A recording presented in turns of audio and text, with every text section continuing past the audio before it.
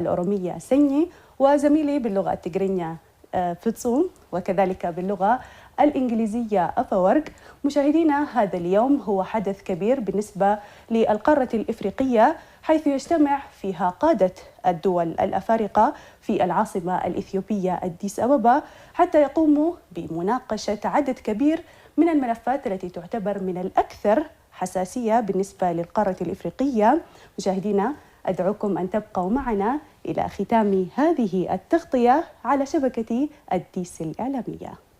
نوار بس مسجني شارلو فصو يغني لي أبو كرمي 3 ويدما 4 عامات بقواسرة أوروباويان أب 1950 كسب 1970 عامات فرنجي أبزلو مالتيو ناي قدم ودب حدنت أفريقيا نايلو مدما هبرت أفريقيا كابز مسرت إنه أبتاو كبتي كتما أديس أبابا غوبايو مكياد كابز جمر لومي مبل 39 عامتو رجيز لهم سلام كميت حدرو زخبركم تملكتنا لومي زكايد مبل 39 هبرت أفريقيا ملكتنا لما عنتي بأديس ميديا نيتورك مالتون بكلتيوم شانلاتنا بFMاتنا مالتيو بقطتا زلو حبريتاتات نباخم نمصح تدالينا لنا اب نايلو ما عنتي غوباي مبل 39 هبرت أفريقيا مالتيو بركز بولو زعباتات بفلاي دما ربح أفريقياويان كخبرو زخلو بفولي دما إثيوبياون اتربحلو أجندا لما عنتي كل علي تبايليو تثبيت زغبر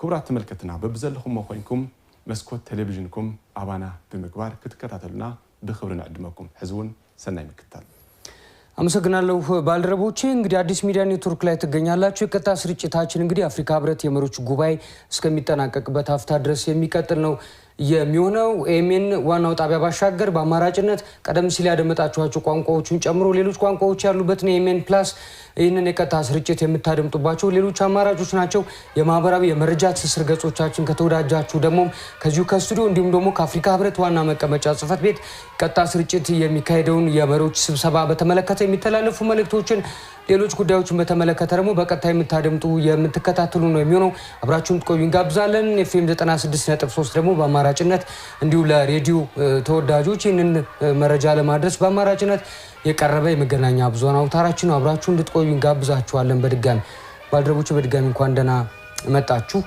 አዲስ አበባ ከተማችን ለኛም አዲስ በምትመስል መልኩ ለየት ብላለች ሰሞኑን የአፍሪካ ህብረት የመሪዎች ጉባኤን ለማስተናገድ ብቻ ሳይሆን ሌሎች ዓለም አቀፍ ሁነቶችን ሌሎች ስለለቀ የሚባሉ ተጽዕኖ ፈጣሪ ግለሰቦችንም ጭምር ለመቀበል አስደናቂ ሆና ያቀረበችበት እንደነበር ማንሳት እንችላለን ትላንት ማምሻውን ትልቅ ሁነት ስታስተናግድ ነበር አዲስ አበባ ከተማችን በአፍሪካ ባይነቱ ለመጀመሪያ እንደሆነ የተነገረለትን ባለፈው አመት በ2024 ዓመተ ምህረት ማለት ከሁለት አመት በፊት በጣሊያን ሮም የተካሄደው የመጀመሪያው የጣሊያን አፍሪካ ጉባኤ ሁለተኛውን ጉባኤ አዲስ አበባ ከተማችን አስተናግዳለች ለዚሁ ለአፍሪካ ህብረት የመሪዎች ጉባኤ የተገኙ የአፍሪካ ሀገራት መሪዎች ዓለም አቀፍ ተቋማት አመራሮችና የጣሊያን ጠቅላይ ሚኒስትር ጆርጂያ ሚሎኒ የተመራ የጣሊያን ከፍተኛ ልኡካን ቡድን በዚሁ ስብሰባ ላይ ተገኝተዋል በአዲስ ኢንተርናሽናል ኮንቬንሽን ማዕከል የተካሄደው የሁነት በርካታ እንግዶች የተገኙበት በተለይ በጣሊያንና በአፍሪካ መካከል ያለውን ግንኙነት ይበልጥ ታሪካዊና በሁለትዮሽ ተጠቃሚነት ላይ የተመሰረተ ብቻ ሳይሆን ዘመን በሚፈልጋቸው ዘመን በሚዋጁ የትብብር መስኮች ላይ ሁለቱ አህጉራት አብረው መስራት የሚችሉባቸው የትብብር መስኮችን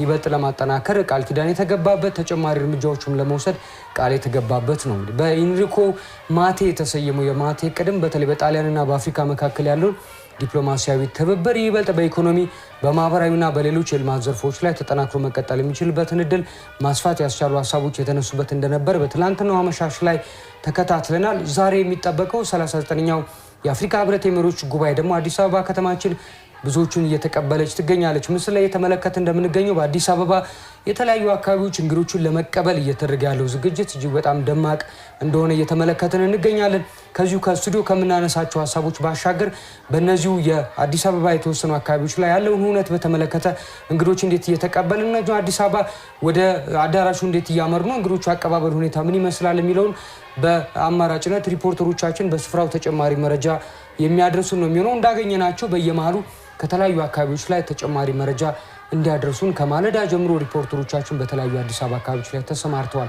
ከዚሁ ከስቱዲዮ ባሻገር በአማራጭነት እነዚህ ሪፖርተሮቻችን መረጃ የሚያደርሱ ነው የሚሆነው ጥቂት ሐሳቦችን እያነሳ ለመቆየት ያክል አዲስ አበባ ከተማ እንግዲህ አፍሪካ አንድነት ድርጅት ሲመሰረት ቀድሞ እንደ ዋና መቀመጫ ተደርጋ ከመቆጠሯን በፊት ጀምሮ ቀድማ አዳራሽ ሁሉ በማዘጋጀት አሁን የተባበሩት መንግስታት ድርጅት የኢኮኖሚ ኮሚሽን አዳራሽ ተብሎ የሚጠራውን አካባቢ ለዚሁ ለአፍሪካን ድርጅት የምስረታ ቦታ እንዲውል በማድረግም ጭምር ነበር ለአፍሪካውያን ያላትን ከፍተኛ ስፍራና ለአፍሪካ ያላትን ቀናይነት ያሳየችበት እንደሆነ ይታወቃል።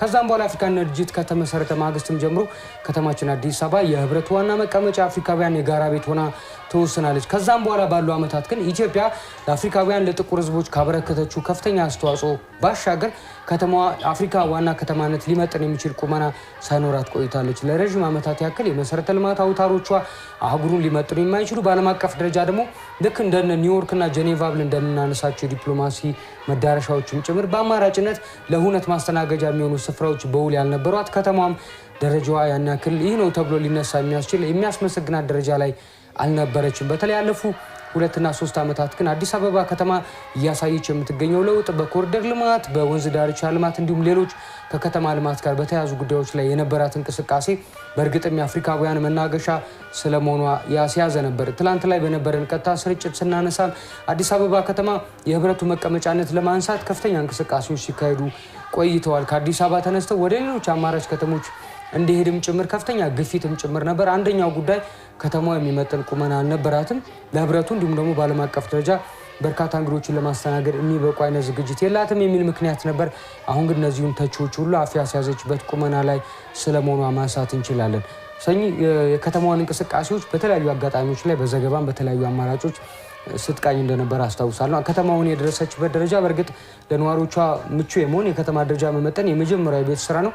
ተጨማሪ ግን እንደዚህ አይነት መሰል አህጉራዊ ሁነቶችን በብቃት ለማስተናገድ ለአፍሪካውያን ደግሞ ኩራት መሆን የምትችልበትን እድል ማመቻቸት ያስቻለ ልማት እንዳላት መታዘብ እንችላለንና ከተማዋ ከአፍሪካን ድርጅት ምስረታ ወዲህ ያሳየቻቸው ለውጦችን እንዴት ማንሳት እንችላለን ከሚለው ሀሳብ እንጀምራለን። እድሉን ካንተ ሰጥቼ ልጀምር። አቡ ገለቶሚ ዳውቶ ተከኘ ከበጀው ተምሳስከኘ ከለቲ ሲመረቀቡ አኩማ ኢትዮጵያ ከነ ጅሩ ሞተ ገረገራ ካሳ ጅራ ጋፍን ፍኔን እጅለ ቀብዲ እጅለ አፍሪካ ራስ ከዳላ ዱንያ ፊያ ከስሞሞ ቢዮተ ገረገራራ ወለቲ ባባሃን ከሱሜ ሳቲ ከሸንጀርቱ ጋ አኩማ አቡን ካሴ ኮምሰራዋ ገባባ ይላሉፍ ጉያ ከሌሳ ያኢን ኢታሊ አፍሪካ ሀሪሮን ቢዮተ ለማኒ ወጎታ ሙራስር ረኤ ገለሜ ከመርሳ ለመፋን አሴ ሃንዱራ ቢየኬኛ ከታተ ፍንፍኔት ከስሞሞ ቴሶ ዲፕሎማቶታ ከስሞ መጋሉታ ከጀኔቪት አኑ ዳንካቱ ፍንፍኔቲ ከሌሳ ታሚቲ ከነኒ ጅሩም ጋ ከሱማ ጣሊያኒ ፊ አፍሪካን ሀሪሮ ወጋዲ ራቀቡ ኢትዮጵያ ወሊኒ ሰክስሞ ጀቹ ደንደኛ ከናፈጋ ሀሪሮን ቢዮታ ቢየከናፈ ከስሞ አካርዲት ጅሩ ሀሪሮ ድሞታ ሰዲ ግዱ ገሌፈቴራ ድሞታ በርኖታ ፈያፊ ሙራሌ ሚሶማ ግዱ ገሌፈተኒዳ ከናፍ ድሞታ ከነረት ወሊን ሆጀተማቲ ቱሬ ከናፈጋ ሀሪሮ ሰነጭምሱ ለፊ መሪ በልአቱ ታሲፈሚ ጉያ ከሌሳ ሚኒስትር ሙሜ ዶክተር አብይ አህመድ ደበለቴ ሬወን ገረገራ ረተርገመኔሮ ሀርሞ ያኢ ገምታ አፍሪካቲ ፍንፍኔት ከንታ አሙፍ ጅሩ እጋ ኢትዮጵያን ዱሩ መራው እንደፈማ ገምታ ከናራካቴ biyya gahee olaanaa bahatteedha. Sababni isaa nuti Afrikaanonni yoo tokko taane malee yoo waliin dhaabbanne malee keessumaatii adeemsa siyaasaa amma argaa jiru kana dura dhaabbachuu hin dandeenyu kan jedhu yeroo sana dureewwan yeroo sana turantu kana hubataniiti gamtaan kun akka hundaa'uuf biyyoota haga 32 walitti qindeessuudhaan keessumaa mooticha Haile Sillaasee yeroo sana turan yaada kana maddisiisuudhaan Afrikaan tokko yoo taate malee dhiibbaa addunyaa kana ofirraa qolachuu hin dandeessu kan jedhu yaada kaa'anii gahee Itoophiyaan gamtaa kana keessatti qabdus achumaan bu'uureessanii jechuudha. Achiiti kaatisaa yeroo sana gaa kan isaan jedhanii hundeessanii dhaabbata gamtaa Afrikaa jedhaniiti kan isaan hundeessan.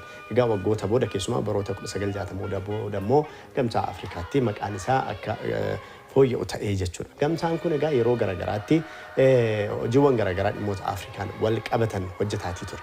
Boodarragaa gamtaa kana keessatti yookaan immoo wanti akka ajandaatti irra deddeebiin ka'aa ture teessoon gamtaa kanaa eessa ta'uu qabaa kan jedhudha. Teessoo gamtaa Afrikaa magaalaa Finfinnee irraa kaasuun magaalota biraatti jijjiiruuf yaalii hedduutu taasisame. Keessumaatti yaa'iin Akraa Gaanaatti taa'ame kan yaadatamudha. Yeroo sana ministeera muummee biyya kanaa akka turan obbo Mallas Zeenaawii kan amma lubbuun hin jirre yaadota garagaraa kaasaniiti gara Finfinneetti teessoon kun akka deebi'uuf keessumaatti gahee Itoophiyaan bilisummaa gamtaa bilisummaa Afrikaa kibbaaf keessumaa leenjii taaddasaa birru namoota akka Maandeellaa fa'aa leenjisaa turan yaadota akka kanaa kaasuudhaani teessoon gamtaa Afrikaa gara magaalaa Finfinneetti akka deebi'u taasisan. Kanaaf egaa yaa'iin Akraa yaa'ii salphaa hin turre Gaanaa Akraatti kan taa'ame egaa ejjennoowwan sana qabachuudhaan teessoon gamtaa Afrikaa gara magaalaa Finfinneetti deebi'ee jechuudha. egaa dhimmoonni ijoon ka'aa turan yeroo sana magaalaan Finfinnee bu'uuraalee misoomaa sanaaf tolan yookaan gamtaa kana keessummeessuudhaaf akkasuma immoo teessoo gamtaa kanaa ta'uuf ishee dandeessisu hin qabduu yaadamni jedhu tureera. Sana hundumaa egaa dureewwan yeroo keessatti Itoophiyaan horatte mormii jabaa taasisuudhaani teessoon gamtaa kana akka as turu taasise. Boodarra immoo egaa keessumaatii dhimmoonni Afrikaa ilaallatan gamtaa Afrikaan akka hin ilaalamneef illee dhiibbaa garaagaraatu taasifamaa ture.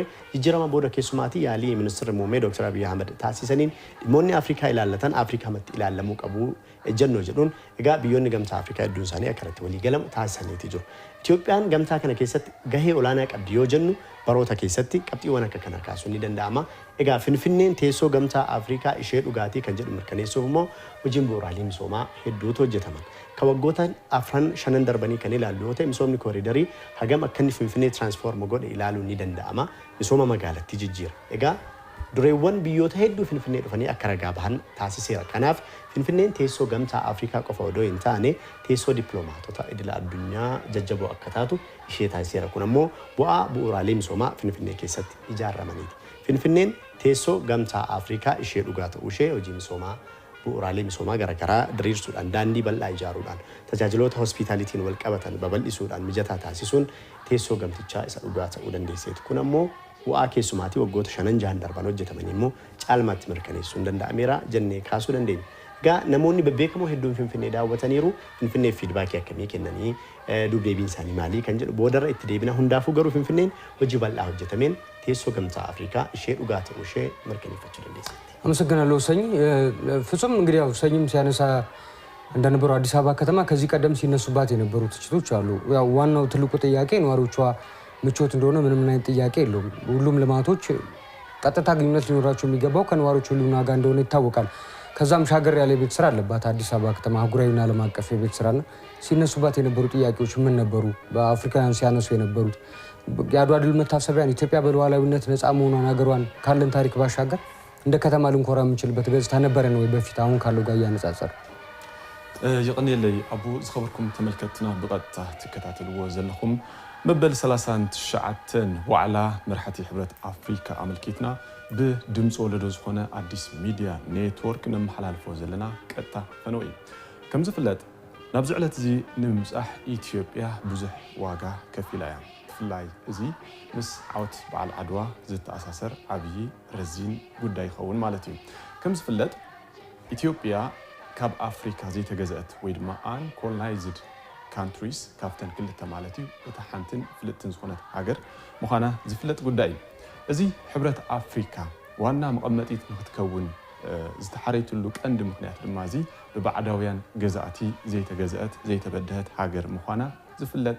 قداي يكون بر إثيوبيا ولا قام ببعداوي جزائي سراويت طاليان انت زي توررت ويدما انت زي تبدهت انت زي تنبركخت اقام دحريون وانا مقمتيت ودب حادنت افريكا قصيلو دما حبرت افريكا تخونت اقا ነገር ግን بستفلاليو مرحتي ازي نزي ايتمطنن ز هاجر زي انا تبالت حبرت افريكا اب አዲስ አበባ ንከይኸውን استفلاليو ግዶታት ክገጥምዋ ከም ጸንሑ ዝፍለጥ ጉዳይ ይሁን ዳንበር ቅድም ኢሎም ብዝነበሩ መርሐቲ ኢትዮጵያ حبرت افريكا ካብኣ ከም ዘይለቀብ ዝበለጸ ንዓዝ ምልከት ጉዳይ ከም ዝኾነ ንዓዝ ግባእ ጉዳይ ከም ዝኾነ ድማ መራሕታ ከቃለሱ ጸንሐመን ኣብዚ ብርክ እዚ ድማ በፂሕሎም ሕዚ ኣብ መበል 39 ሕብረት ኣፍሪካ ክንበጽሕ ከለና ኢትዮጵያ ከምቲ ናይ ቅድሚ ሕዚ ነበረቶ መልክዕ ኣይኮነትን ዘላ ዝበለጸ ተማሒሻ ዲጂታላይዝድ ዝኾነ ከተማ ሃኒፃን ጸርያን ንኣጋይሻ ድማ ካብ ናይ ዓይኒ ሰሓብነት ብተወሳኺ ብናይ ሆቴላት እንግዶታውን እናርክዐት ትርከብ ዘላ ሃገር ኮይናላ ከተማ አዲስ አበባ በመስኮት ቴሌቪዥን ከም ትዕዘብዎ ዘለኹም ኣዝያ ጸቢቓ ዘላ ከተማ እያ እዚ ድማ ናይ ሕብረት ኣፍሪካ ወይ ድማ አንጻር ባዕዳውያን ገዛእቲ ምቅላሳ ጥራሕንቲ ይኩነስ ኣፍሪካ ከም ኣፍሪካ እውን ምዕብልቲ ንኽትከውን እትገብሮ ዘላ ናይ ዲፕሎማሲ ናይ ፖለቲካዊ ከምኡ ድማ ዝተፈላለዩ ቃልስታት ልምዓት ውፅኢት ከም ዝኾነ ድማ እዚ ጉድ ነገር ማለት እዩ በማዓንቲ መበል 39 ወዓላ መርሐት ሕብረት ኣፍሪካ ይተኣናገድ ኣንበር ቅድሚ ሓደን ክልተን መዓልታቱን ካልኦት ወዓላታት ክሳለጡ ጸኒሖም እዮም ንኣብነት ንምጥቃስ ዝኣክል መበል 48 ወዓላ ፈጸምቲ ስራሕ ሕብረት ኣፍሪካ እውን ኣብ ከተማ አዲስ አበባ ተኻይዱ ቀፂሉ እውን ኣፍሪካን ጣልያንን ብዝበለጸ ዘራኸብ ድማ ጆይንት ዝኾነ መድረኽ ኣብ መንጎ ኢትዮጵያ ወይ ድማ ኣብ ኢትዮጵያ ከተማ አዲስ አበባ ንኣፍሪካውያን ብምውካል ተኻይዱ ኣብዚ ዋዕላ እዚ ንምርካብ እዚ ዋዕላ እዚ ንመበል ካልኣይ ግዜ ወይ ድማ ካልኣይ ግዜ ዝካየድ ዘሎ ዋዕላ ከም ዝኾነ ዝፍለጥ እዩ ቀዳመይቲ ሚኒስተር ጣልያን ዝኾነ ጆርጂያ ሚሎኒ እውን ብቀዳማይ ሚኒስተር ፌደራል ዶክተር አብይ አሕመድ አቀባብላ ተገይሩለን እዩ እዘን ቀዳመይቲ ሚኒስተር ናብ ኢትዮጵያ ብፍላይ ድማ ናብ አዲስ አበባ ከመጻ ከለዋ ኣብ መንጎ ኢትዮጵያን ጣልያንን ዘሎ ርክብ ብመዳይ ንግዲ ኢንቨስትመንት አርቲፊሻል ኢንተለጀንስን ካልኦት ልምዓታዊ ዓውድታትን ዝተጠናኸረ ርክብ ንምግባር እውን ዝጠመተ ከም ዝኾነ ተገሊጹ እዩ ማለት እዩ ካልኦት ዋዕላታት እውን በዚ ክቆጽሉ እዮም ምክንያቱ ኣብ መንጎ ጣልያንን አፍሪካን ወይ ድማ ኣብ መንጎ ጣልያንን ኢትዮጵያን ተጀሚሩ ዘሎ ክልቲኣዊ ርክብ ድማ ካልኦት ሃገራት አውሮፓ ይኹኑ ናይ ኤስያ ሃገራት ኣብ መንጎ አፍሪካ ወይ ድማ ምስ አፍሪካ ዘለዎን ርክቡን ከጠናኸራ እዚ ዓብይ በሪ ዝኸፍት እዩ ማለት እዩ ሕዚ እውን ምሳና ጽንሑ ይቀኒል አመሰግናለሁ ፍጹም አፈወርቅ ወደ አንተ እንመጣለን በርከት ያሉ ዘገባዎችን ሰርታል ከዚህ ቀደም አፍሪካን ድርጅት ምስረታን በተመለከተ አዲስ አበባ ኢትዮጵያን አበርክቶም በተመለከተ በርከት ያሉ ትዝብቶች እንዳሉ ተስፋ አደርጋለሁና በፊት የነበራት የአዲስ አበባ ገጽታ አሁን ካለው መልኳና አሁን ካለው ቁመናው ጋር እንዴት እናነጻጽራታለን ርቀቱ ምን ያክል ይሆን Okay, thank you very much for the chance actually. If I start with what you said earlier, it's actually a miracle I can say because as compared to what Addis Ababa was before, if a person has a kind of look at what the city has now, he can definitely say or she can definitely say that Addis Ababa has transformed so dramatically. And to the extent someone can't express how definitely the city has brought that change actually. So if I have to start with the change, I can simply say that it's a dramatic change, but I have to start with how African Union headquarters Addis Ababa is transforming gradually and how Addis Ababa or Ethiopia is selected just to host the African Union here in Ethiopia. I definitely start with how Ethiopia is significant if we have to talk about globally, okay? So Addis Ababa is now the first country just to be never colonized by any European power, right? So Ethiopia is the first country, or Ethiopia is a country without any colonization, without any colonial power from abroad. So the country's independence history is the first thing just to select Ethiopia, just to host the African Union. I mean, the history starts with there. And Ethiopia is not only the country without being colonized by, in any power. The country's rich cultural heritage, rich potential, and many other issues can be mentioned here. For instance, if we have to talk about the population number, Ethiopia is the second most populous country in Africa, right? So that is one asset. I can talk about that, by the way. And the other thing, if we have to talk about Ethiopia's uniqueness in this status quo, the fact that Ethiopia is the origin of humankind, right? Ethiopia is the first country just for its recognizable role in pointing out how humankind was first discovered in Ethiopia because many human species were found in a far region of Ethiopia. And Ethiopia is again the other region for coffee. Now globally, coffee is a very good product being actually preferred by many of European countries or many countries in the world as well. So Ethiopia is the other country just with regions as well. These issues are now very good reasons and examples why the African Union is in Ethiopia. If we go beyond that, I can say Ethiopia has actually many other issues. For instance, we definitely say that Ethiopia is now the peak of two extremes, I can say. The hottest area is found in a far region, which is called Danakil Depression, right? So this is the hottest area, and we do have mountainous areas as we definitely go to the northern part of our country. So if we have to mention many other countries in Europe or many other countries actually globally, we can't get these two extremes at the same time, but Ethiopia has these two extremes. That is why we're saying Ethiopia is now unique in this status quo. Geographically speaking, Ethiopia is the other most important country because it's actually located in the eastern part of our country. So having that chance, Ethiopia is now hosting the African Union. Now, the point is here. You may get actually the chance or you may definitely host the African Union because of your history, because of your independence, because of your geographic location. But what do you do just to go up to your standard of hosting African Union? That's a question, right? So here comes the point. Ethiopia, as I said a little earlier, is now making many preparations to host the African Union, right? And the first thing is what we see in Addis Ababa. Addis Ababa as the capital of African Union, Addis Ababa as the capital of 120 million or more people is now progressing well through time, as we definitely witness. The first thing is the corridor development. The development aspects in the city are now, being recognized by not only by Ethiopians, but also many foreigners.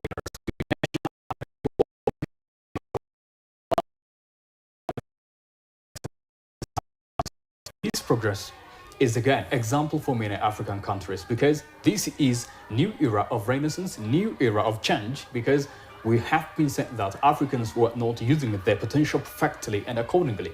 But Addis Ababa is now a good example for how we definitely use our resources perfectly if we have a very good leadership. Prime Minister Abiy Ahmed's role in this regard can be mentioned, as I definitely feel that without his prominent role in coordinating the people, coordinating financial issues, and coordinating leadership, this wouldn't have been realized, right?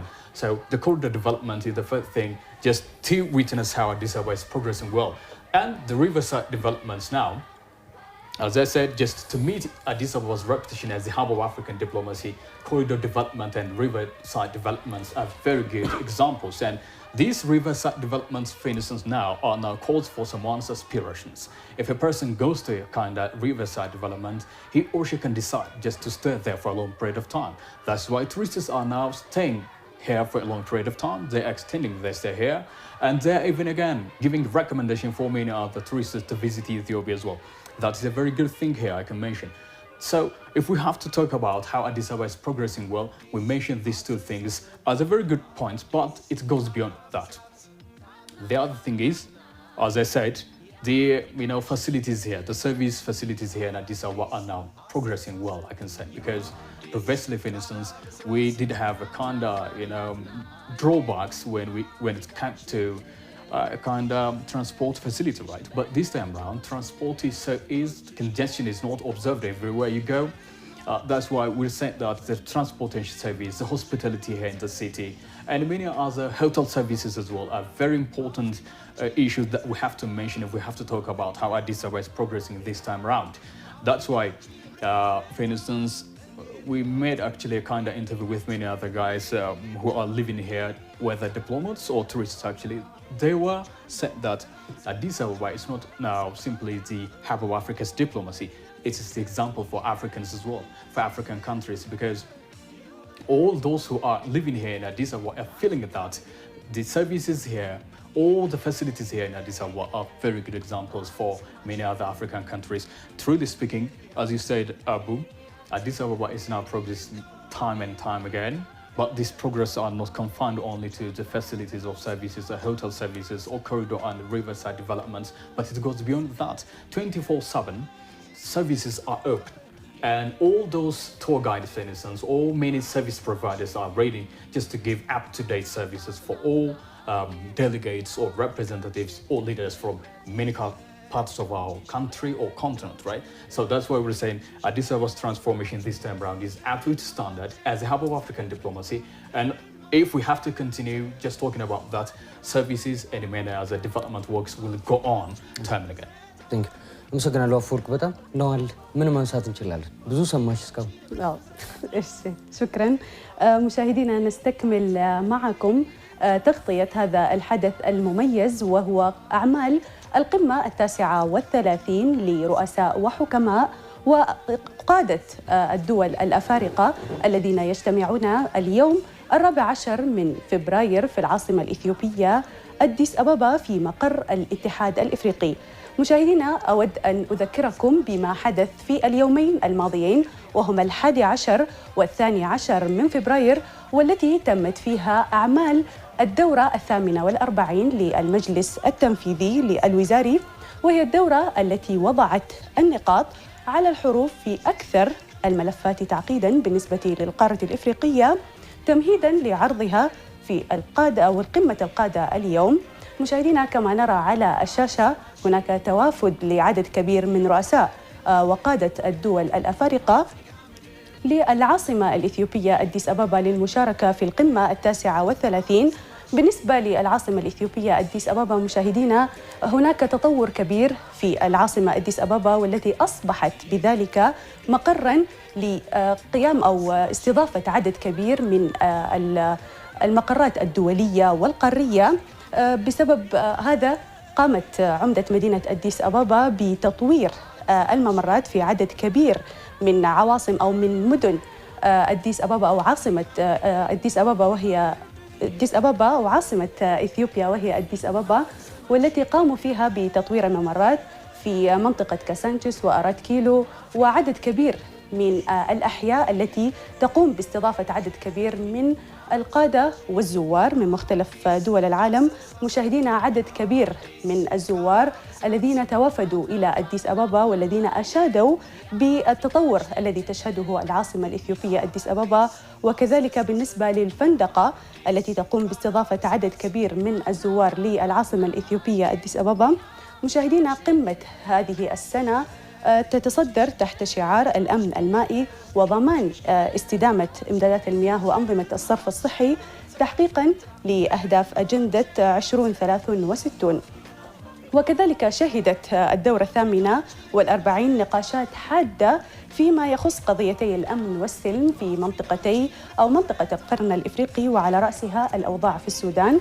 وزير الخارجية السوداني محي الدين كذلك قام بتقديم طلب لانضمام عضوية السودان للاتحاد الإفريقي في هذه الدورة، وعدد كبير من الملفات التي وردت بالأمس في مجلس أو الدورة التنفيذية الوزارية 48 بالأمس.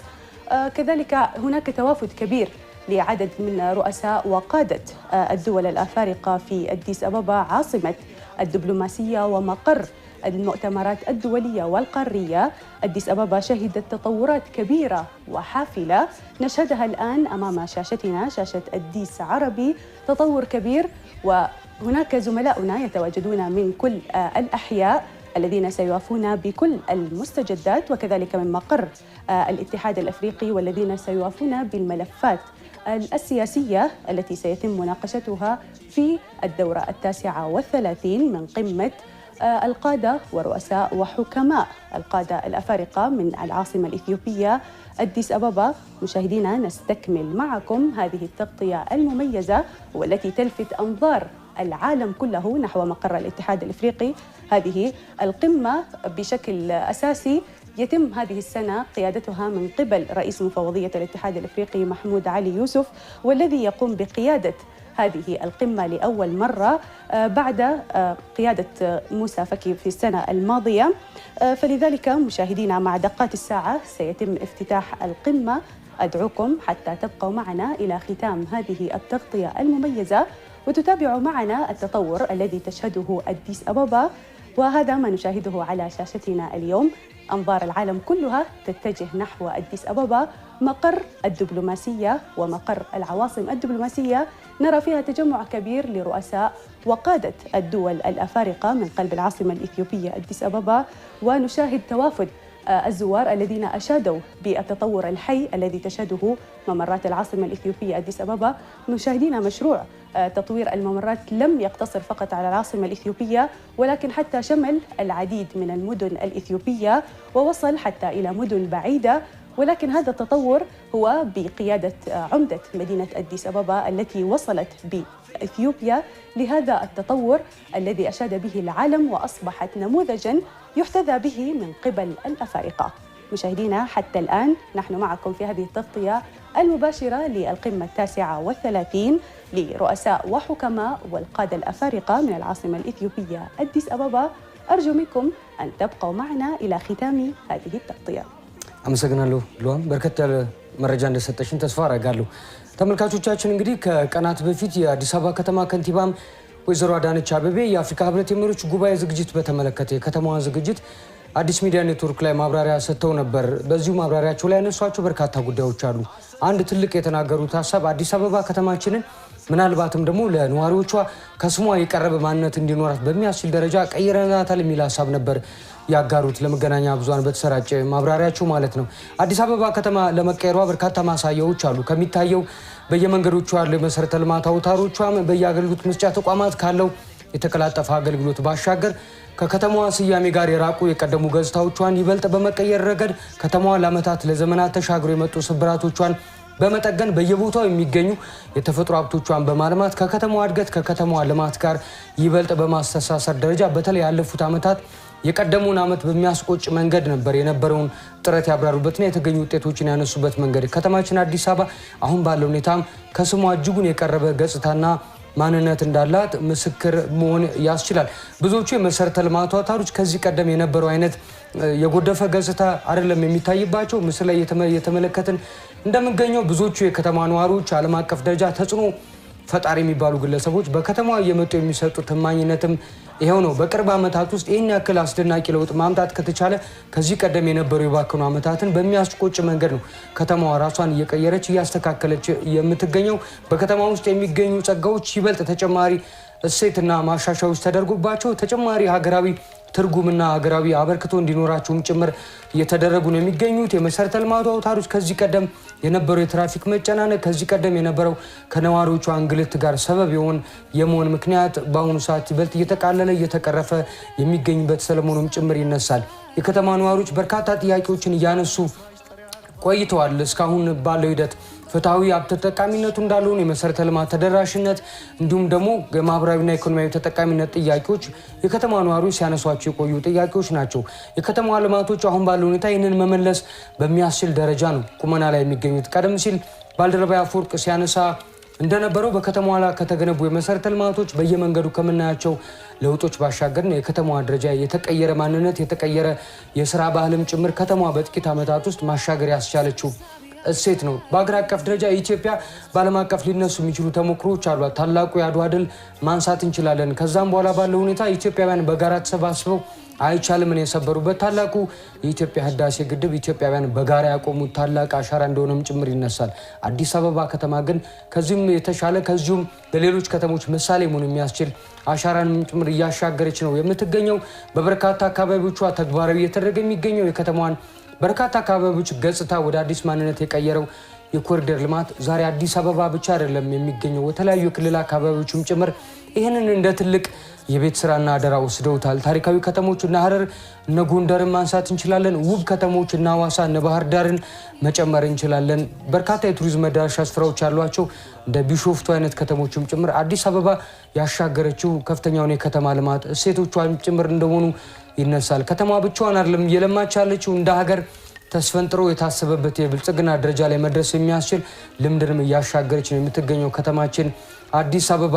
ይኸው ደረጃዋ በዋናነት ቀደም ሲልም ሲነሳ እንደነበረው የከተማዋን ነዋሪዎች ህይወት ማሻሻል፣ የከተማዋን ደረጃ ማስተካከል፣ ለቀጣዩ ትውልድ ደግሞ የበረታች የጠነከረች የቤት ስራዎቿንም ጭምር ያጋመሰች ከተማን ለትውልድ የሚያሻገር የቤት ስራን አለው። እነዚህ የተሰሩ ልማቶች በቀጥታም በተዘዋዋሪ መንገድ ደግሞ መሰል በአህጉራዊ ደረጃ የሚጠብቁን አዲስ አበባ ከተማ እንድትሆንላቸው የሚፈልጉት አይነት ደረጃ ላይ ያደረሷት እያንደረደሯት ስለመሆናቸውም ጭምር ከንቲባ ወይዘሮ አዳነች አቤቤ ከቀናት በፊት በሰጡት ማብራሪያ አንስተዋል። እነዚህ ልማቶች አንድም ጸጋዎች ማልማት ብቻ አይደለም፣ ኢትዮጵያዊ እሴትን አዲስ አበባ ከተማ ገጽታን ይበልጥ ማንጸባረቅ ከምንም በላይ ደግሞ አፍሪካዊ ማንነትና ብሩህ ተስፋን ይበልጥ የሚያጉላት የሚያስችሉ ልማቶች ናቸው። አንዳንድ ቦታዎች ላይ ለምሳሌ ወንዝ ዳርቻ ኮሪደር ልማቶች ላይ የምናያቸው አደባባዮችና ፓርኮች ይህንን በጉልህ ማንጸባረቅ የሚችሉ ናቸው። አዲስ አበባ ከተማ ያላትን ጸጋ ይበልጥ መጠቀም የምትችልበትን ሀገራችን ኢትዮጵያ የተሻለ እድገት ደረጃ ላይ መድረስ የምትችልበትን ደረጃ ማሳየት የሚያስችሉ ናቸው። አፍሪካውያን በኢትዮጵያ እንዲኮሩ ሁለተኛ ቤታቸውን ብለው እንዲቀበሉ ማድረግ የሚያስችል የቤተሰብነት የቀረቤታም ስሜት እንዲፈጥሩ የሚያስችሉ ልማቶች ናቸው ከተማዋ ላይ እየተመለከትን የምንገኘው። የወንዝ ዳርቻ ልማቱም ከዚህ ቀደም የከተማዋን የጎደፈ ገጽታ ይበልጥ ቀይሮ ደግሞ የተሻለች ከተማ የተሻለች መዳረሻ እንድትሆን ማድረግ የሚያስችል ደረጃ ላይ ስለመድረሱ ማንሳት ይቻላል። አሁን ባለው ሁኔታ አዲስ አበባ ከተማችን በየዓመቱ ከምናስተናግደው የአፍሪካ ህብረት የመሪዎች ጉባኤ እንዲሁም ደግሞ ሌሎች ዓለም አቀፍ ጉባኤዎች ምናልባትም የተባበሩት መንግስታት ድርጅት ኢኮኖሚክ ኮሚሽን አዲስ አበባ እንደ መቀመጫ እንደማድረጉ እንደዚህ አይነት መሰል ዓለም አቀፍ ሁነቶችን ከማስተናገድ ባሻገር ዛሬ በራሳቸው ሀሳብ በራሳቸው እቅድ ወደ ከተማዋ እየመጡ ጊዜ ማሳለፍ የሚፈልጉ ተጽዕኖ ፈጣሪ ግለሰቦችም እንዲሁም ተቋማት በርከት ብለዋል።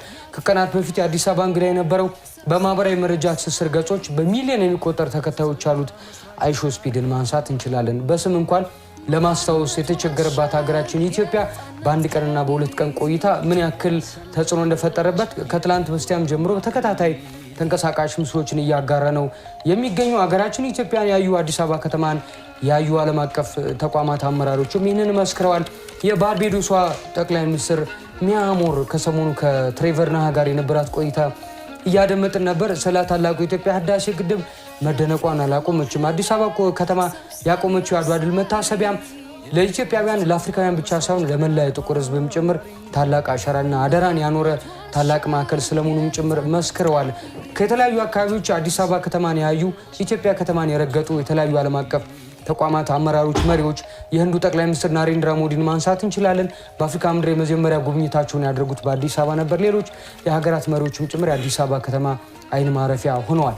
ከቅርብ ዓመታት ወዲህ የዚህ ከተማዋ ገጽታ ለመኖር ምቹ ከመሆኑ ባሻገር ቀደም ሲል ያነሳናቸው ታዋቂ ግለሰቦችና ዓለም አቀፍ ተቋማት አመራሮችም የከተማዋ ገጽታ መደነቃቸውን እስኪ ቃላት እስኪያጥራቸው ድረስ ነበር የገለጹትና ሰኝ የምናስታውሳቸው ነገሮች ሆኑ። ስለ ከተማዋ ገጽታውን ስለደረሰችበት ደረጃ ነዋሪው ምስክር ቢሆንም በዓለም አቀፍ ደረጃ ደግሞ ኢትዮጵያ አዲስ አበባ ሲባል ከዚህ ቀደም የነበረ ስያሜና ገጽታ ወይም አሳምሽን አለ። እሱን ከመገልበጥ አንጻር ያስተዋልካቸው፣ የሰማቸው፣ ያያቸው ምስክርነቶች ካሉ ጥቂት ሀሳቦችን ላጋራ። አቡ ህጋ ዋይዱ ካሳጅራ ፍንፍኔን ከሱማቲ ሚሶማ ኮሪደሪ ሀጀው ማለ መጋላ ረዲ ቢሰኒ ዲገኒ ኢጃሩዳ ከሱማ ሚሶማ ኮሪደሪ yojedhamu ኮንሰፕት ኢጃርሳቲን bakkan jirutti fooyyessuudha. Garuu finfinneetti kan hojjetame waan jiru otoo hin taane haaraa lafaa ijaaruutu jira.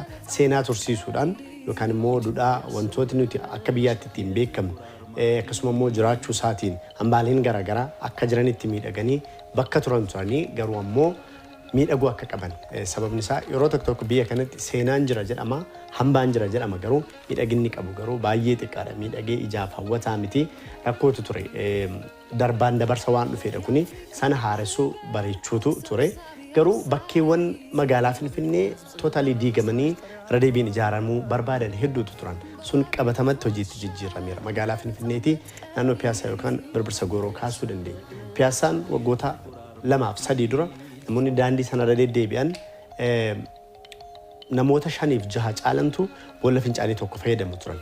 Manneen walirratti ijaaramanii otoo diigamaniiti lubbuu namoota hedduu maatii hedduu galaafachuu danda'antu turan piyaasaa yookaan birbirsa gooroo keessa. Sun hundumti diigamanii tokkoon jireenya isaan madaalu hin jiraatan lammiileen naannoo sana jiraatan jireenya isaan madaalu jiraachuu dhiisuu caalaa immoo namni akka itti du'uu fi yoom akka du'utti du'u waan hin oolle beekuu dhiisuun isaa immoo inni immoo gaaga'ama biraadha. Sababni isaa manni walirratti ijaarama mana isa tokkorra ba'ameeti mana itti aanamu kan seenamu daandiin seenamee tajaajila fayyaa kennuuf dandeessisu mijataan hin jiru.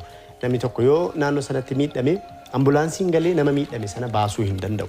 Rakkoo hamaa kana fakkaatantu turan naannoo sana. Naannoo sana irra deebisanii ijaaruudhaaf tarkaanfiin fudhatame. Tarkaanfii naannoo sana miidhagsuu bareechuu qofa odoo hin taane tarkaanfii lubbuu namaa lubbuu jiraattotaa baraaruu ture.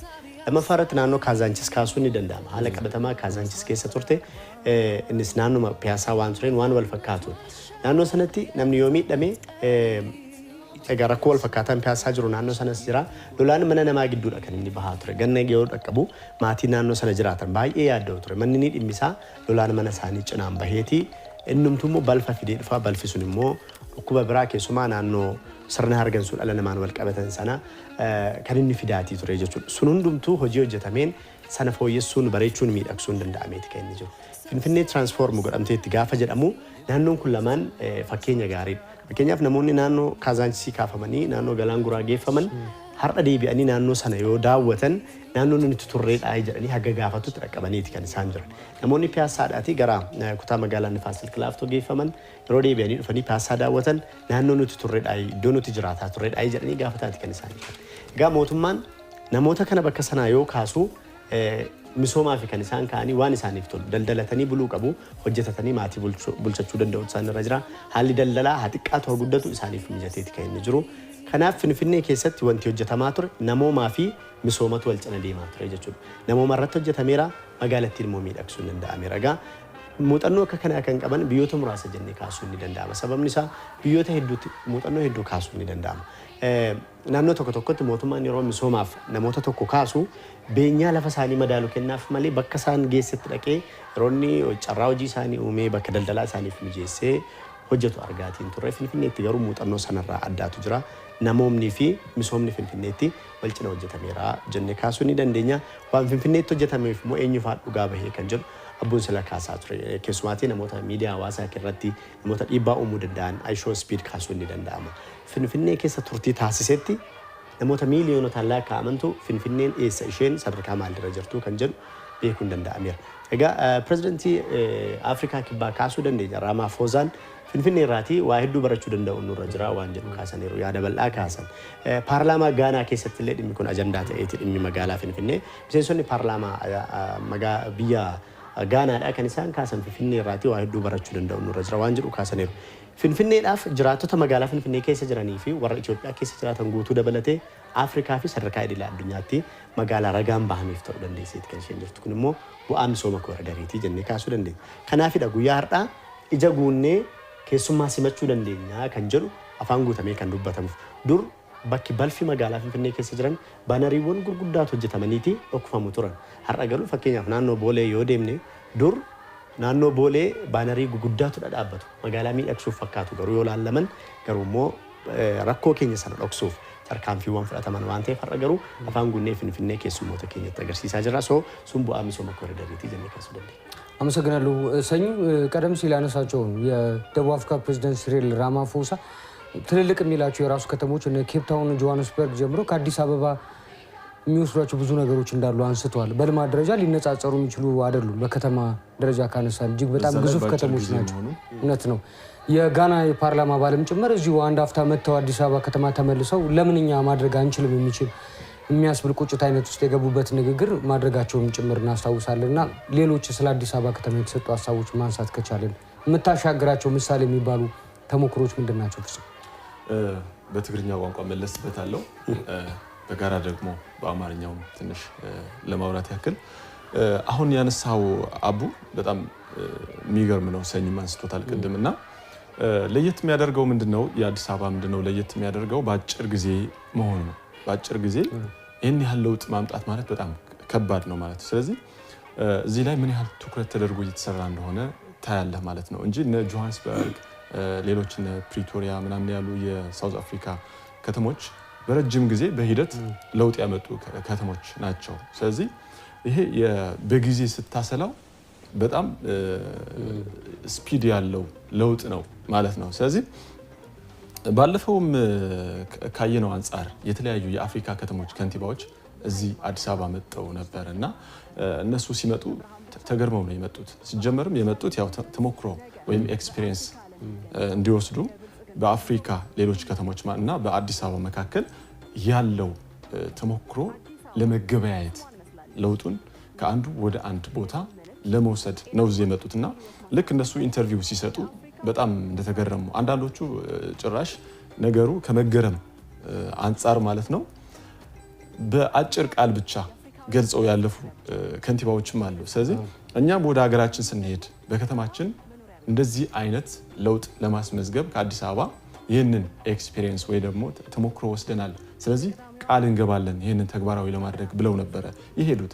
ስለዚህ በአጭር ጊዜ ውስጥ ለራሷ ተገንብታ ሌሎች ደግሞ እንዲገነቡ ተግባራዊ የሆነ ኤክስፒሪየንስ ወይም ተሞክሮ መስጠት የቻለች ከተማ አዲስ አበባ ነች ማለት ነው። ስለዚህ ይሄ በአመራሩም ከስር ባለው ሁሉም በህዝቡም ደረጃ ማለት ነው ምን ያህል ስለ ኮሪደር ልማት እንደገባው ምን ያህል ጥንቃቄ አድርጎ እንደሚሄድ በብስክሌት መንገድ የተባለው በብስክሌት ብቻ እንዲጠቀም የመኪና መንገድ ብቻ እንዲጠቀምበት የትራፊክ ህጎችም እንዴት አክብሮ እንደሚሄድ የሚሉ ነገሮችን ማለት ነው እነዚህ ነገሮችም ያስተማረ ትልቅ የሆነ ለውጥ ነው ማለት ነው። እነሱ ብቻ አይደሉም እነዚህ ከንቲባዎችን ጠራን እንጂ በየቀኑ የተለያዩ ሰሚቶች ይካሄዳሉ አዲስ አበባ ውስጥ እንደምናውቀው ማለት ነው። እነሱ ኢንዲቪጁዋሊ መሪዎቹ ወደ ሀገራቸው ይዘውት የሚሄዱ ትምህርት ትልቅ ነው ማለት ነው። አሁን ከ39ኛው የአፍሪካ ሰሚት ጋር ተያይዞ እንደውም አምባሳደር ዲና ሙፍቲ የተናገሩት ነገር ነበረ ከአዲስ ሚዲያ ኔትወርክ ጋር በተለይ በነበራቸው ቆይታ ማለት ነው። አሁንም ዛሬ 39ኛው የአፍሪካ ሰሚት ሲካሄድ እንዳጠቃላይ ስብሰባው ይካሄዳል እንጂ ኢንዲቪጁዋሊም ከመሪዎቹ ጋር ግንኙነት ይኖራል ማለት ነው።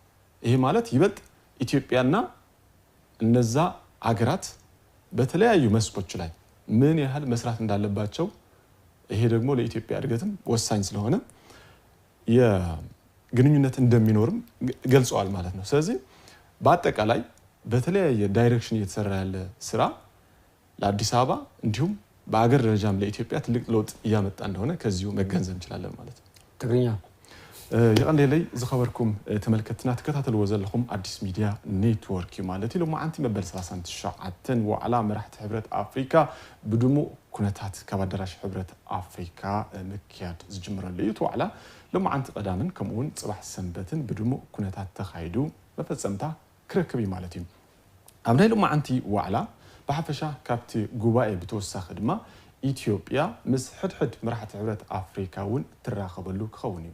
ናይ ሎማዓንቲ ኣጀንዳ በዋናነት ወይ ድማ ናይ ዝዓመት እዚ ዋዕላ ትኩረት ዝገብር ኣብ ተጠቃምነት ማይ ወይ ድማ ጽሬቱ ዝሓለወ ማይን ከምኡውን ኣብ ምዕዋት ኣጀንዳ 2063 በዋናነት ትኩረት ዝገበረ ክኸውን ማለት እዩ። ስለዚ አፍሪካ ከም አፍሪካ ኢትዮጵያ ድማ ከም ኢትዮጵያ ካብዚ ዋዕላ እዚ ብፍሉይ ተጠቃሚት ከም ትኸውን እዩ ትጽቢት ዝግበር ዘሎ ቅድም ክብል በአዲስ አበባ ደረጃ ዝተጀመረ ልምዓት ኮሪደር ናፍተን ካልኦት ከተማታት ኣብ ምስፍፋሕ እናተሰርሐ ከም ዘሎ ዝፍለጥ እዩ። ካብዚ ሓሊፉ ድማ ናብ አፍሪካ ሰጊሩውን ብርክት ዝበሉ ከንቲባታት ናብ ኢትዮጵያ ብምጽእ ድማ ነዚ ልምዲ እዚ ወይ ድማ ነዝተመክሮ እዚ ወሲዶም ኣብ ዓዶም እውን ተግባራዊ ንምግባር ቃል ኣትዮም ዝተመለሱሉ ኩነታት ከም ዝነበረውን ዝፍለጥ ጉዳይ ማለት እዩ። ስለዚ መበል 39 ዋዕላ ህብረት አፍሪካ ኣብ ከተማ አዲስ አበባ ክሳለጥ ከሎ ለምዘበን በዋናነት ትኩረት ዝገበረሉ ኣብ አጀንዳ 2063 እንትኸውን ብሓፈሻ ግን ኣብ ኩለ መዳያዊ ልምዓታት ማለት እዩ ምስ 54 ሃገራት አፍሪካ ወይ ድማ መራሕቲ ህብረት አፍሪካ እውን ኢትዮጵያ ብመራሕታ ኣቢላ ርክብ እትገብረሉን ሓድሽ ዝኾነ ናይ ምዕባለ መንገዲ እውን ኣጠናኺራ ትቕጽለሉን ከም ዝኾነ ትጽቢት ይግበር ማለት እዩ። ንስኻትኩም እውን ካብቲ ፈነወ ዝጀመርናሉ ሰዓት ጀሚሩ ክሳብ መወዳእታ ኣብ ቀጥታ ፈነወና ሪሞትኩም ከይቀየርኩም ሕዝውን ምሳና ንክትጸንሑ ብኽብሪ ኢና ንዕድመኩም ማለት እዩ። አቡ ወደ አንተ እንመለስ። አመሰግናለሁ ፍጹም። አፈወርቅ ቀደም ሲል ያነሳን የነበረው ሀሳብ በተለይ ዓለም አቀፍ አድማጮች በደንብ ይፈልጉታል ብዬ ተስፋ አደርጋለሁ። አዲስ አበባ ከተማ ልማት የከተማዋን ገጽታ ከመቀየር ሻገር ያለ ዓለም አቀፍ ትርጉም ይኖራል ብዬ አስባለሁ። እንደ ከተማዋ የሚጠበቅባት ከዚህ በፊትም ስትጠየቅ የነበረው የቤት ስራ ነው በሚጠበቀው ደረጃ መሆን ይገባታል የሚል ነውና በከተማው የተለያዩ አካባቢዎች ላይ እያየናቸው ያሉ ለውጦችና ልማቶች ከዚሁ የቤት ስራ አንፃር ከዓለም አቀፍ ደረጃው አንፃር ምን ያክል ከተማዋን ደረጃ ላይ ያስቀምጣት ይችላል ብለህ ታስባለህ? Okay, thank you. I use English as well, right? Okay, so thank you very much. Diverse from Ethiopia and around the world. You are watching us live from Ethiopia's capital, Addis Ababa. We are here now just to give you all the important updates regarding the Africa Union Summit here in Ethiopia, Addis Ababa. So previously, or a little earlier, we're talking about actually how Addis Ababa transformed gradually just to meet its standard as a hub of Africa's diplomacy and the capital of 120 million or more people. So Addis is now, as many say, meeting its reputation as a hub of Africa's diplomacy. We mentioned many things for that case, actually, as you guys all mentioned a little earlier. All the results didn't actually come from a single person or a single group, I can say. These all transformations that we see in Addis Ababa have come from many people, many residents, and many stakeholders as well. When first Prime Minister Abiy Ahmed started this type of corridor development in Addis Ababa, it was first taken as a very ambitious project, right? Many thought that that was really unthinkable and unrealizable as well. Even they said it's actually beyond the country's capacity. It seemed kind of ambitious project when first Prime Minister Abiy Ahmed and Mayor Adaniyi Abebe introduced this corridor development aspect in the city. But Prime Minister Abiy Ahmed did very good thing. He coordinated, as I said a little earlier, coordinated employees, stakeholders, residents, and the government officials general. It was very difficult, actually. If you ask me, just coordinating big financial issue with many people, many stakeholders is very difficult, especially when it comes to a country like Ethiopia, a continent like Africa, right? Because we may take, for instance, employees as a kind of example. Employees didn't actually work for their sake, I mean for the country's sake. Traditionally and historically, we see that employees often work only for themselves. They don't definitely think that they work for the country previously. But after the corridor development and after Prime Minister Abiy Ahmed's role, employees this time around are working, thinking that they are working for their country's sake, for cities' development, for towns' renovation, right? So that's the first thing Prime Minister Abiy Ahmed and many officials in Addis Ababa brought. When they coordinated stakeholders and employees and many laborers as well together, this transformation was absolutely recognizable in Addis Ababa. Later, the riverside development was actually the other issue, as I mentioned earlier. All these issues now made Addis Ababa one of the best cities in Africa and even one of the best cities in Europe, because, as Fusum said earlier, these all projects actually were realized in a short period of time. So we can imagine how Addis Ababa will be transforming if we take some time more, right? So all these transformations are now being taken as an example by many other cities in Ethiopia, as Abu said earlier. We can go simply in different areas of our country. We may move from Addis Ababa, and we definitely see that many cities and towns in our countries are now developing so tremendously. This is why we're saying Addis Ababa is an example for Africans and for Ethiopians themselves as well. For instance, if you go to Gondar, I was actually in Gondar a month or two ago, and I was absolutely astonished with what I saw there, because Gondar was historical. Gondar has everything actually, and the corridor development has now given another birth for Gondar. It's brought life for Gondar as well. Actually, it's not only the corridor development. Mayor Adana Chababe has got a very good role in realizing the corridor development in Gondar as well. So we're not simply talking about Addis Ababa. Actually, I again recommend all the delegates from Africans to visit many other cities of Ethiopia in this regard, because it will be a very good example for many other African countries and many countries beyond, actually, because using your potential, your financial capacity perfectly, and realizing projects like this is not actually a one-time project. It asks a long time or lifetime journey. But we realize that, and Prime Minister Abiy Ahmed and Ethiopian government generally realize that. And the other issue I mentioned here is, after talking about the changes in Addis Ababa, is the other aspects of the corridor and many other changes in the city. For instance, Ethiopia is now moving tremendously in creating jobs as well. This is another good example for Africans, by the way, because one of the very key issues of the AU is, AfCFTA, right? African Free Trade Area, and job creation is the issue there.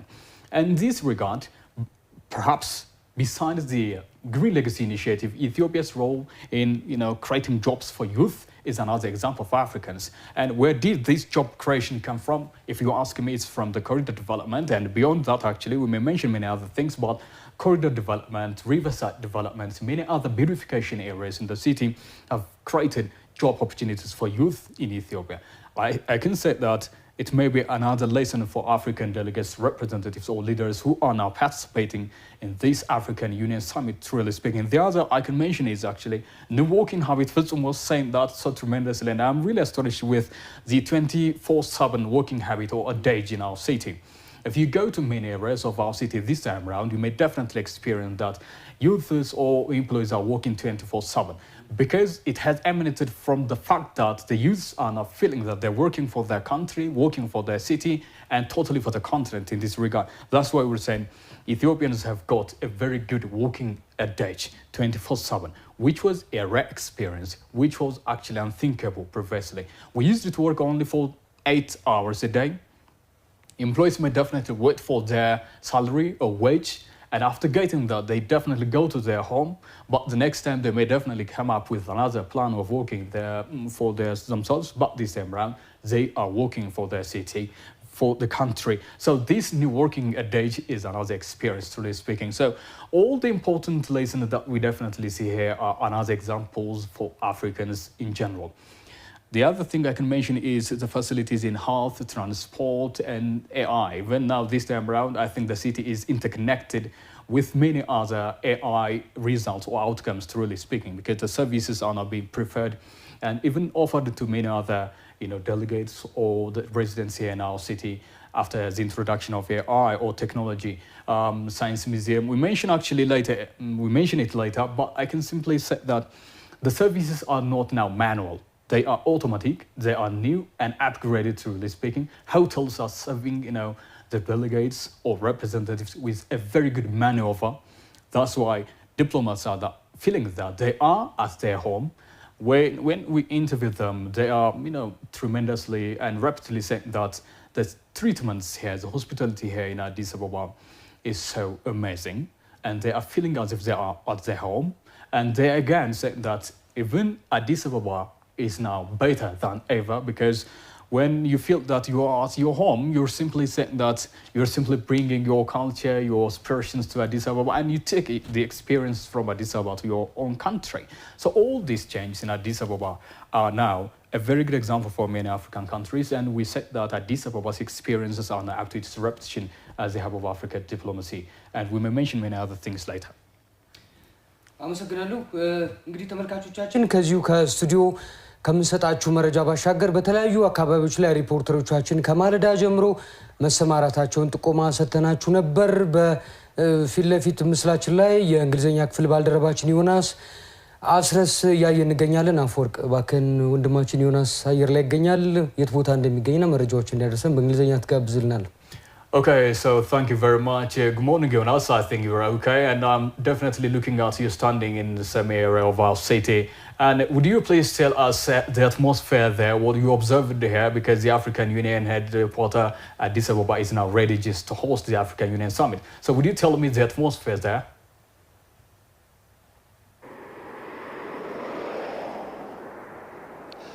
Well, yesterday, Italy-Africa summit was held in the capital, Addis Ababa. A lot of delegations from across the continent and from across the other part of the world were in attendance, including Prime Minister Abiy Ahmed and the Prime Minister of Italy, Giorgia Meloni.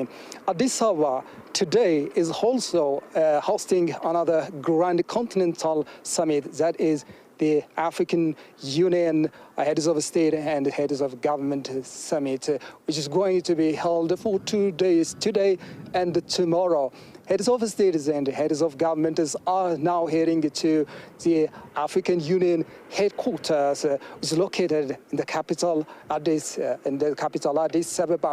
So in hosting such grand continental and global conferences and hosts Addis Ababa has got a great experience since the inception of the organizations of African unity and now the African Union. Addis Ababa has been just hosting annual conferences and summits of this continental gathering.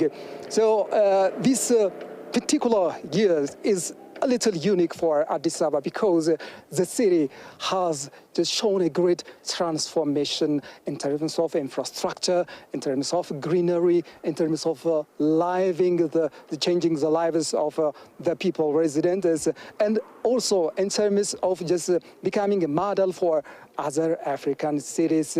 So the project is the transformations that is achieved in the capital Addis Ababa is not only the transformation in infrastructure, but also it is about health, it is about education, it is about climate change. The theme of the African Union this year's theme is about water, just sustainable, clean water availability and sanitation. The projects that have been achieved by the government of Ethiopia and the city administrations can directly align with the theme of the African Union of this year's gathering. I am now here around Science Museum. This Science Museum was established in 2022, inaugurated by Prime Minister Abiy Ahmed. It is about digital transformation of the country, and it's also about digital transformations of Africa. It is also about achieving the Agenda 2063 of the United Nations, and it's also about just supporting the initiatives of the continental goals. So Addis Ababa in particular has also another goal, or Addis Ababa aims to be conference tourism, by the way. A lot of conferences, meetings has been held in the capital Addis Ababa, and just the Ethiopia-Africa and the African Union summits can be exemplary in this regard, which are just taking place this week.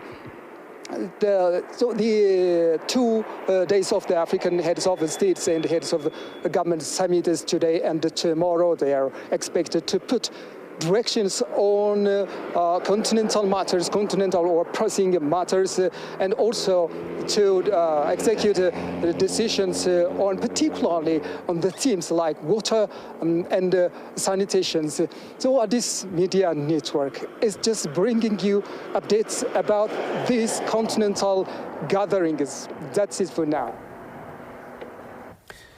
እናመሰግናለን ባልደረባችን ዮናስ አስረስ። እንግዲሁም ሌሎች ባልደረቦቻችን በተለያዩ አካባቢዎች ይገኛሉ። እንዳገኘናቸው በስፍራው እየተካሄደ ያለው ሁነት ምን ይመስላል የሚለውን ተጨማሪ መረጃ ወደ እናንተ የሚያደርሱ ነው የሚሆነው። ሪፖርተሮቻችን እስከምናገኝበት 39ኛው የአፍሪካ ህብረት የመሪዎች ጉባኤ እስከሚጀምርበት ሀፍታም ከዚሁ ከስቱዲዮ መረጃዎችን እየሰጠናችሁ እንቀጥላለን።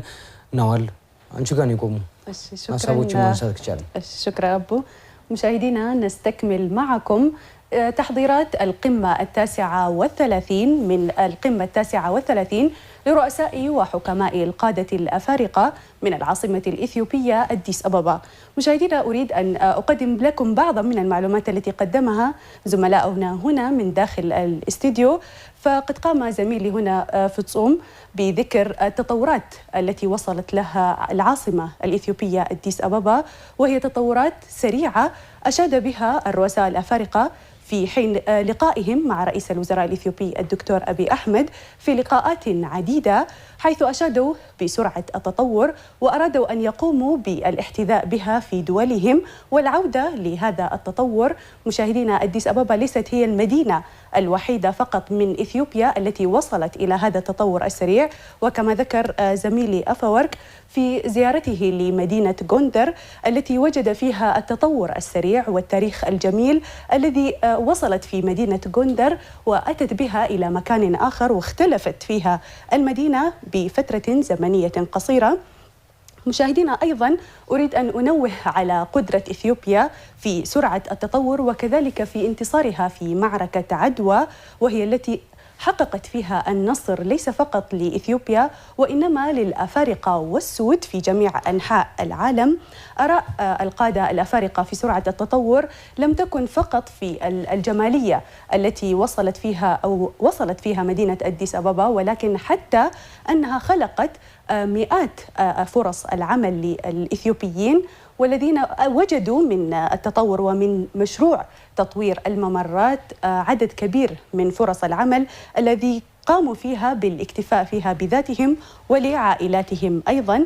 مشاهدينا الجلسة التي ننتظر بدايتها الآن سيتواجد فيها عدد من القادة الأفارقة وكذلك ضيوف كالأمين العام للأمم المتحدة أنطونيو غوتريش، وكذلك رئيسة وزراء إيطاليا جورجيا ميلوني، وعدد كبير من رؤساء وقادة الدول الأفارقة. مشاهدينا يتوقع في هذه القمة إطلاق رسمي لمشاريع قارية تتعلق بالأمن والسلم في منطقة القارة الإفريقية وكذلك السلم في القارة الإفريقية بشكل عام. هذه القمة مشاهدينا كانت تحت شعار ضمان استدامة الإمدادات المائية وأنظمة الصرف الصحي، وذلك تبعا لأجندة إفريقيا 2063. مشاهدينا هذه القمة ستحتوي على قرارات مصيرية تنتظرها إثيوبيا وينتظرها القارة الإفريقية بشكل عام. العالم كامل تتجه أنظرته إلى مقر الاتحاد الإفريقي في عاصمته أديس أبابا عاصمة الدبلوماسية، حيث يتواجد عدد كبير من رؤساء القادة الأفارقة والذين ننتظر حتى الآن بداية القمة، ويتواجد زملاؤنا من مختلف المناطق. كان هناك زميلنا يوناس من متحف العلوم والتكنولوجيا والذي أفانا ببعض من المعلومات بتوافد رئيس الوزراء الدكتور أبي أحمد وعدد كبير من الرؤساء، حيث نرى الآن التوافد ما زال مستمرا.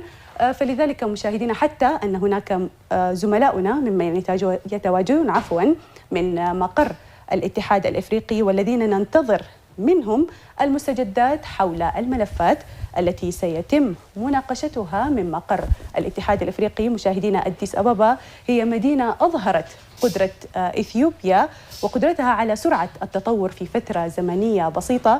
هذه السرعة لم تكن فقط للحكومة الإثيوبية فحسب، وإنما كانت هذه جهود جماعية من قبل الحكومة الإثيوبية وكذلك الرؤساء والوزراء وكذلك الشعب الإثيوبي.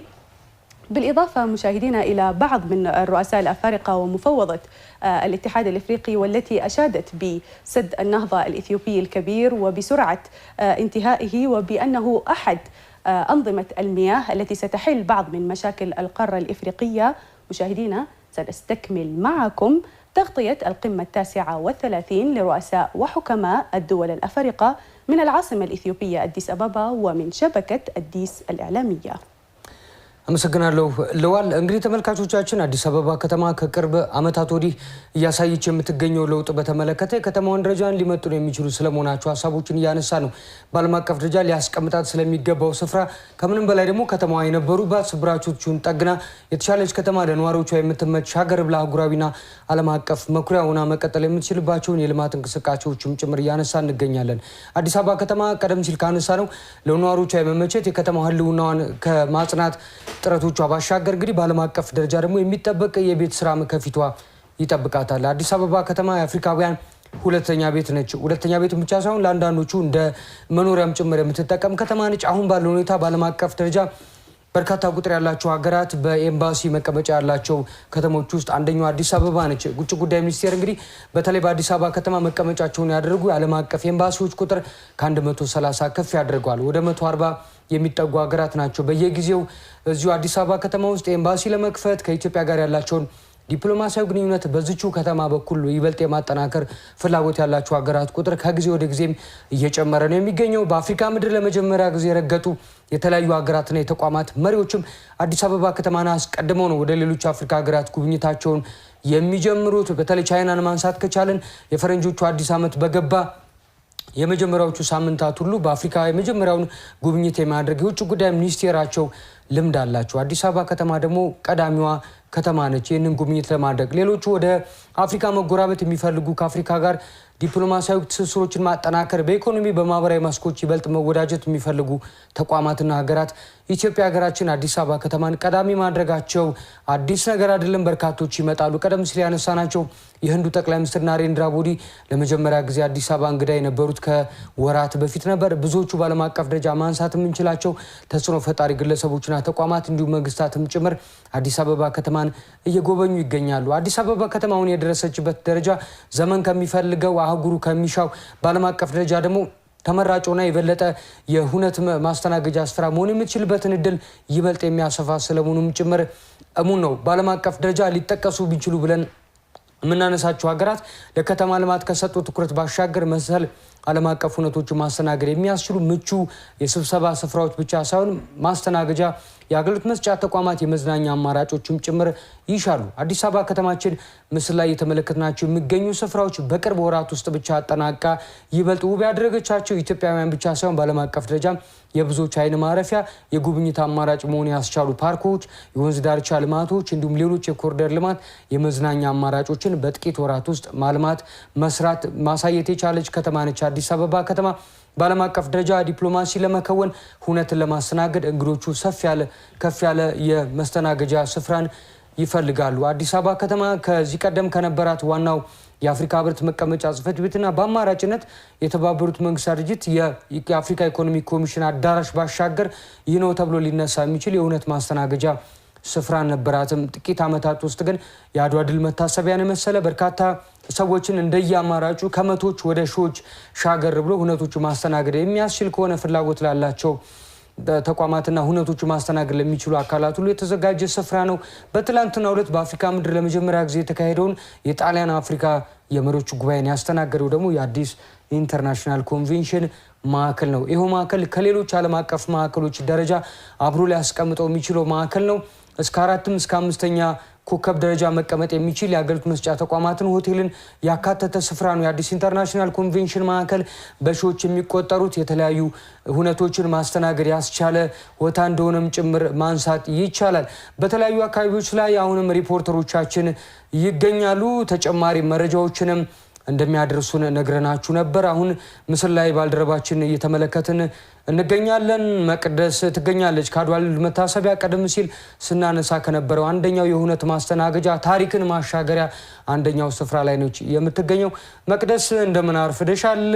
ቦታው እንግዲህ በርከት ያሉ ሁነቶች የሚስተናገዱበት በተለይም ደግሞ እንግዶችን በአማራጭነት ለማስተናገድ የምንጠቀምበት ስፍራ እንደሆነ ይታወቃል። የአድዋ ድል መታሰቢያና በቦታው ላይ ያለው ሁኔታ ምን ይመስላል? ከማለዳ ጀምሮ እዛው ትገኛለች እና አዲስ አበባ ከተማ እንግዶቿ እንዴት እየተቀበለች ነው? ማለዳው ረፋዱ እንዴት ይመስላል? መቅደስ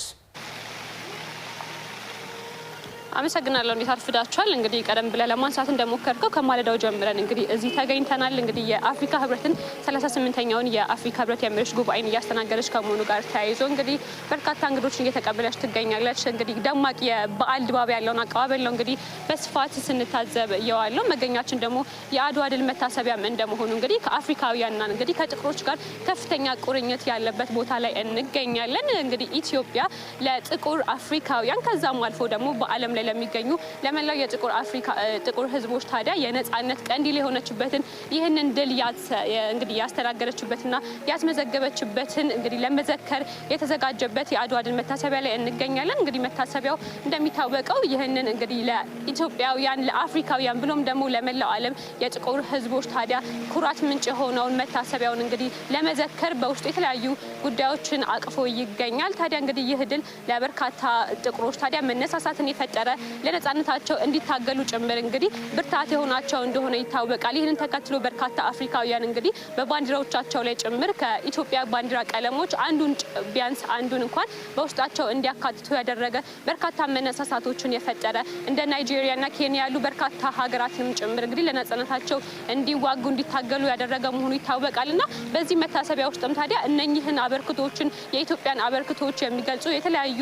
ቁሶችን በውስጡ ይዟል። ቀደም ብለህ ለማንሳት እንደሞከርከው ደግሞ በውስጡ የተለያዩ እንግዲህ ሰፋፊ የሆኑ የተለያዩ መሰናዶችን ማስተናገድ የሚችሉ አዳራሾችን ጭምር የያዘ ነው። ከዛ ባሻገር ደግሞ እንግዲህ ለፓን አፍሪካኒዝም ያለውን የአድዋ ድል ማለት ነው የፓን አፍሪካኒዝም የራሱ የሆነ አበርክቶ እንዳለው ይታወቃልና ለዚህም ታዲያ ስንቅ የሆኑ በርካታ ቅርሶችን በውስጡ ይዞ ይገኛል። የተለያዩ የታሪክ መዛግብቶችን በውስጡ አሉ። የምርምርና የታሪክ መጻሕፍት በውስጡ አሉና በዚህ በአድዋ ድልና በአጠቃላይ በፓን አፍሪካኒዝም በጥቁሮች የነጻነት ትግል ውስጥ ያሉ የተለያዩ ጥናትና ምርምሮችን ማድረግ ለሚፈልጉ ተመራማሪዎች ጭምር እንግዲህ ግብአት የሚሆኑ በርካታ ጉዳዮችን በውስጡ የያዘ ነው። እንግዲህ አዲስ አበባ የተለያዩ ዓለም አቀፍና አህጉር አቀፍ ኮንፈረንሶችንም የምታካሂድ ከመሆኑ ጋር ተያይዞ ታዲያ እነኚህን ኮንፈረንሶች ለማስተናገድ የሚያስችሉ ሰፋፊ አዳራሾችን በውስጡ ይዟል። እንደሚታወቀው ታዲያ በርካቶች ጭምር እንግዲህ ሲመጡ በዚህ ጉባኤዎችን ያስተናግዳሉ። ከዛ ባሻገር ደግሞ መጥተው የሚጎበኙትን ቦታ እንደሆነ ይታወቃልና ዘንድሮ 39ኛው የአፍሪካ ህብረት የመሪዎች ጉባኤ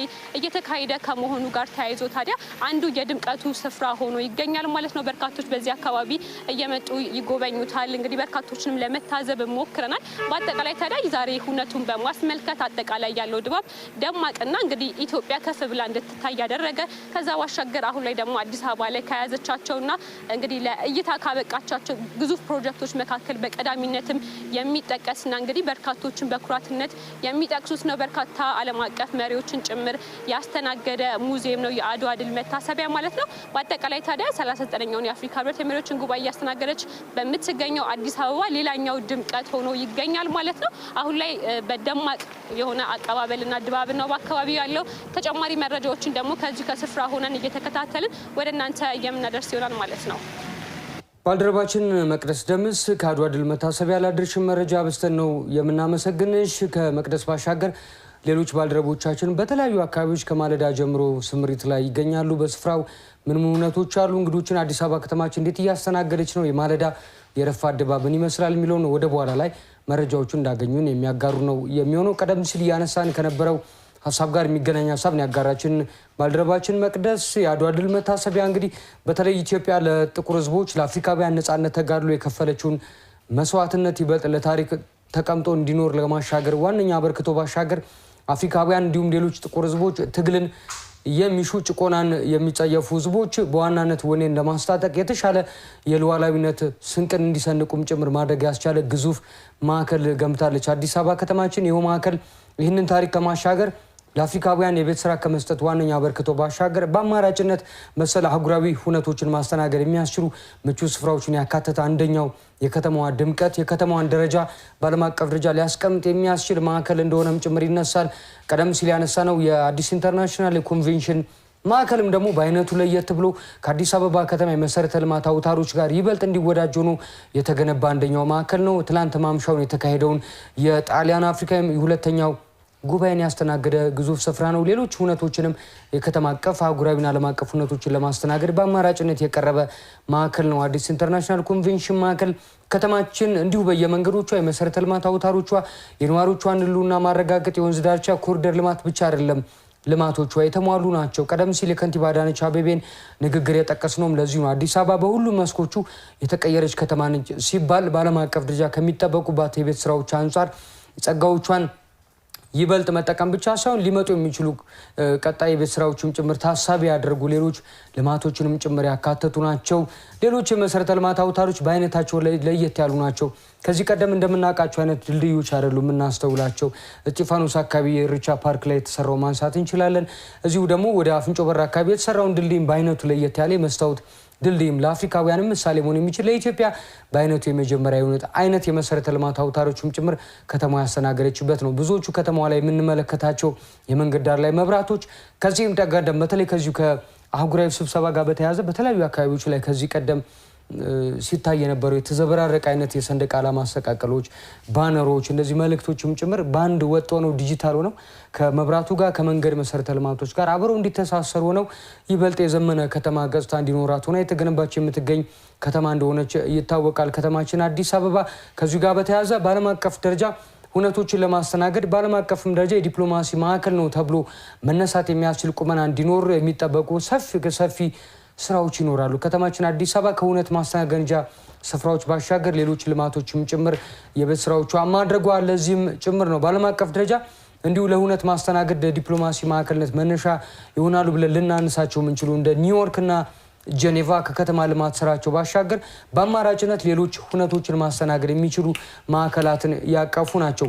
ምናልባትም ከ4 እና 5 አስርት ዓመታት በፊት በረሃ የነበረችው ምናልባት ነዋል በደንብ ልታነሳው ትችላለች የተባበሩት አረብ ኤሚሬትሷ ዱባይ ከተማ ከዚህ ቀደም ባሸዋ ነበር የምትታወቀው። አሁን ይበልጥ የከተማ ልማት ስራዎቿ ሁሉ ተውበው ከዋናዋ ከተባበሩት አረብ ኤሚሬቶች ስራዎቿ ባሻገር በዓለም አቀፍ ደረጃ ሀገራት ለመምከር የሚመርጧቸው ለተዝናኖቱም ጭምር በሚሊዮን የሚቆጠሩ ዜጎች ወደዚሁ ስፍራ የሚያቀኑ ናቸው።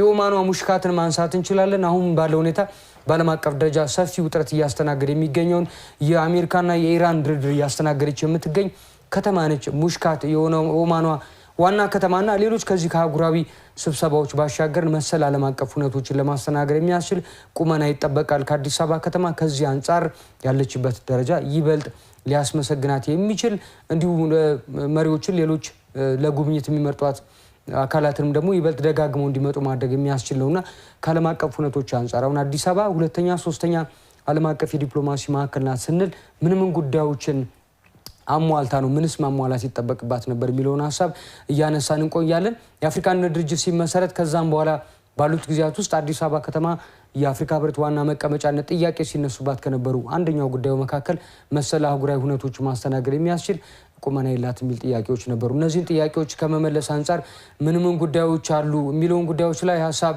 እያነሳን እንመጣለን። ሌሎች ባልደረቦቻችን አሁንም አየር ላይ እንደሚገኙ የተመለከትን ነው። የአፍሪካ ህብረት የመሪዎች ጉባኤ በርካታ ተሳታፊዎች ወደ አዳራሽ እየገቡ መሆናቸው ነው እየተመለከትን የምንገኘው። ከደቂቃዎች በኋላ የሚጠበቀው የዚሁ የአፍሪካ ህብረት የመሪዎች ጉባኤም ይካሄዳል ተብሎ ይጠበቃል። ምስል ላይ እየተመለከትን እንደምንገኘው አዲስ አበባ በሚገኘው የአፍሪካ ህብረት ዋና መቀመጫ ብዙዎቹ እንግዶች ይገኛሉ በስፍራው። ሁነቱ ከዚሁ አፍታ ጀምሮ የሚጀምር ነው የሚሆነው። አብራችሁን ስለቆያችሁ እናመሰግናለን። ከዚሁ ከአፍሪካ ህብረት ዋና መቀመጫ የሚቀጥል ይሆናል። ወደ በኋላ ላይ ተመልሰን እናገኛችኋለን። አብራችሁ እንድትቆዩ እንጋብዛለን።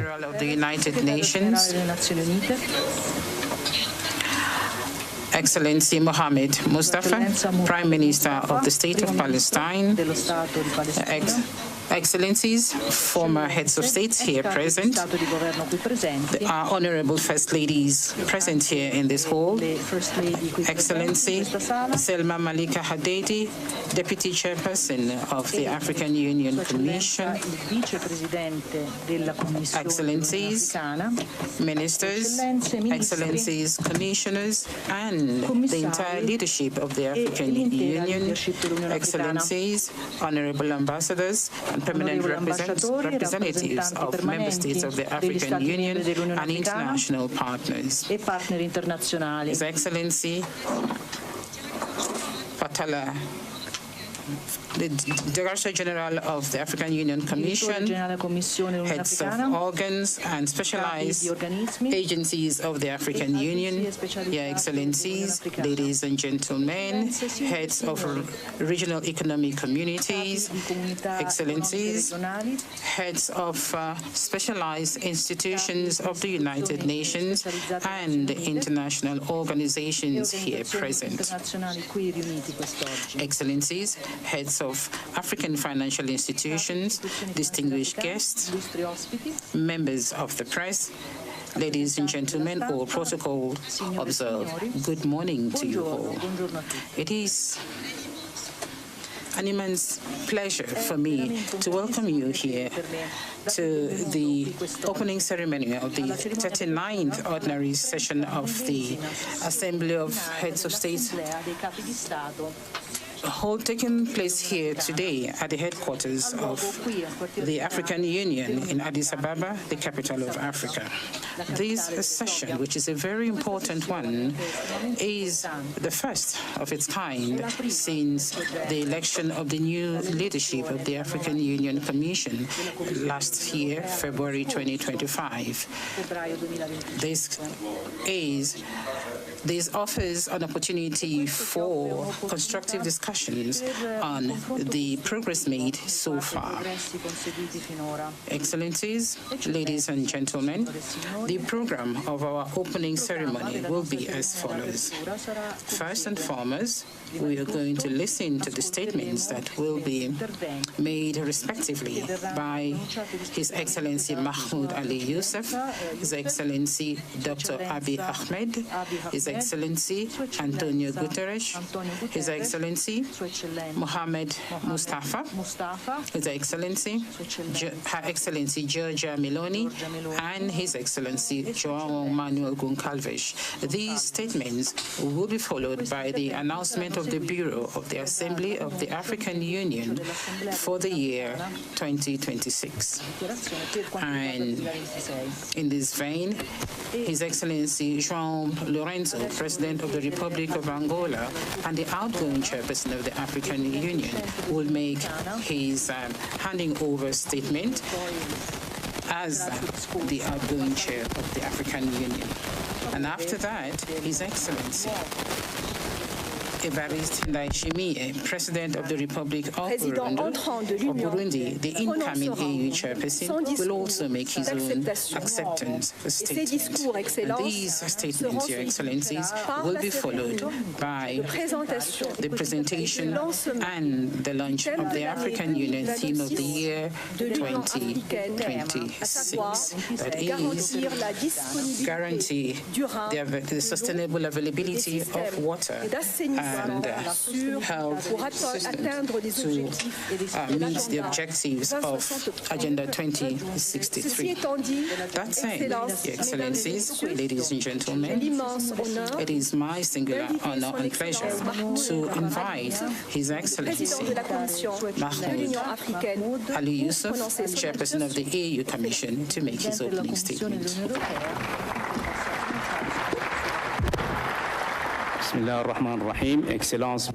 Excellency João Lourenço, President of the Republic of Angola and Chair of the African Union, Excellency Dr.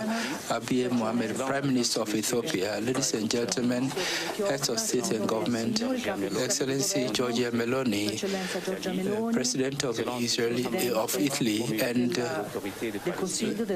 Honorable Mustafa, Prime Minister of the Palestinian Authority, UN Secretary Secretary General, representatives of Pan-African institutions, distinguished guests, ladies and gentlemen. At the outset, I would like to wish you a very happy New Year 2026. I also want to wish you all a warm welcome to the African Union, especially the newly elected heads of state. Permit me also to congratulate and thank President Lorenzo of Angola for his chairship of the Union in 2025, which has given a new fillip to our continental agenda.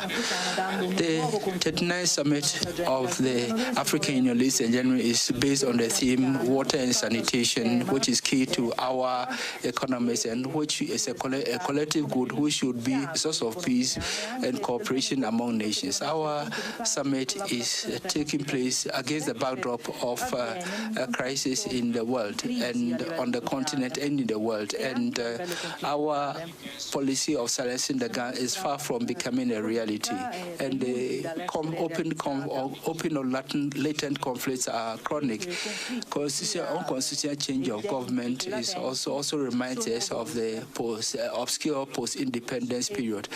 The change in the international order significantly impacts the affairs of the continent without forgetting the interference in our affairs by externalities. Multilateralism is sorely tested, and we are witnessing the emergence of unilateralism and protectionism. In the face of these, Africa should scale up its cooperation through the enhancing of its integration and cooperation programs. Pan-African institutions should intensify their efforts and determination. ASCFTA, AUDA, NEPAD, Africa CDC, and other mechanisms of African should work together. We request African financial institutions, AFC, the African Development Bank, and African Bank to work together. Ladies and gentlemen, regional economic communities also have to scale up their operations. By 2050, Africa should be able to rival with the major economies. Agenda 2063 should guide us towards the Africa that we want, a strong, autonomous, and prosperous Africa. These are not pious wishes, but an imperative for survival. And the major countries in the world are preparing for the polarization of this world. Africa is in the global south, but Africa has its own hallmark and its own identity. Excellencies, ladies and gentlemen, the reform of the institution should continue. The mobilization of domestic resources to finance the programs of the continent is not an option. It's urgent in the face of external tariffs. Our youth on the continent are impatient, and our women want more equality. Our civil society is positioning itself. So it's crucial to expedite the industrialization of the continent and the transformation of agriculture. And that will only be possible if we develop the energy potential of Africa and also create the necessary infrastructure. These are the prerequisites for the economic development of the continent expected. Excellencies, ladies and gentlemen, the projects are complex and many. And we also know the challenges. You are confronted with these challenges on a daily basis in your respective countries. The African Union Commission, which I heard, will spare no efforts to advance this agenda. This is a long-term work, and we need to ensure that our action is sustainable. The 5-year 2022-2028 plan has been launched. The Agenda 2023 decade should be characterized by a high level of performance and execution. Excellencies, ladies and gentlemen, it's also important to focus on the suffering of our people, victims of war, injustice, displacement, and we cannot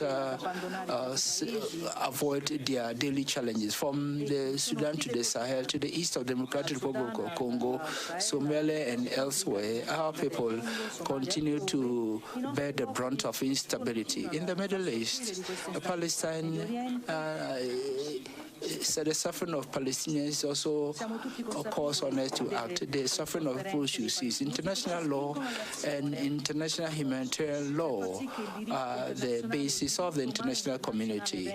Preserving and promoting them will be the only pathway to ensuring peace in the world. Excellencies, ladies and gentlemen, I wish you a very success in your deliberation. Thank you. Che le vostre deliberazioni abbiano successo nei prossimi giorni. Grazie. Merci, Votre Excellency. Thank you, Excellency.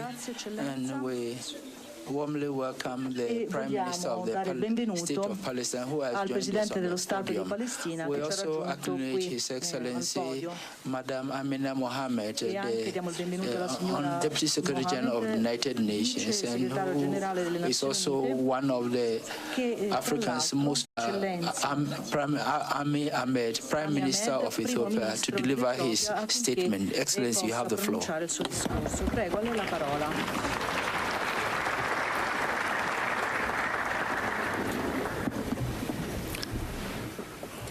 Your Excellency, Eccellenze, Eccellenza João Lourenço, Chairperson of the African Presidente Union, uscente dell'Unione Africana, Eccellenza Giorgia Meloni, Republic of Italy, Presidente del Consiglio Your della Repubblica Excellencies, Italiana, Heads of State and Government, Your Excellency Mahmoud Ali Yusuf, Chairperson of the African Union Commission, Your Excellency Antonio Guterres, Secretary General of the United Nations, Your Excellency Madam Amina, Deputy Secretary General of the United Nations, former heads of state and government present, distinguished ministers, ambassadors, diplomats, ladies and gentlemen.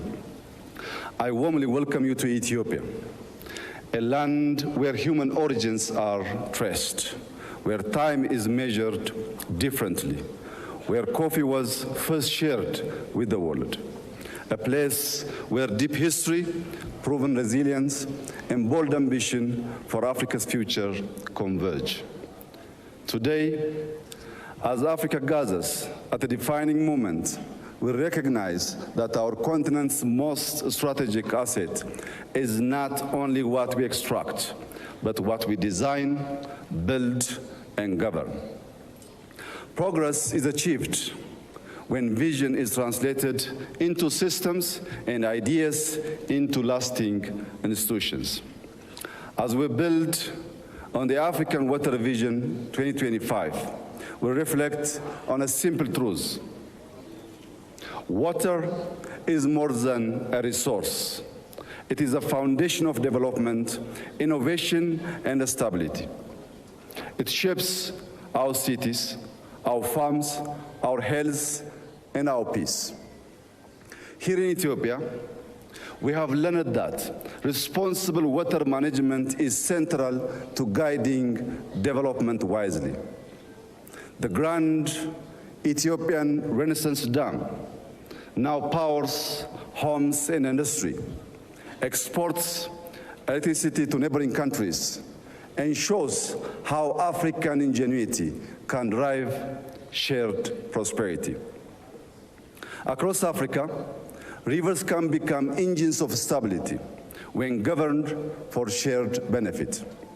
On our land, targeted policy and innovation have enabled with self-sufficiency, and large-scale industrial investments are moving us from dependency to production. Excellencies, today, many African economies are among the fastest growing in the world.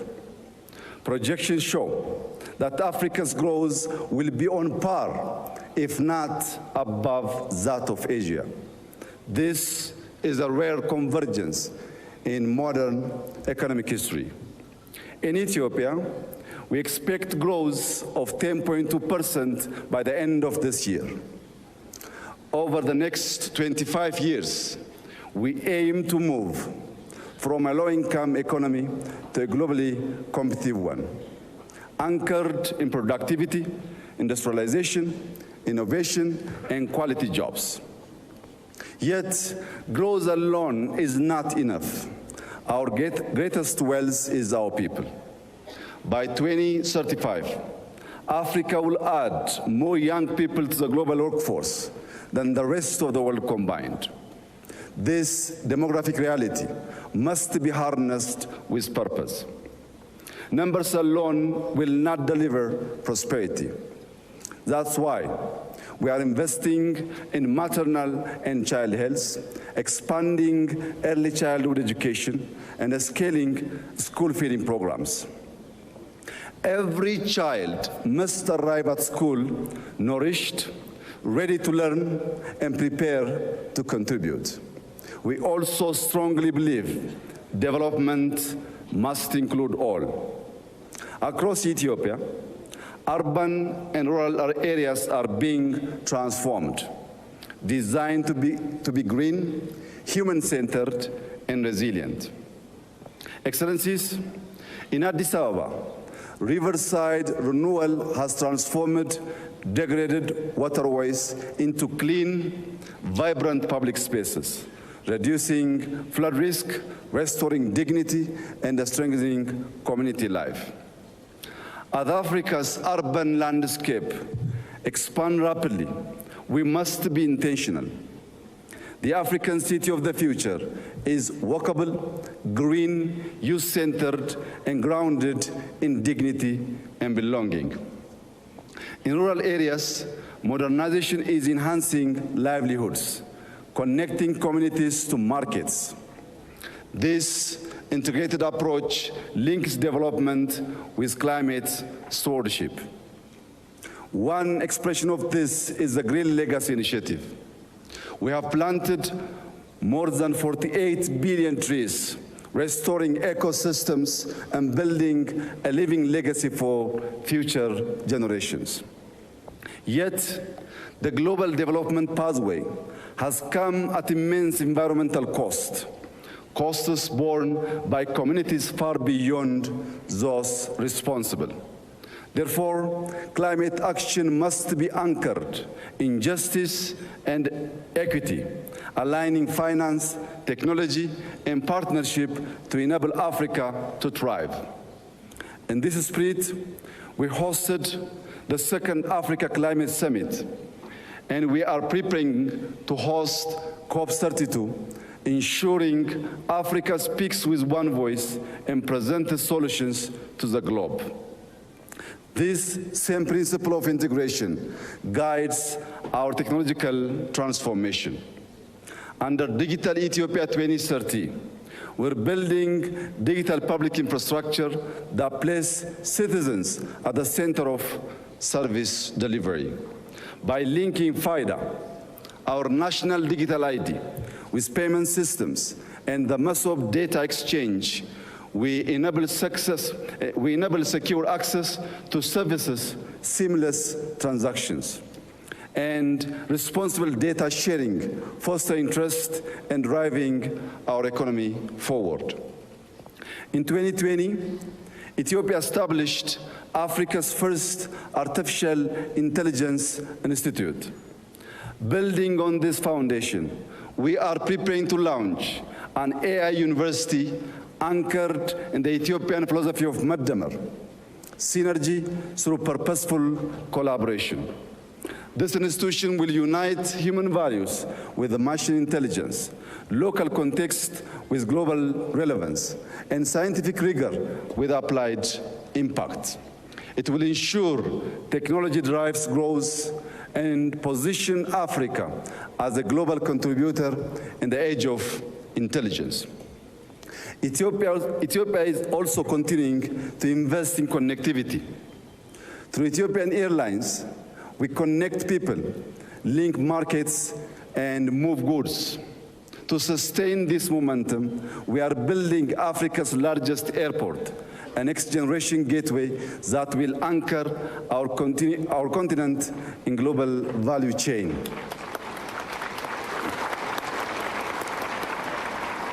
Beyond aviation, Ethio Telecom is expanding across Africa, bridging the digital divide and linking our continent's future through strategic partnerships. Yet, connectivity must be complete. For a nation like Ethiopia, with over 130 million people, sustainable growth requires diversified access. Ensuring reliable access to the sea through peaceful cooperation is fundamental to our economic future and to long-term stability and prosperity in the Horn of Africa. Excellencies, we meet at a moment of profound global transition. In this era of uncertainty, Africa's strengths will lie in a union that is confident and united. As we approach the African Union Silver Jubilee, the moment marks a transition from foundational unity to functional sovereignty. Sovereignty means owning our narrative. Through initiatives like Pulse of Africa, we amplify African voices because development is never complete without our story. Africa can contribute stability, scale, and solutions to a changing world. But we must do more than respond to crisis. We must shape agendas, turning vision into action and leading with purpose. Every river we manage, every city we design, and every digital platform we deploy must generate resilient opportunity and dignity.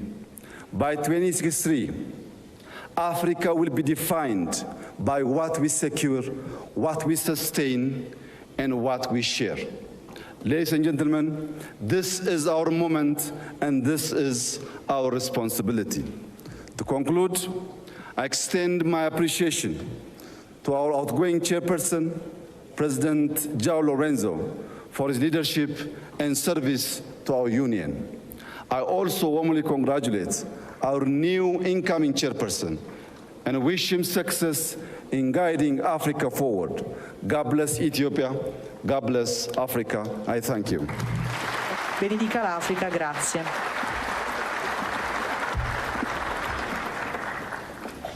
Merci beaucoup, Excellence. Thank you very much, Excellency. Now I have the singular honor of inviting His Excellency Antonio Guterres, Secretary General of the United Nations Organization, to deliver his statement. Excellency, you have the floor.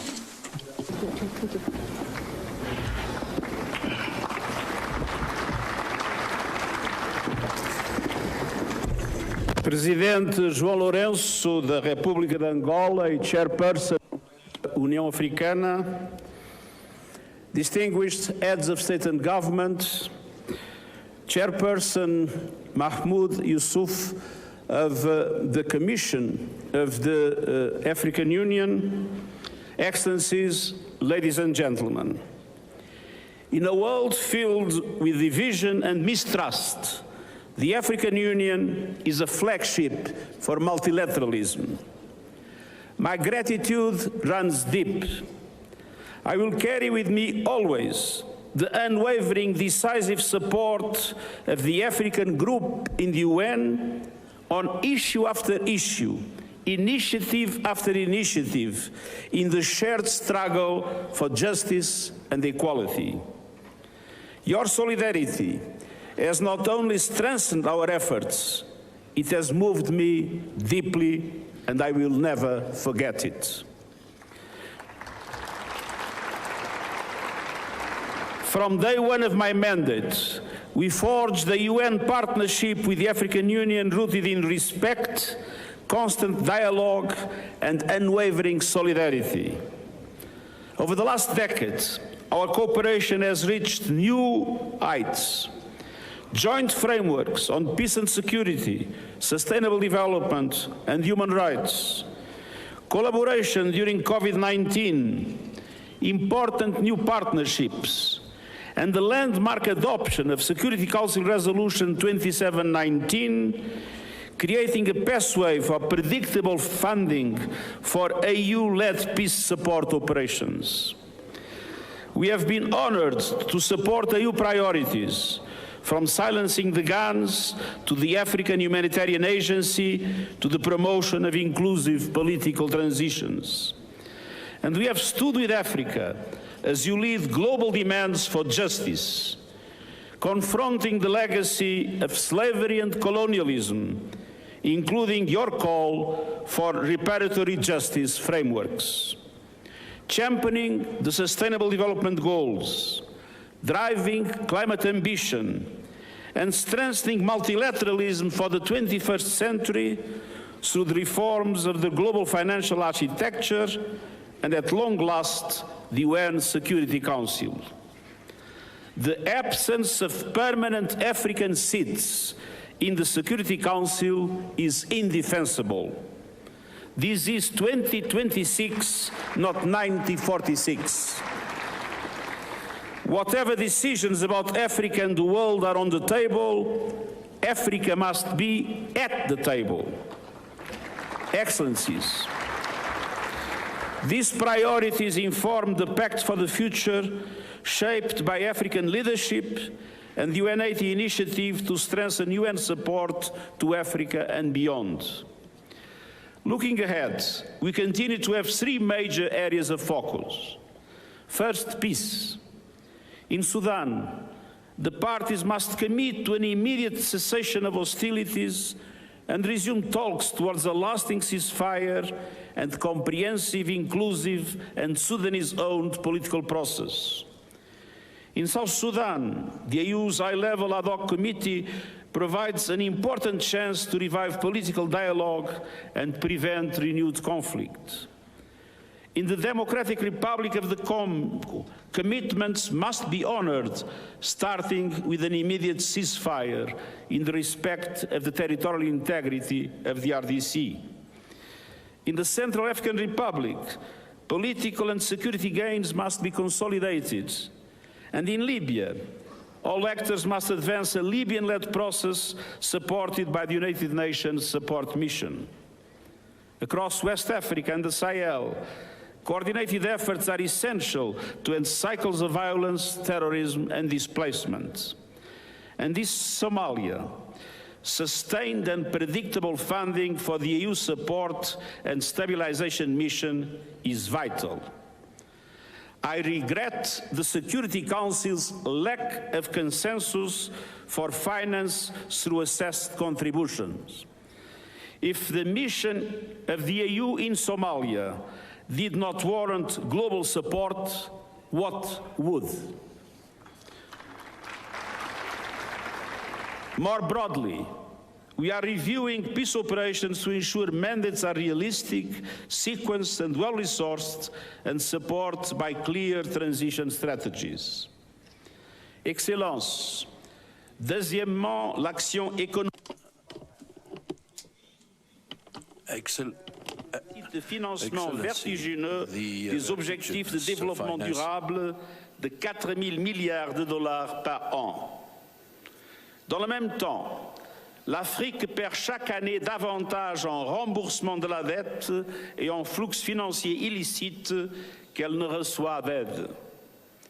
Parallèlement, les pays africains paient des taux d'emprunt jusqu'à 8 fois supérieurs à ceux des économies avancées. Nous devons tripler la capacité de prêt des banques multilatérales de développement, mobiliser davantage de financement privé, réduire les coûts et les risques d'emprunt et soutenir les pays en situation d'endettement, de surendettement, et réformer l'architecture financière internationale afin de garantir aux pays en développement, et notamment aux pays africains, une voix, une participation pleine et entière dans les institutions financières et les prises de décision. La communauté internationale doit aussi assumer pleinement ses responsabilités dans la lutte contre le blanchissement de l'argent, l'évasion fiscale et les flux financiers illicites. Excellencies, third, climate action. Your team underlines the urgency of resilient water and sanitation systems in a warming planet. The science is unequivocal. The planet will overshoot the 1.5 degrees Celsius limit. Our common task is to make that overshoot as small, short, and safe as possible. The G20 accounts for close to 80% of global emissions, and they must deliver major reductions this decade. Meanwhile, Africa, with 60% of the world's best solar potential, can become a clean energy powerhouse. Yet Africa receives only 2% of global clean energy investment. After contributing almost nothing to the crisis, Africa faces faster than average warming. Adaptation must be a priority. And that requires developed countries tripling adaptation finance and mobilizing the $1.3 trillion a year for developing countries by 2035, as agreed in Baku. Scaling up the Loss and Damage Fund and accelerating a just, orderly and equitable transition from fossil fuels to renewables.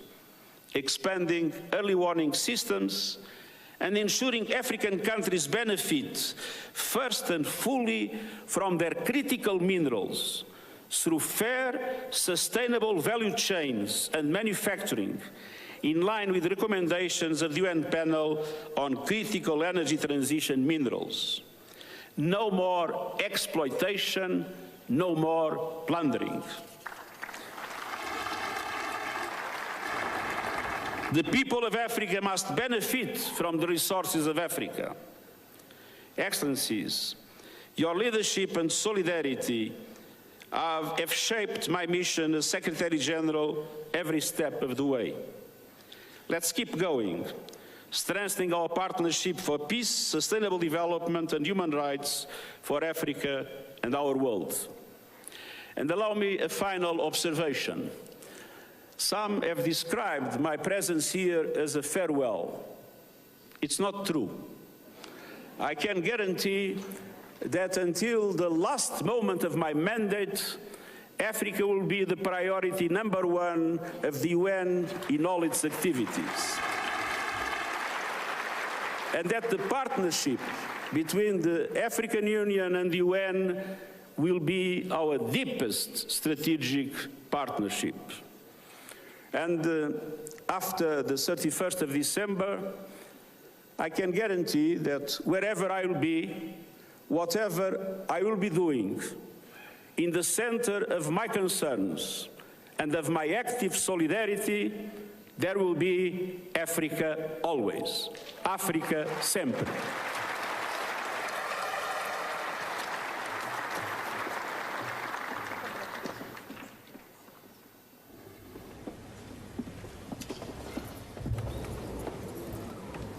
Merci beaucoup, Votre Excellence. I thank you very much, Excellency.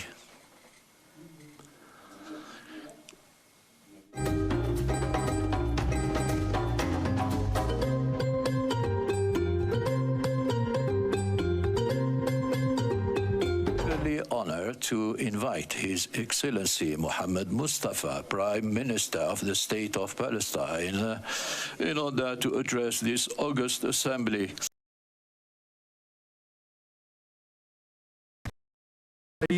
Your Excellency João Lourenço,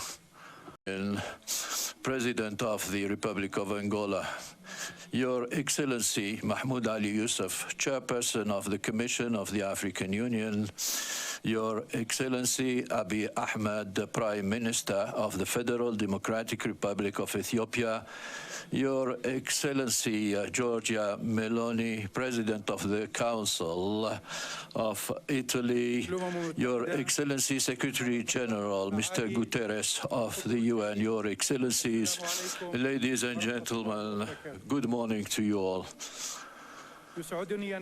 I'm very pleased to stand before you here on behalf of your brother, His Excellency Mahmoud Abbas, President of the State of Palestine, conveying to you his greetings and his wishes of success for the 39th Assembly of the African Union until it achieves its goals, and also until it achieves for Africa and its struggling peoples prosperity, stability, and sustainable development.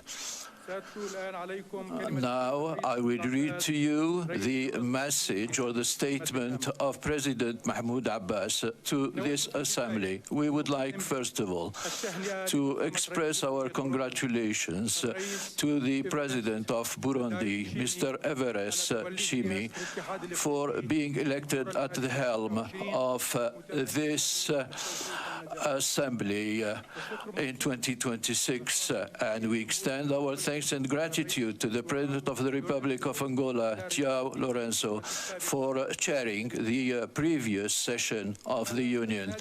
I would like also to seize this opportunity in order to reaffirm our pride for the deep ties and also the solidarity of Africa with Palestine, and also the common values on which the relationship between Africa and Palestine has been established since the last century, at the top of which the rejection of all forms of colonization and the right of peoples for freedom and self-determination, and also dependency, and also the common objectives of development, the sharing of expertise and benefits in order to achieve prosperity and economic integration and the reinforcement of ties and mutual benefits among our peoples. And in this respect, we would like to commend the efforts of the African Union and the member states in order to achieve sustainable development and also high growth rates, and we would like to support these efforts which are aimed at exploiting resources and the wealth of the continent in the service of the African peoples. Mr. Chairman, Excellencies, heads of state and government and heads of delegations, our Palestinian people is still suffering from the occupation, from the Israeli occupation, and also the crimes of Israel have been increasing day after day, and we need more solidarity and efforts by the international community in order to achieve its freedom and self-determination and build up its state on the borders of 1967 and based also on international resolutions. This summit is taking place at a very important juncture for the Palestinian people, who is still suffering. And the war in Gaza has been unprecedented, and you have been watching and following this war through your televisions, which has cost more than 70,000 deaths. And this and the people, 85% of our infrastructure in Gaza has been demolished in violation of international law. The state of Palestine has agreed on the ceasefire, and also the American decision on Gaza, and which has set for which would lead to self-determination for the Palestinian after a period of transition of 2 years. Our agreement is based on our conviction that war must be ended and that the suffering of our peoples must be ended, particularly that the resolution of the United Nations has stipulated that this transition period will last 2 years. Our agreement is based also on our conviction for the need to end the war against our people and ease their suffering, especially that the resolution of the United Nations Security Council has stipulated the necessity of access of humanitarian assistance and the start of reconstruction in Gaza. But despite this ceasefire, thanks to the role played by the mediators, particularly the United States, Turkey, and Qatar, despite all this, Israel is still violating this ceasefire since it has killed, since the time of the ceasefire up to now, more than 500 Palestinians since the proclamation of the ceasefire, which threatens the ceasefire and undermines the second phase fully. And in this context, we would like to reaffirm the need to lift all the obstacles that are imposed by Israel against the arrangements that are related to the second phase, including the work of the Board of Gaza in order to ensure the continuation of the services and humanitarian assistance. Our vision for the future of Gaza is quite clear. Gaza is an integrated part of Palestine, and our people is one, and our national project is one as part of our overall vision, which is based on one state, one political system, one government, one law, and one legislation based on the UN Security Council relevant resolutions. Ladies and gentlemen, what is taking place in the West Bank reflects the suffering which the people in Gaza are faced with, since there is an enlargement of the settlements and our people are suffering from the violence exerted by the settlers. And the confiscation of their lands and goods as a violation against international law. And last month alone, the terrorist settlers have committed more than 72 aggressions against our people in the West Bank. And the Israeli government has undertaken a new legislation which reinforces settlement and which allows the confiscation of lands in violation of international law. All this in order to impose the Israeli sovereignty on Palestine and prevent the setting up of the Palestinian state.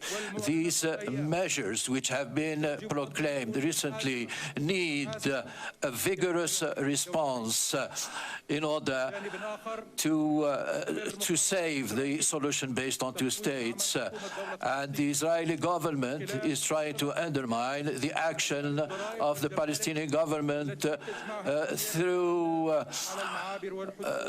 trying to keep the taxes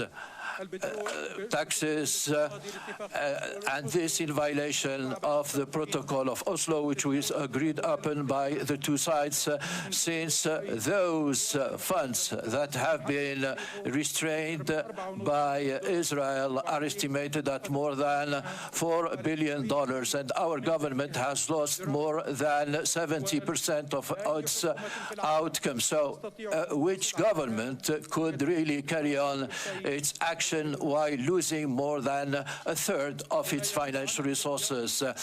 And we must also talk about the city of Jerusalem because of its religious and historical and legal importance, and all the policies that it is faced with aimed at imposing, at undermining the presence of the Palestinians in Jerusalem. And these policies include the violation of the sanctity of the Holy Mosque.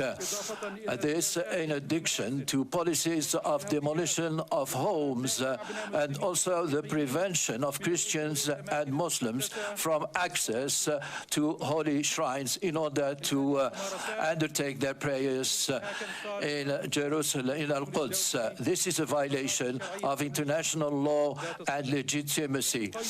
And these measures undermine any horizon in order to achieve sustainable and lasting peace in the region. And we must here underscore that East Jerusalem is part and parcel of the state of Palestine, and that any attempts to impose a new reality will not change the legal status of this holy city. Mr. Chairman,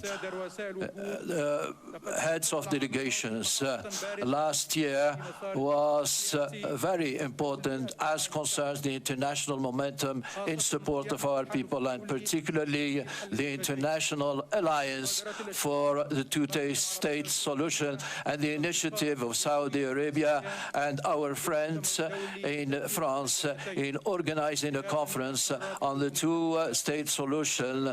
This in compliance with UN resolution, and this has led to the New York Agreement, which was agreed by the General Assembly on the 12th of September 2025, with the support of your countries in the service, in the benefit of this proclamation.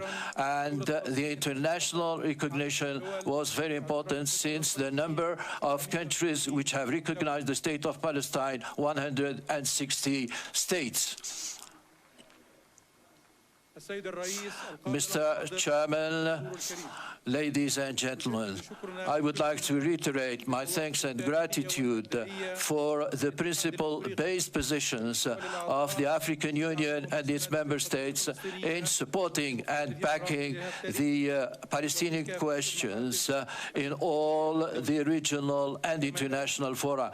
And we would like also to reiterate our support to your actions and struggle and priorities in Africa, and the need to enable Africa to play its leading role in a multilateral world while protecting its cultural identity and sovereignty. And we would like to greet on this occasion the great efforts which are being made by the UN and its Secretary General and its agencies in providing important assistance and services to our people. And we would like to commend also the efforts, whether formal or informal, which have supported the Palestinian question and which have considered the Palestinian issue as a central one. We would like to support our full support to the aspirations of our brothers in Africa for stability,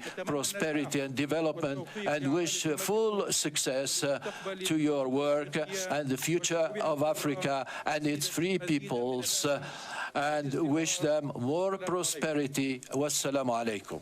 Thank you for your kind attention.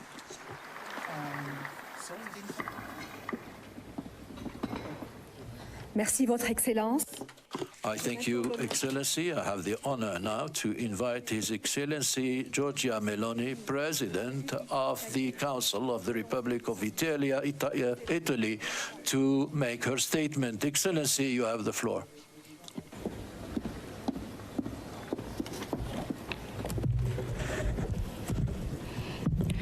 Presidents, Prime Ministers, authorities, ladies and gentlemen. It is a great honor for me to be here with you today. And I would like to express my heartfelt thanks once again to President Yusuf and President Lorenzo, as well as to all of you for this historic opportunity offered to Italy. The invitation to participate in the Assembly of Heads of State and Government of the African Union, the forum in which this organization discusses its fundamental political choices and determines the strategic direction of the continent, is a recognition that can only make Italy proud, and that will Italy accept with respect and a sense of responsibility. It is a demonstration of trust that we will not disappoint. I have the honor to lead a nation that has in its DNA characteristics that historically make it a respected and valued partner. Propensity for dialogue, capacity for discussion, respect for others before anything else. A nation that has built part of its identity and its foreign policy on the profound meaning of a war that in times as unstable and unpredictable as ours can be the key to charting the course. And that word is cooperation. The word cooperation comes from the Latin cooperare, to work with. True cooperation, that is, never sees an active and a passive subject, but exists only in a relation between equals, a relation in which the specificities of each one are indispensable for achieving a common goal. If you look down on someone, you cannot cooperate with them. If you want to plunder their resources, you are not cooperating with them. Even if you just want to give charity, you cannot call it cooperation, for cooperation is another thing. And what Italy wants to do is to cooperate. Yesterday, together with many of you, we attended the second Italy-Africa Summit, the first ever to be held on this continent. I would like to thank the Ethiopian Prime Minister, my friend Abiy Ahmed, and the leaders of the African Union for their hospitality and cooperation in organizing the event.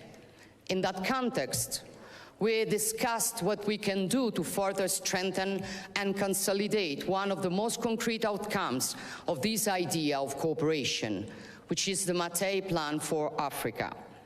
The investment plan that Italy has implemented in various nations of the continent in areas ranging from infrastructure to agriculture, from health to training. This is a strategy that we have built together, because we do not conceive of the Mattei Plan as an Italian plan for Africa, but as Italy's contribution to your agenda, with a particular focus on this year on water-related projects.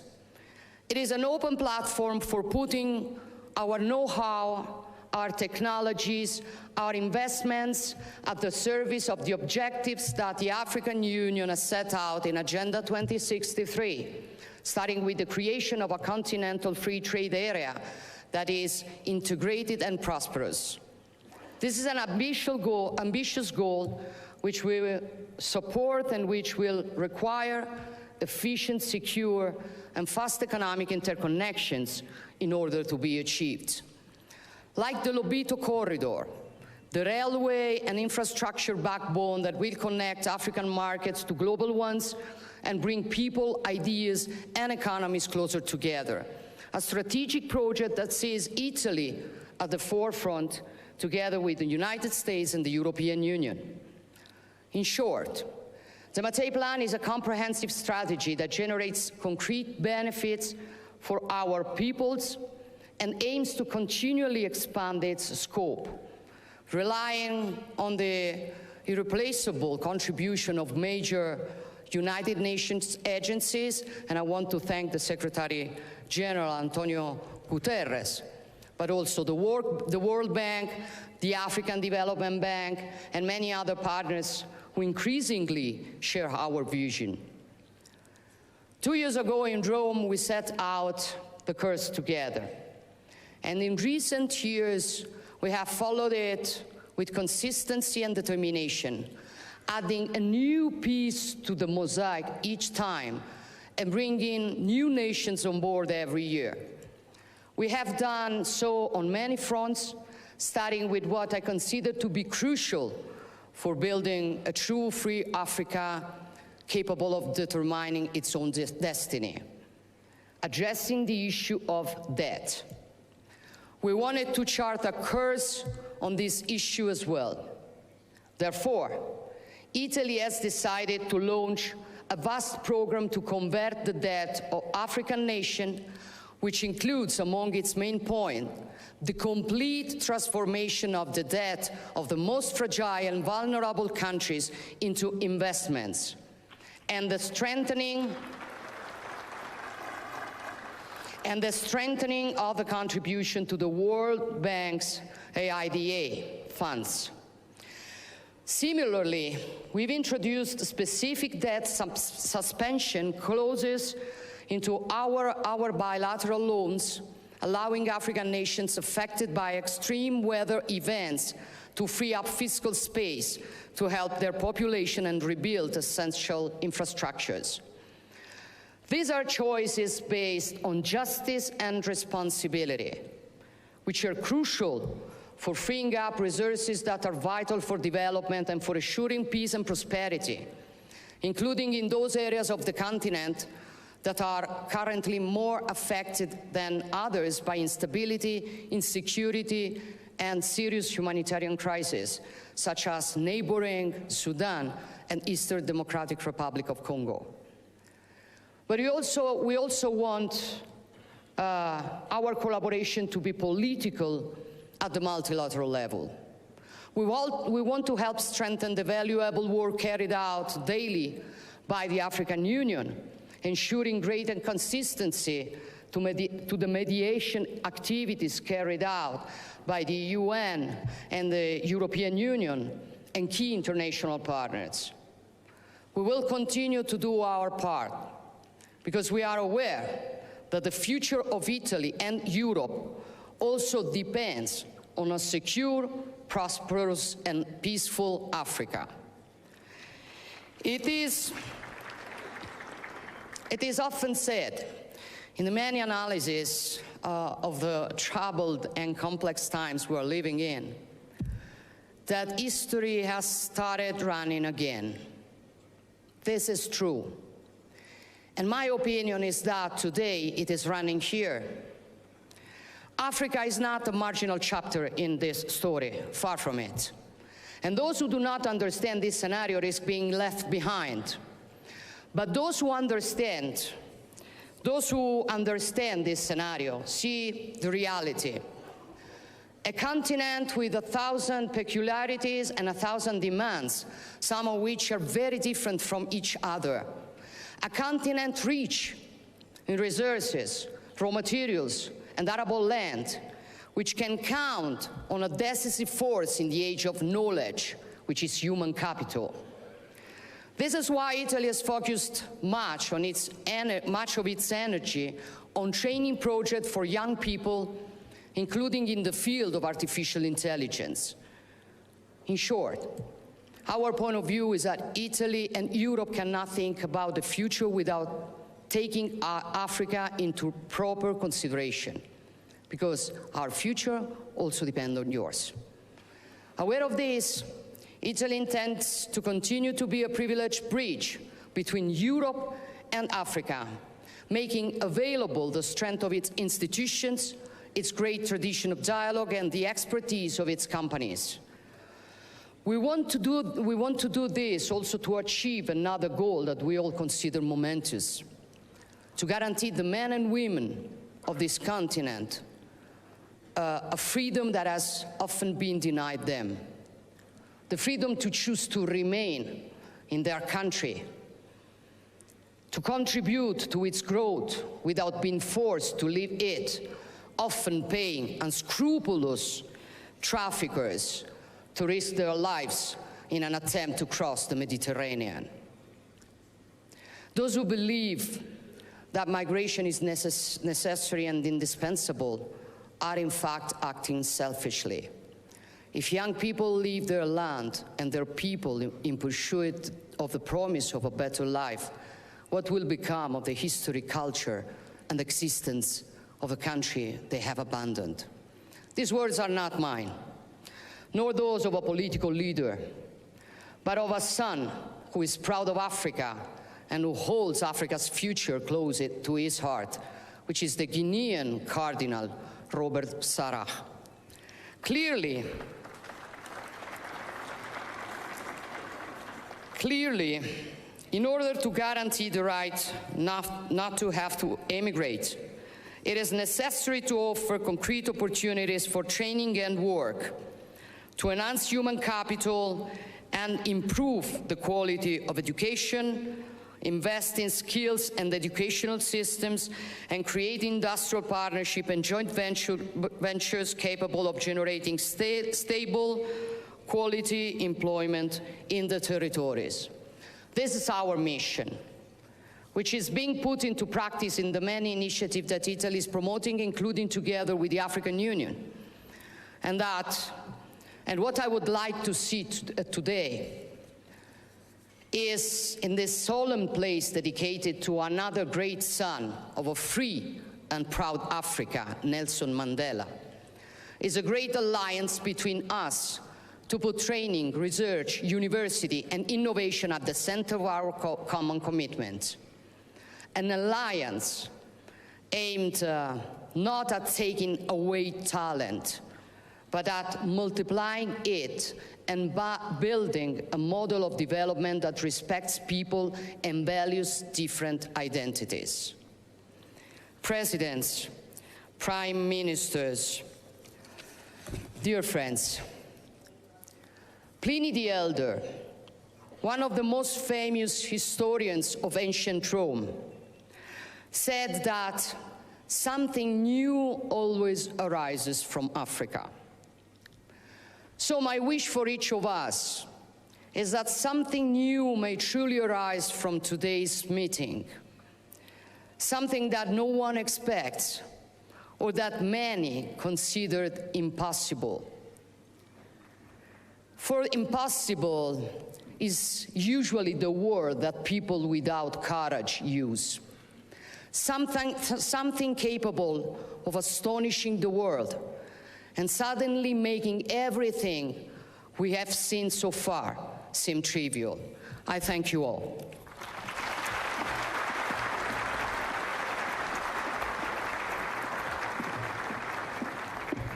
Thank you so much, Excellency. J'ai l'insigne honneur maintenant.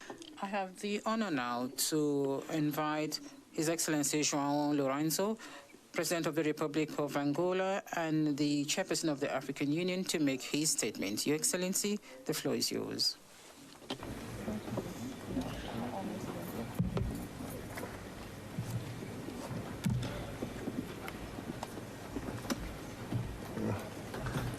Yes, involved.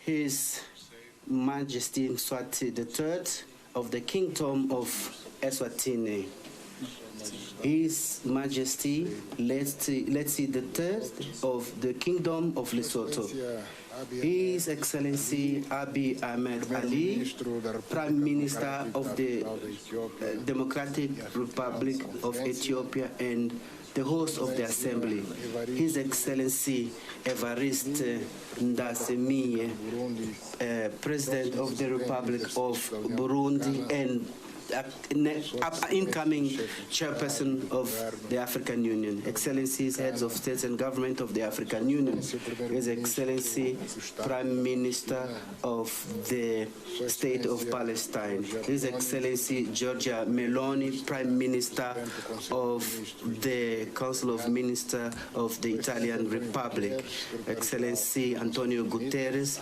Secretary General of the UN, Excellencies, representatives of heads of states and government of the African Union, Excellencies, heads of delegations, Excellency Mahmoud Ali Yusuf, Chairperson of the African Union Commission, distinguished members of the diplomatic corps accredited in Addis Ababa, Excellencies, ladies and gentlemen.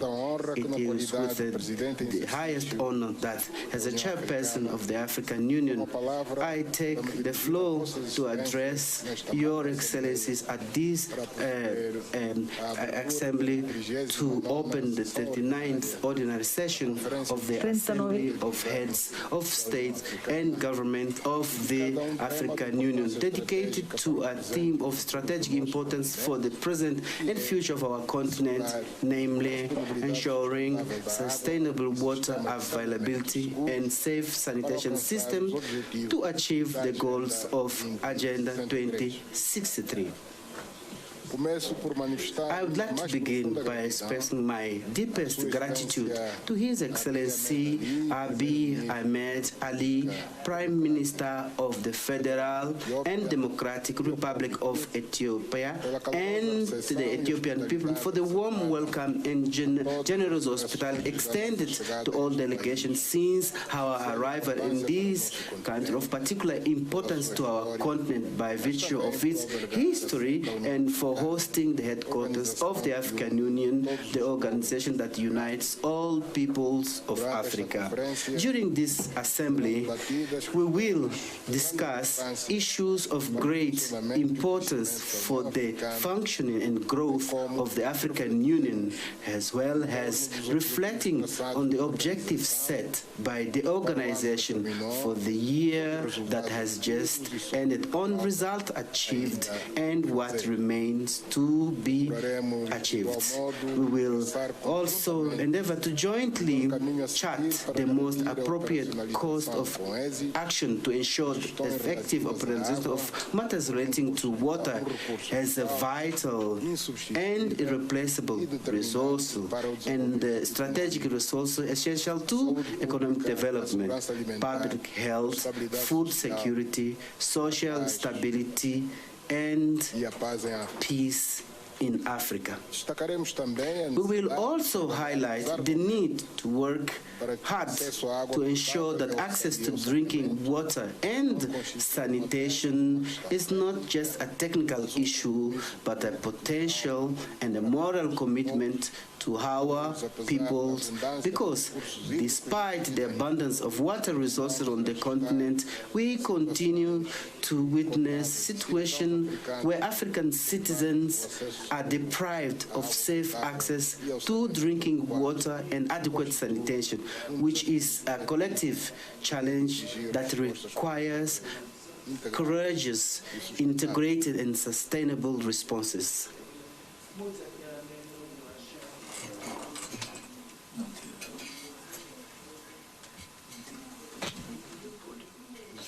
The efforts that we have undertaken to build the Africa we want cannot be fully realized without making significant investment that deliver tangible results in the water and sanitation sector.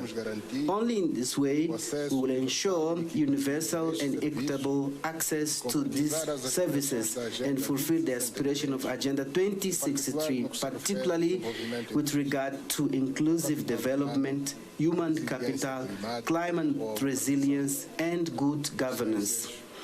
Excellencies, ladies and gentlemen, exactly 1 year ago, the Republic of Angola assumed the chairmanship of the African Union with the firm determination to advance initiatives to contribute to the attainment of the overarching objective enshrined in the Agenda 2063 of the African Union, as well as for the effective operationalization of the issue related to the search for justice for Africans and people of African descent through reparations, a theme adopted by our organization for the year 2025. This mission, entrusted for the first time to my country, has allowed me to contribute with your support to the progress of our common cause based on shared values inspired by the founding fathers of the Pan-Africanism.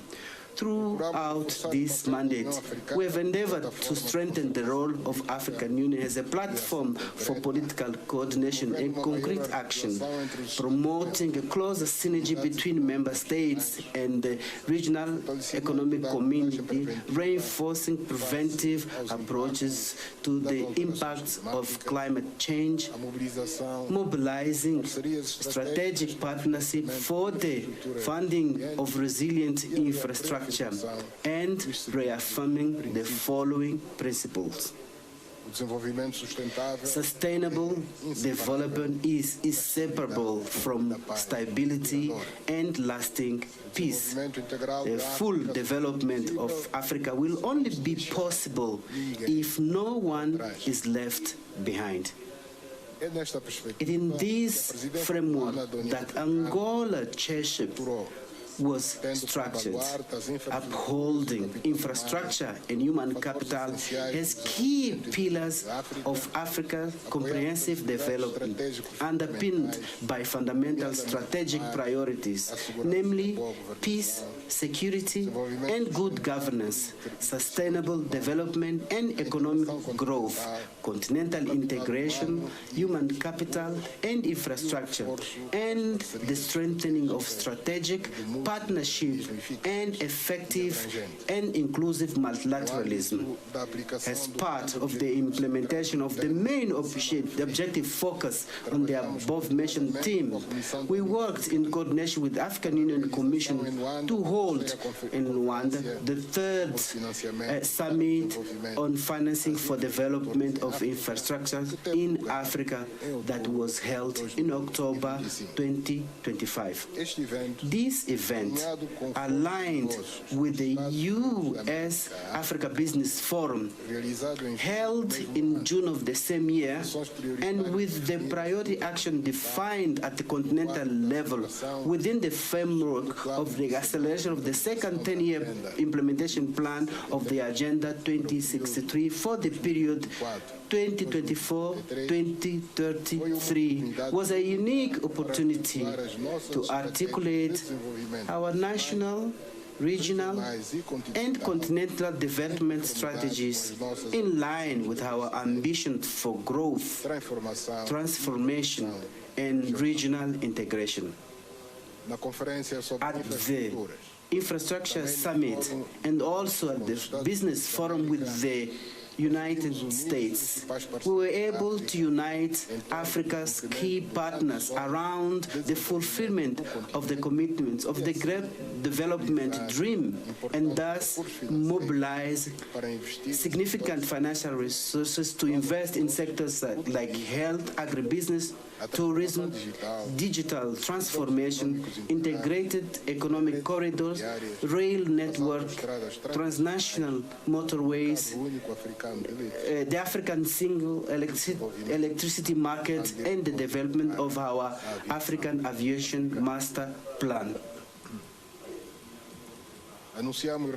We recently announced in Dubai the launch of a major platform entrusted with mobilizing financial capital dispersed across the world to be directed to Africa within an innovative framework aimed at leveraging our natural resources for economic development and social development of our continent.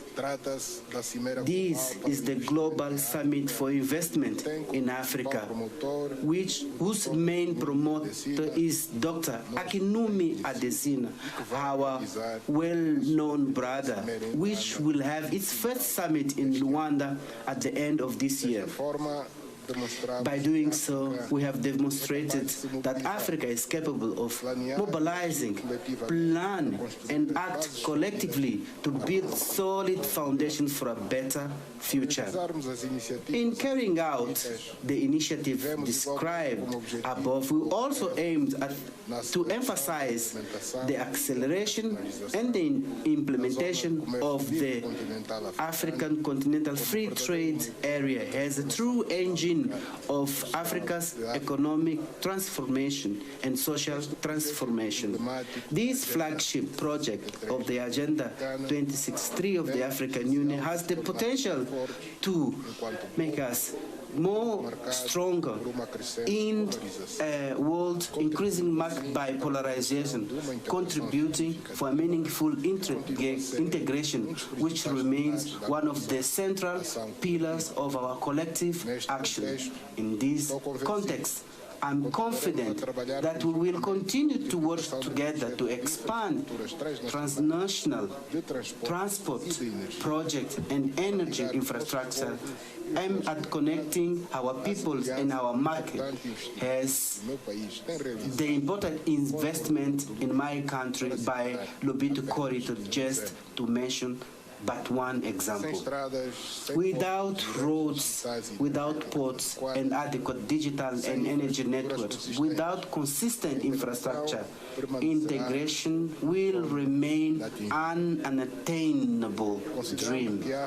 Considering that Africa cannot be a spectator, but a central player in the transformation of the world for the preservation of its strategic interests, structural interests, we participated on behalf of the continent in the G20 summit, in the Tokyo International Conference on African Development, TICAD, in the African Union, European Union Summit, in the 4th International Conference on Financing for Development in Seville, and in the 80th session of the United Nations General Assembly in New York. Our participation in these events was extremely important for Africa because we took advantage of these occasions to defend our common position on issues of vital interest for our continent, such as the reforming of the international financial architecture in making it more inclusive, effective, and adapted to the current challenges, supporting the reduction of African countries' debt costs, and increasing access to sustainable financing, strengthening our renewable energy production capacity, increasing climate resilience and social protection. We reaffirm our commitment towards multilateralism based on respect for international law and the United Nations Charter, and on the reform of the United Nations system, with particular emphasis on the Security Council, which must reflect the reality of the current world in order to ensure the balance between the different geopolitical interests and regain its ability to fully play its role as guarantor of world peace and security. We stand for the promotion of a CFTA as engine of continental economic integration as an important tool for global trade stability. In addition, we highlight the need to count on the support of our partners in investing in Africa's industrial development and transformation of our agricultural system to make them resilient to climate change. The Angolan president has also paid particular attention to the internal function of the African Union from the technical, legal, and administrative organizational point of view.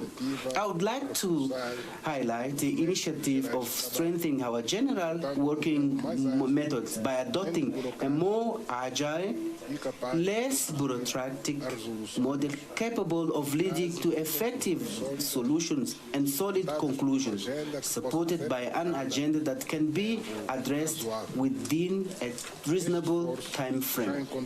This effort, which is of consensus amongst member states, will lead to the adoption of a decision of great importance during this present session. In parallel, in the reforms of our organization for its better functioning. I would like to highlight and commend the commitment and dedication shown by His Excellency William Ruto, President of the Republic of Kenya, and champion of institutional reforms, who will present us a consolidated report on the ongoing process. This document will reflect our desire to streamline African Union structures, contain administrative costs, and strengthen the coherence between institutional reforms and operational effectiveness and credibility of our continental organization. Excellencies, ladies and gentlemen, issues relating to the promotion of peace, security and stability in Africa have also been at the heart of our action since any effort to build the Africa we want will only be possible if we succeed in realizing the dream of silencing the guns in Africa. We have undertaken a collective effort to achieve swift, robust and effective solutions to bring to an end the protracted conflicts that undermine the stability in the continent. Terrorism, violent extremism, and constitutional change of government, with 2 new cases in Madagascar and in Guinea-Bissau, maritime piracy that make security fragile in Africa. As the chairperson of the African Union, as champion for peace and reconciliation in Africa, we will continue to undertake actions to contribute to the resolution of the complex conflicts ravaging Sudan and the DRC. We are deeply concerned about the intensification of clashes between the Sudanese armed forces and the RSF, which have plunged the country into an unprecedented humanitarian crisis with thousands of deaths, massive population displacement, and essential infrastructure destroyed. It is important that the world turns its attention to this catastrophe unfolding in Sudan so that it can be resolved rapidly and protect the civilian populations. We must continue to join forces in helping the people of Sudan in finding the path to peace, harmony, and national reconciliation. With regard to the situation in the Democratic Republic of the Congo, notwithstanding the initiatives undertaken by the Republic of the Angola, Republic of Kenya, which followed the negotiation of ceasefire in Doha and peace accord in Washington, D.C., we continue to observe with concern the deterioration of the security and humanitarian situation marked by the recent occupation of new strategic position and the establishment of a parallel administration in the occupied territories occupied by M23. In order not to lose the gains achieved under the process of Washington and Doha, which recognize the need for inter-Congolese dialogue, Angola has developed initiatives to highlight the vital and urgent importance of the initiation of dialogue as a unique step towards national reconciliation and the achievement of lasting peace throughout the country. In the context of these efforts, I would like to take this opportunity to congratulate the diplomatic initiatives of His Excellency Faure Nyasimbe, President of the Council of Talk and mediator of the peace process in the Eastern DRC, who, in seeking African solution to African problems, has been developing actions that can help to preserve peace and security in this sisterly country.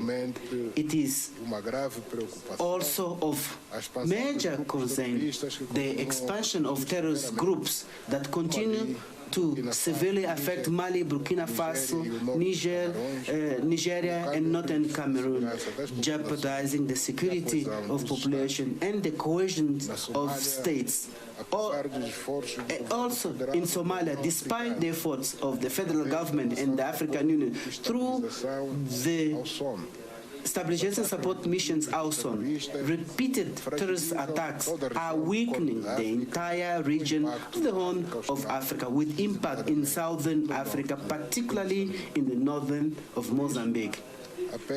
I therefore call on an increased support in all areas, including in greater advocacy among international partners, in particular within the UN Security Council, with a view to mobilizing additional resources that are essential for the success of this peace mission.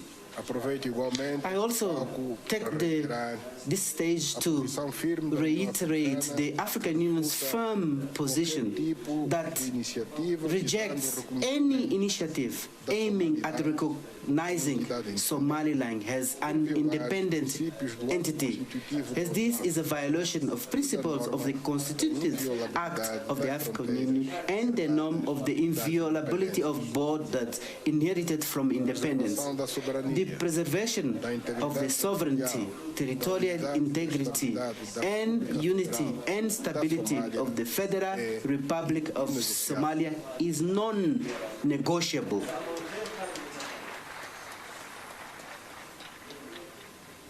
Africa has a strong institution that is capable of meeting the major challenge that our continent faces ahead, thanks to its approach to fundamental issues and its ability to coordinate the major initiatives that we have sought to implement in order to put Africa and place Africa in the path to development. The African Union enjoys growing prestige, as we can see from the interest from our partners in making their voices heard in our meetings, because they recognize our potential internally and the contribution that we can give in our resources to the development of humanity. And our internal resources has courageous yet sensible, moderate and balanced political position on international peace and security, on the global economy and trade, and the energy, food, and humanitarian and climate crisis that the world faces currently. Excellencies, ladies and gentlemen, as a member of the Peace and Security Council for the period 2024 to 2026, my country has committed to strengthen this fundamental body of our continental organization and adapt the African peace and security architecture to the current challenges. We need to improve the effectiveness of our conflict prevention mechanism and conflict resolution so that African Union can strengthen its capacity to respond to crises that affect directly our member states. On this basis, and in view of the increased security crisis in Africa, we have decided to propose an extraordinary session of heads of state and government of the African Union in Rwanda that will be dedicated to analyzing solutions to address and respond to the threats to peace, security, and development on our continent. I am convinced that this initiative could contribute significantly to strengthening the mechanism and means of conflict prevention and management and resolution of conflicts in Africa. We are witnessing to the emergence of new phenomena that should not be legitimated and endorsed by the African Union Peace and Security Council. When we talk on the need to restore constitutional order after power has been seized by unconstitutional means, we are not saying that it will be restored as long as the perpetrators of the coup d'etat hold elections and get themselves elected. This is a way of whitewashing an act that lacks legitimacy, which unfortunately is being seen as normal and therefore acceptable, when indeed it threatens the foundations of principles of and peace and security of the continent.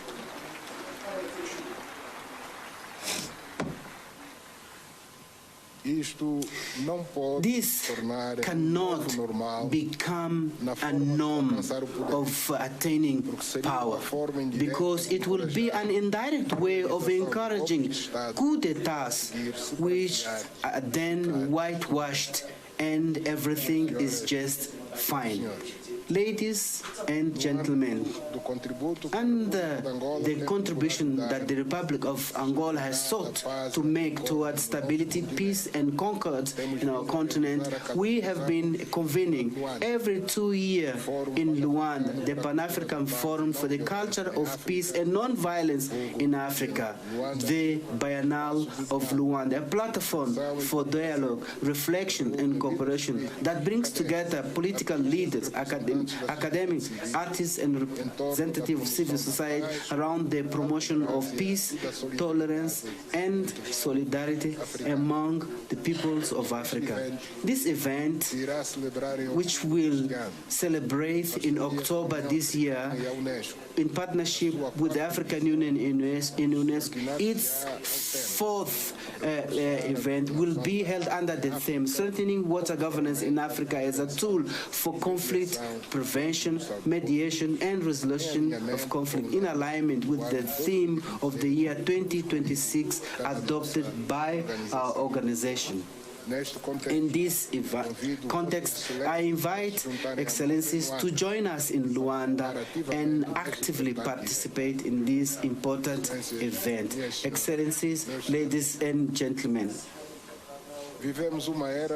we live in an era of global geopolitical reconfiguration, making it essential that Africa to defend strong and common position on vital issues such as climate change, health, human rights, peace and food and security, and multilateralism, which should be seen as the most important tool for the restoration of the world war. In the current geopolitical context, marked by a worrying weakening of global governance institutions, has greatly undermined the positive advances made in the field of multilateralism in recent decades. This fragility is particularly acute in Africa, forcing us to redouble our efforts to defend our interests, our peoples, and our nations. Therefore, we must continue to build a stable, integrated Africa where conflicts are prevented and resolved by African mechanisms, ones that are strong and consistent. That is why I call on member states to adopt a more responsible and inclusive forward-looking governance, so that our institution can reflect the collective will that strengthens the confidence of our youth in our common project.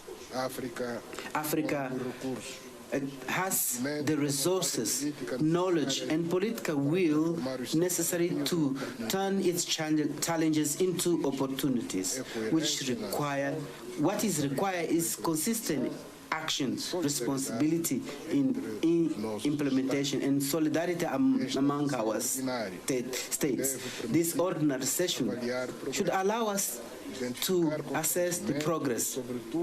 It identifies challenges and above all make clear commitments capable of producing real impact in the lives of our population. It should also reinforce our collective resolve to build a more resilient and fairer and more prosperous Africa in line with the vision of Agenda 2063 and legitimate aspirations of the African people. With this consideration, I hereby declare the 39th Ordinary Session of the Assembly of the Heads of States and Government of the African Union open. Thank you very much for your kind attention.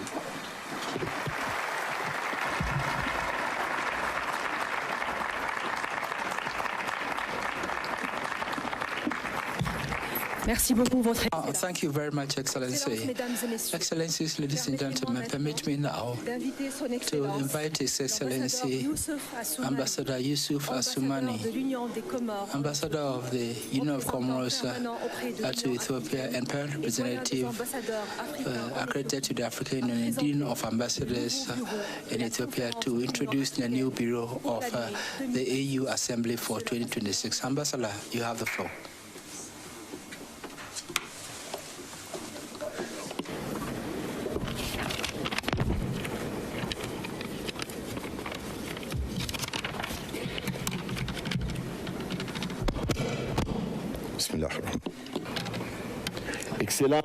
Excellency, Monsieur Lorenzo, President João Lourenço, President of the Republic of Angola and current Chairman of the African Union. Excellency, Monsieur Abiy Ahmed, Prime Minister of the Federal Democratic Republic of Ethiopia. Excellency, Monsieur Mahmoud Ali Yusuf, Chairperson of the African Union Commission. Excellency,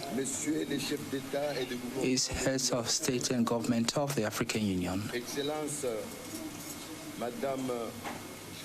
Excellency Giorgia Meloni, Prime Minister of Italy.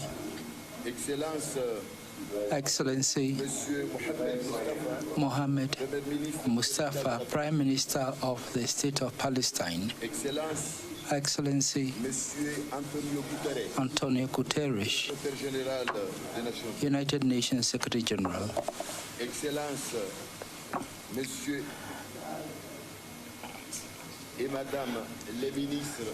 Excellencies, Ministers of the African Union.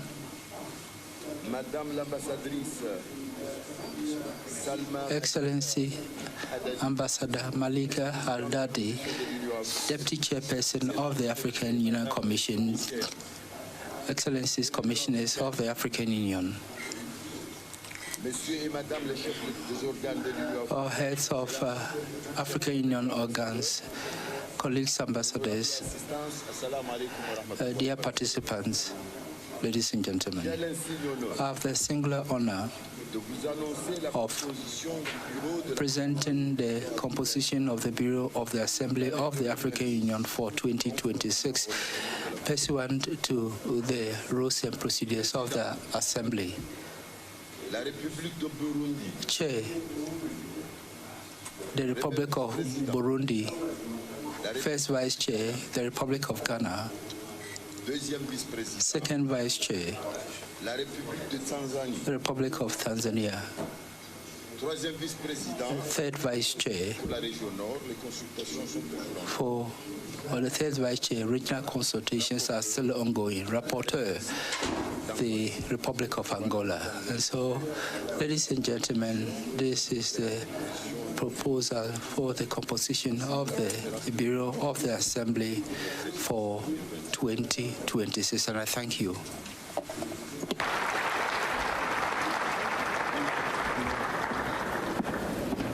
Merci beaucoup, Monsieur l'Ambassadeur. Thank you very much, Ambassador. Excellencies, ladies and gentlemen, permit me now to we proceed to the handover of the chairmanship of the African Union. I have the honor to invite His Excellency João Lourenço, President of the Republic of Angola and outgoing Chair of the African Union, to deliver his remarks.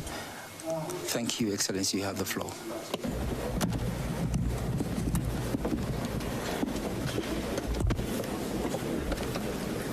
Sua Excelência Evariste.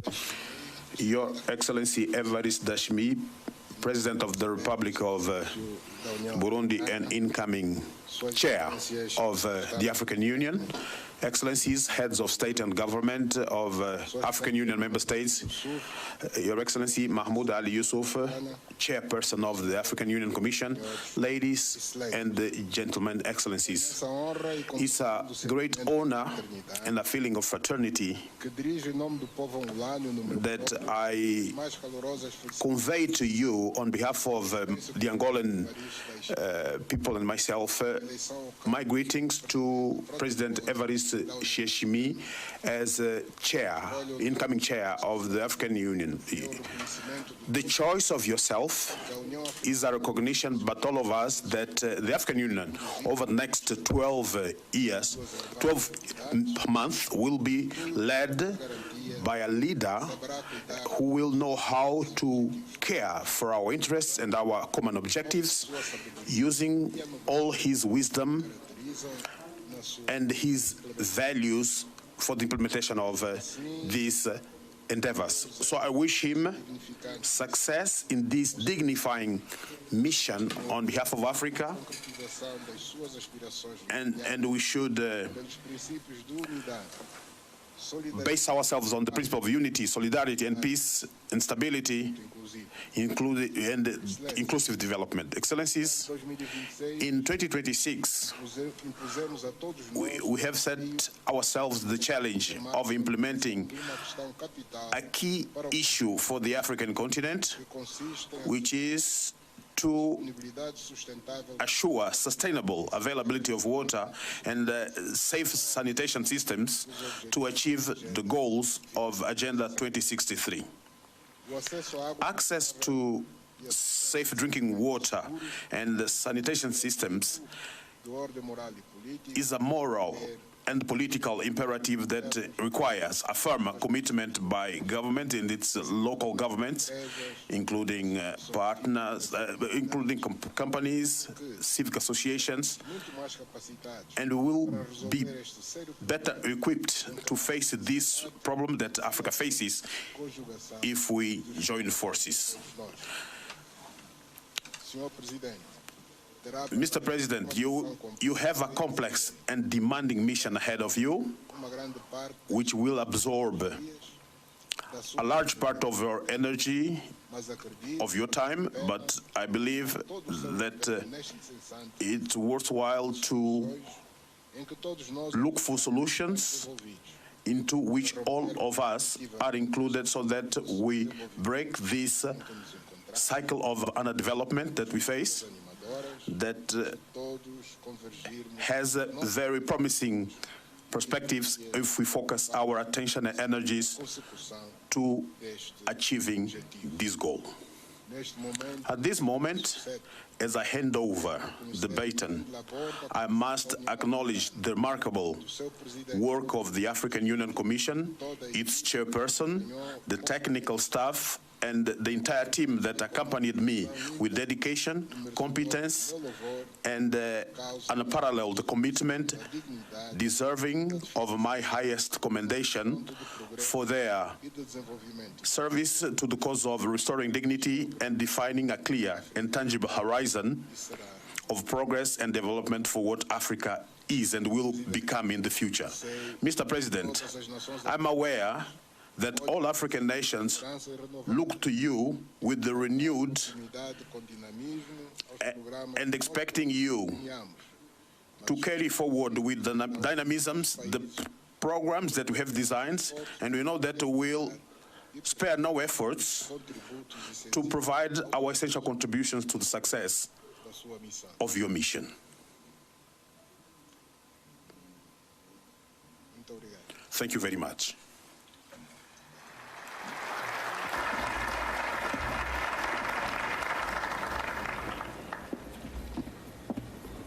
Merci beaucoup, Monsieur le Président. Thank you very much, Excellency. Excellencies, ladies and gentlemen, I have the honor to welcome Evariste Ndayishimiye, President of the Republic of Burundi and the incoming chairperson of the African Union, for the handover ceremony and to deliver his acceptance speech. May you give me a round of applause, please. Excellency Ndayishimiye, please, you are welcome.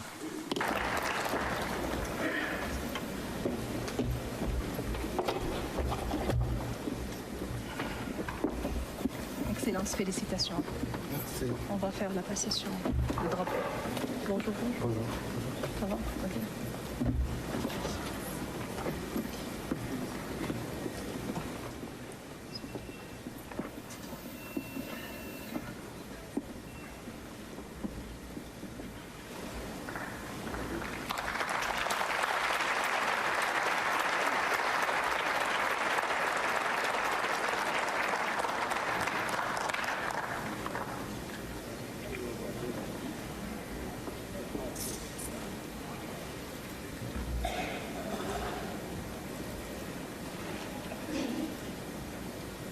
Bom, vamos então dar início a. So we will now start our handover ceremony, starting with our union's flag.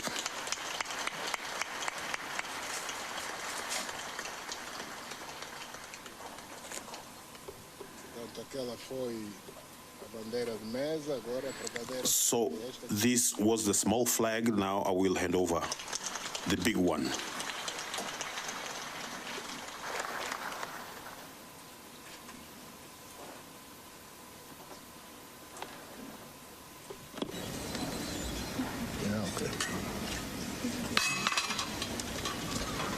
Bom, e agora o mais importante. Now the most important. Símbolo do verdadeiro poder. The token of real power that President Ndayishimiye will take over, which is the gavel,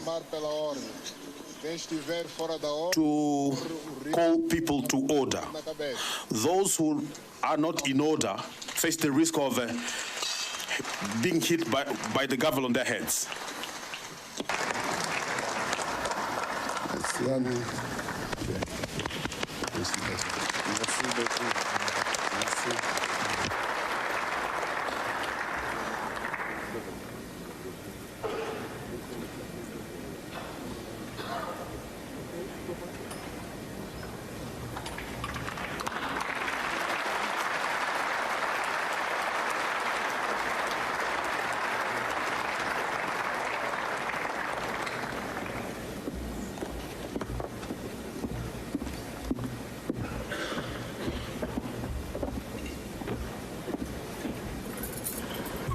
Excellence, Monsieur. Excellency, President, we now invite you to deliver your acceptance speech. Thank you very much.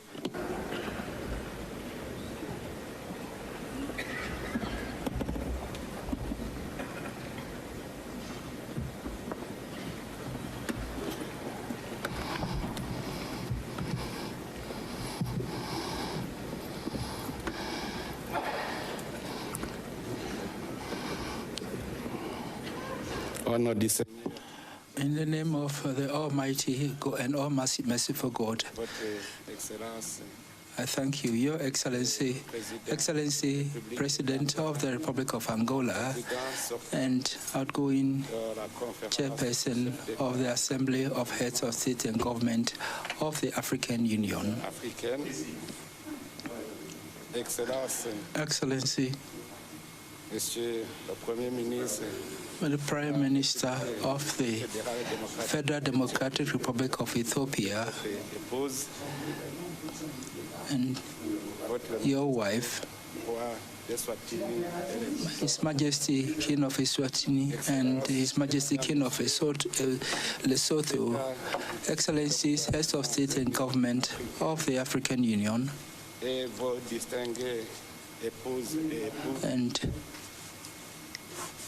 your distinguished wives, Excellencies, the Prime Minister of Italy, Excellency, the Secretary General of the United Nations, Excellency, the Chairperson of the African Union Commission, Excellency, the Deputy Chairperson of the African Union Commission,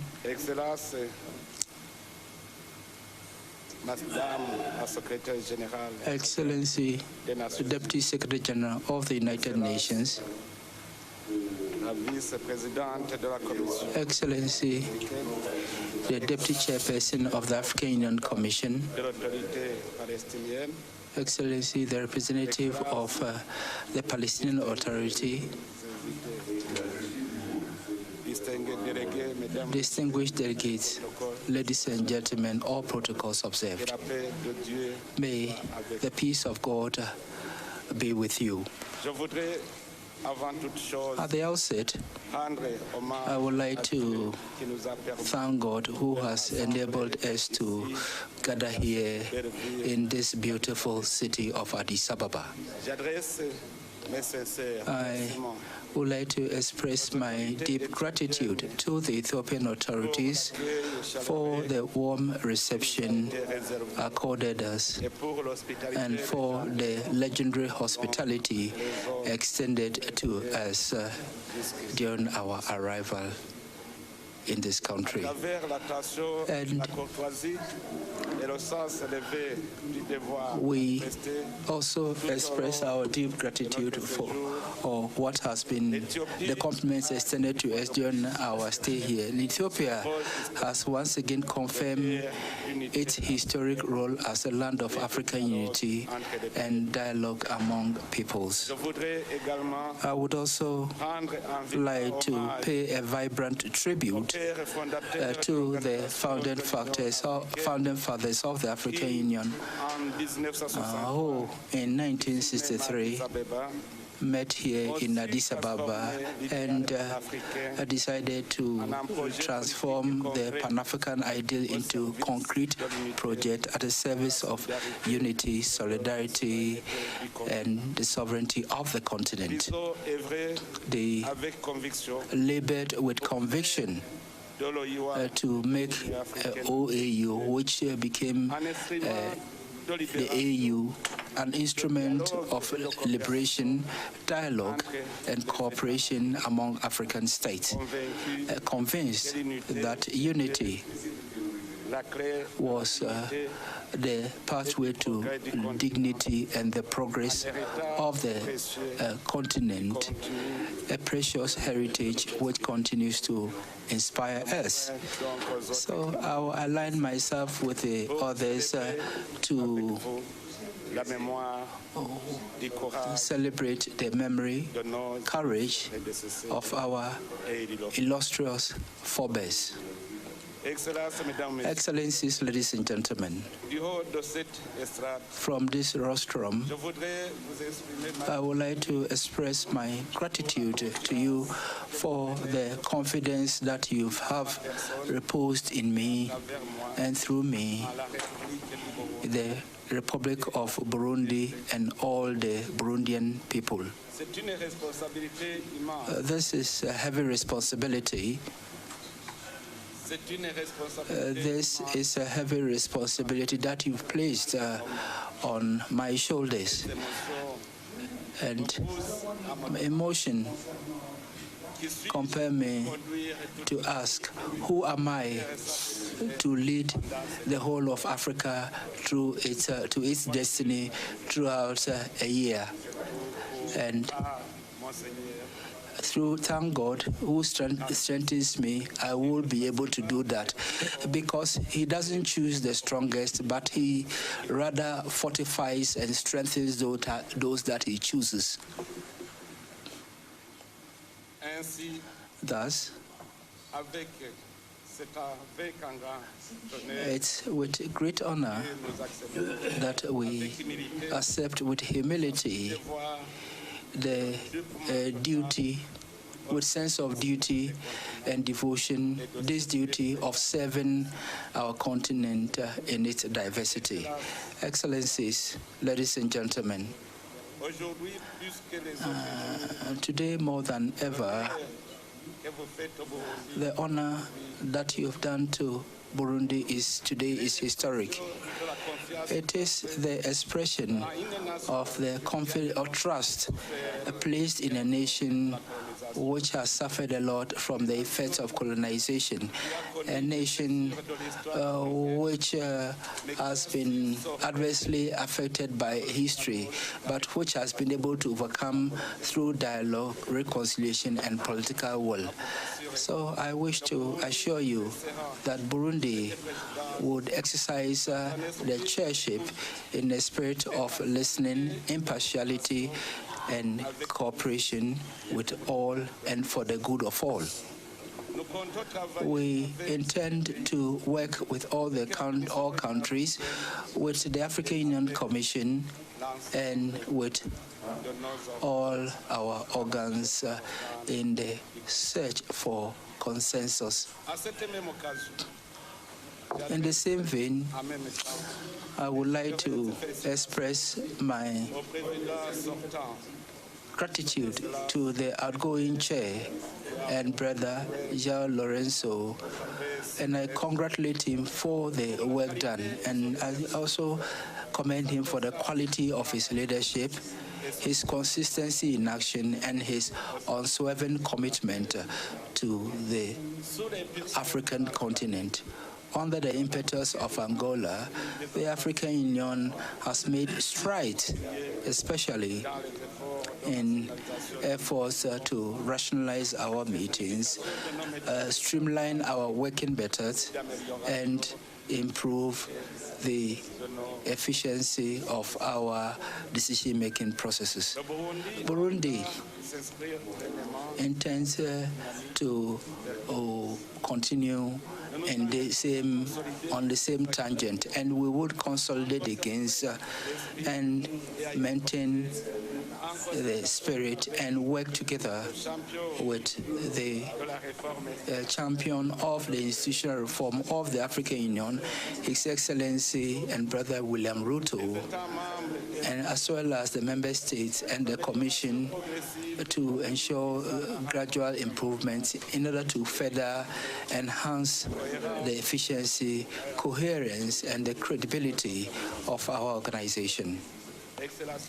Excellencies, ladies and gentlemen, the sister Republic of Angola has handed over to Burundi against the backdrop of an international contest blighted by considerable geopolitical transformation, security crisis, persistent economic tensions, and the accelerated effects of climate change, and the increasing questioning of multilateralism.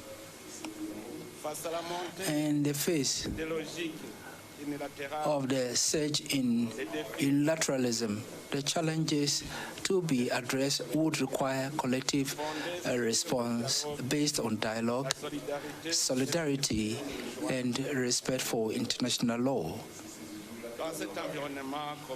In this complex environment, multilateralism still remains key to peace, stability, and sustainable development.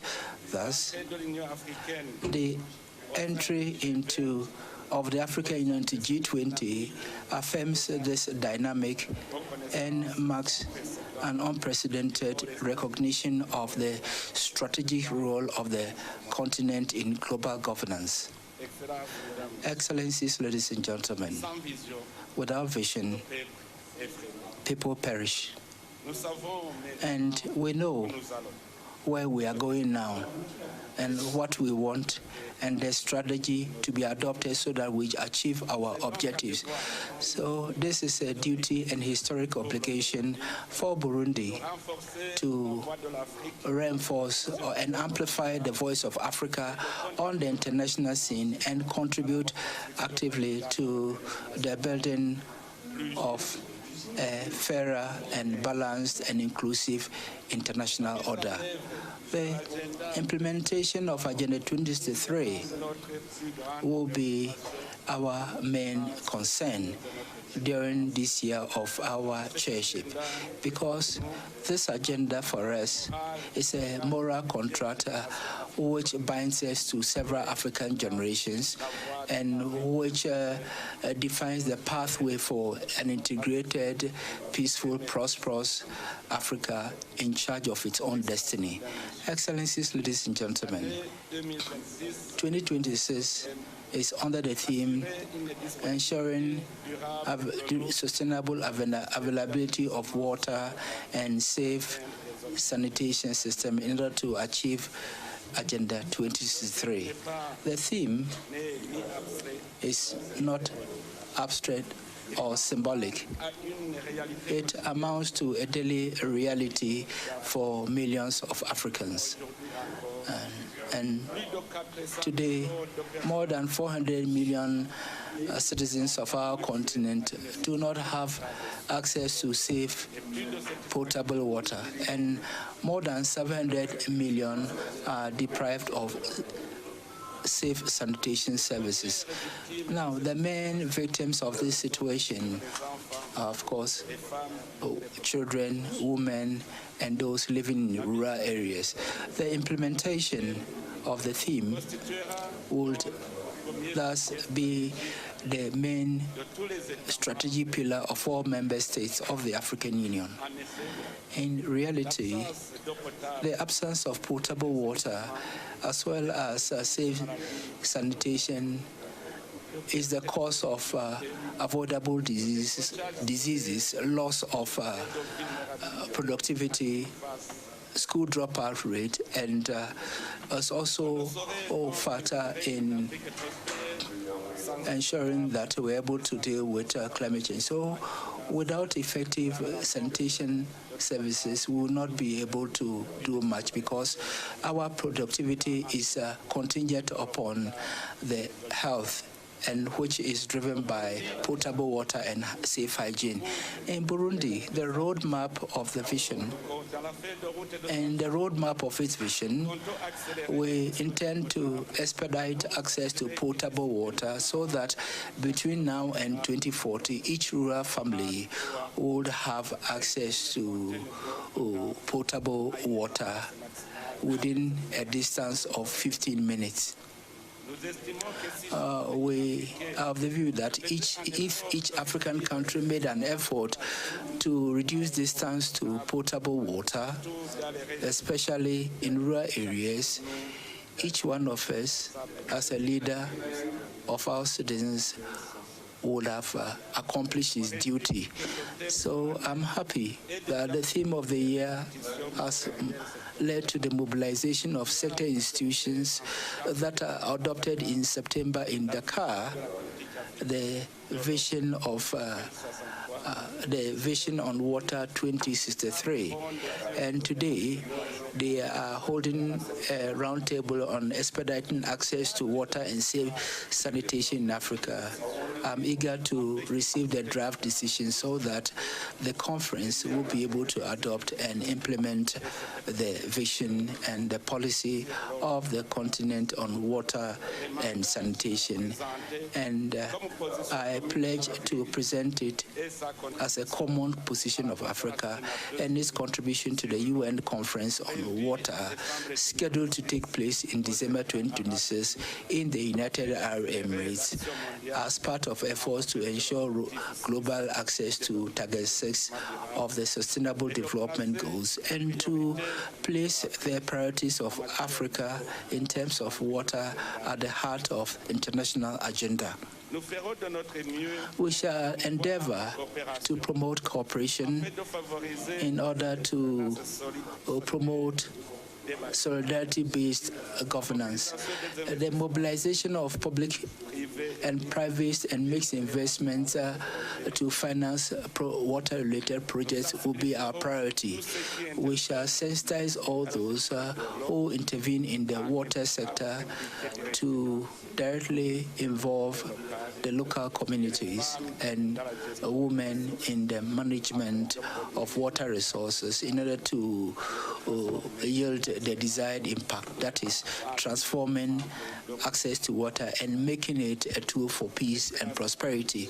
Excellencies, ladies and gentlemen, the second pillar of our chairship is on peace building as well as ensuring security that are the prerequisites for any sustainable development and regional and continental integration.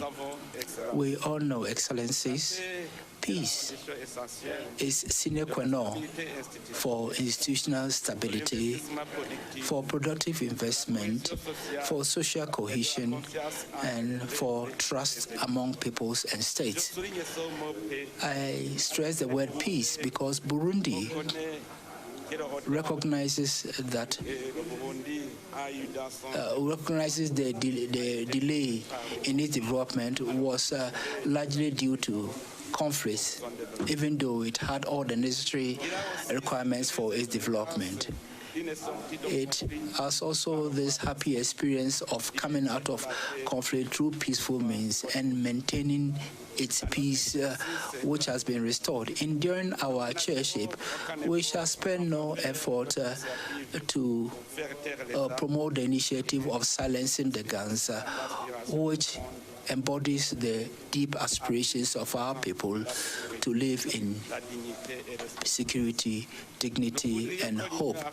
And we want the African Union to put a premium on strengthening complementarity between the African peace and security architecture and then African governance architecture in a holistic approach combining conflict prevention, early warning, preventive diplomacy, mediation, inclusive governance, and post-conflict reconstruction in close collaboration with the regional economic communities and the regional mechanisms in order to restore peace. Excellencies, ladies and gentlemen, the experience on our continent shows that durable peace can only be built through inclusive process of permanent dialogue, reconciliation, reinforcing of national cohesion, and consolidation of institutions. It's also contingent upon the promotion of participative governance, justice, and balanced economic development, as well as taking into account the structural drivers of fragility, especially poverty, persistent inequalities, exclusion of youth, and the marginalization of some sections of our society. We shall once again resort to the dynamism and then the good faith of the youth, whilst also involving women to reflect on a sustainable strategy for preventing conflicts in Africa. Therefore, and as we do each year, in my capacity as the AU champion for youth, peace, and security, I intend to organize in August 2026 in Bujumbura, the capital of African youth, one of the biggest meetings of the African youth, which will be devoted to a continental dialogue on youth, peace, and security, coupled with the Women, Peace and Security agenda. The forum will be intergenerational and will seek to promote open, constructive engagement between the youth, political leaders, continental institutions, civil society, academia and the private sector. The purpose is to enhance mutual understanding and to capitalize on African experience and to make effective recommendations that are in sync with the realities on the ground. Through this initiative, Burundi would seek to ensure that the youth take ownership of the African youth peace security agenda, whilst affirming the central role of African Renaissance, which we all wish for. In the same vein, the search for peace and enhancing African solidarity, we would initiate a collective reflection on the need to review some institutional practices and their impact, especially those relating to the participation of some states in our work.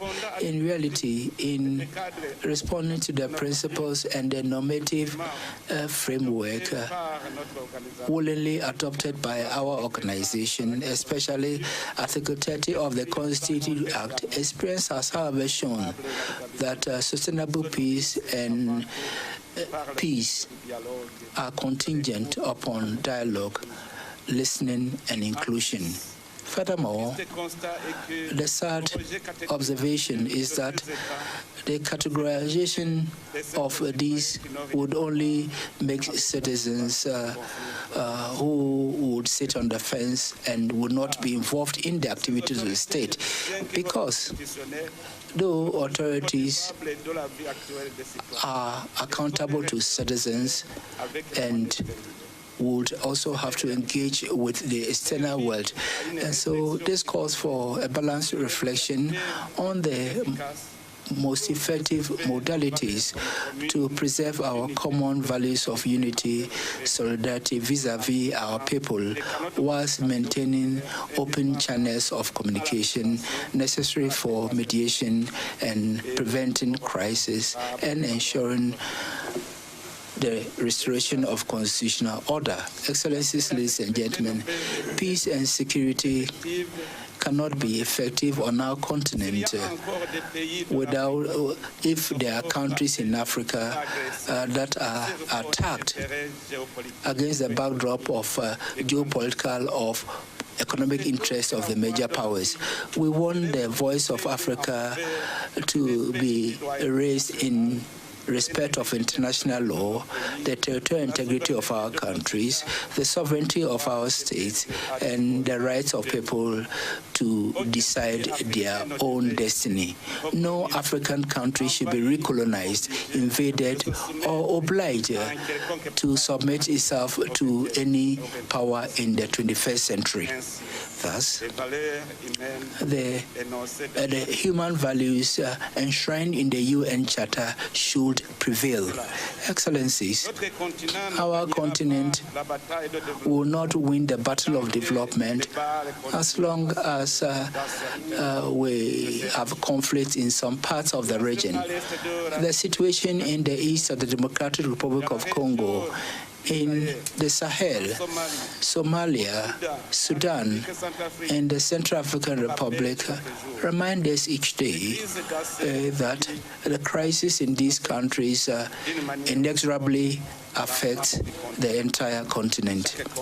Each conflict undermines our economies and the youth of millions of African youth.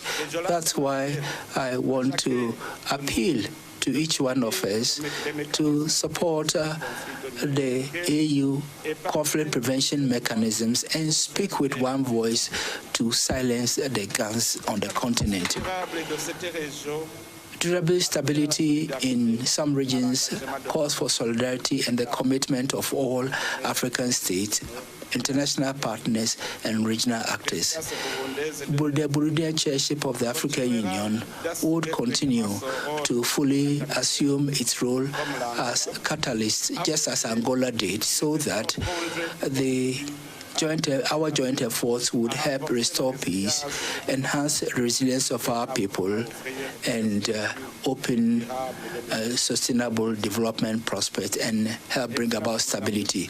Excellencies, ladies and gentlemen, the third pillar on which we need to focus on is the future. And that forms part of the vision of African Renaissance based on innovation, science, skills development, and the empowerment of women and youth, which we call A-Rise. In reality, statistics show that Africa would have a population of more than 2 billion in 2050, many of whom will be youth. The demographic dividend can be a strength or risk based on the choices we make today. Our capacity to transform the demographic potential into engine of growth, stability, and job creation will depend on the choices we make in terms of education, vocational training, scientific research, and access to jobs. And so here, I want to stress youth employability, because we note that there is a brain drain from Africa to the developed countries. And through A-Rise, we need to encourage the reinforcement of educational system, build skills required by the labor market, as well as investments in science, technology, and innovation as essential instruments for the structural transformation of our economies. In our action, the economic and social empowerment of women should be given a pride of place, and it should be cross-cutting in all action, because we are convinced that no sustainable renaissance will be possible without the full participation of women at economic, political, and social life. As the missionary of the African Union, I will continue to contribute with my peers so that states take into account the role of youth and women in development. The Burundian experience in creating Youth and Women's Bank has contributed to the creation of an ecosystem which promotes youth and women entrepreneurship, access to financing, and access to market, especially within the framework of the implementation of the African continent free trade area.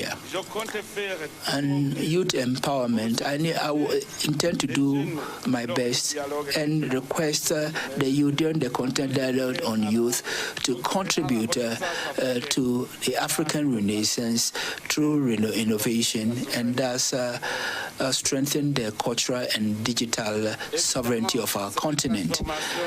Obviously, this transformation can only be dynamic if it brings together all African economic operators among themselves.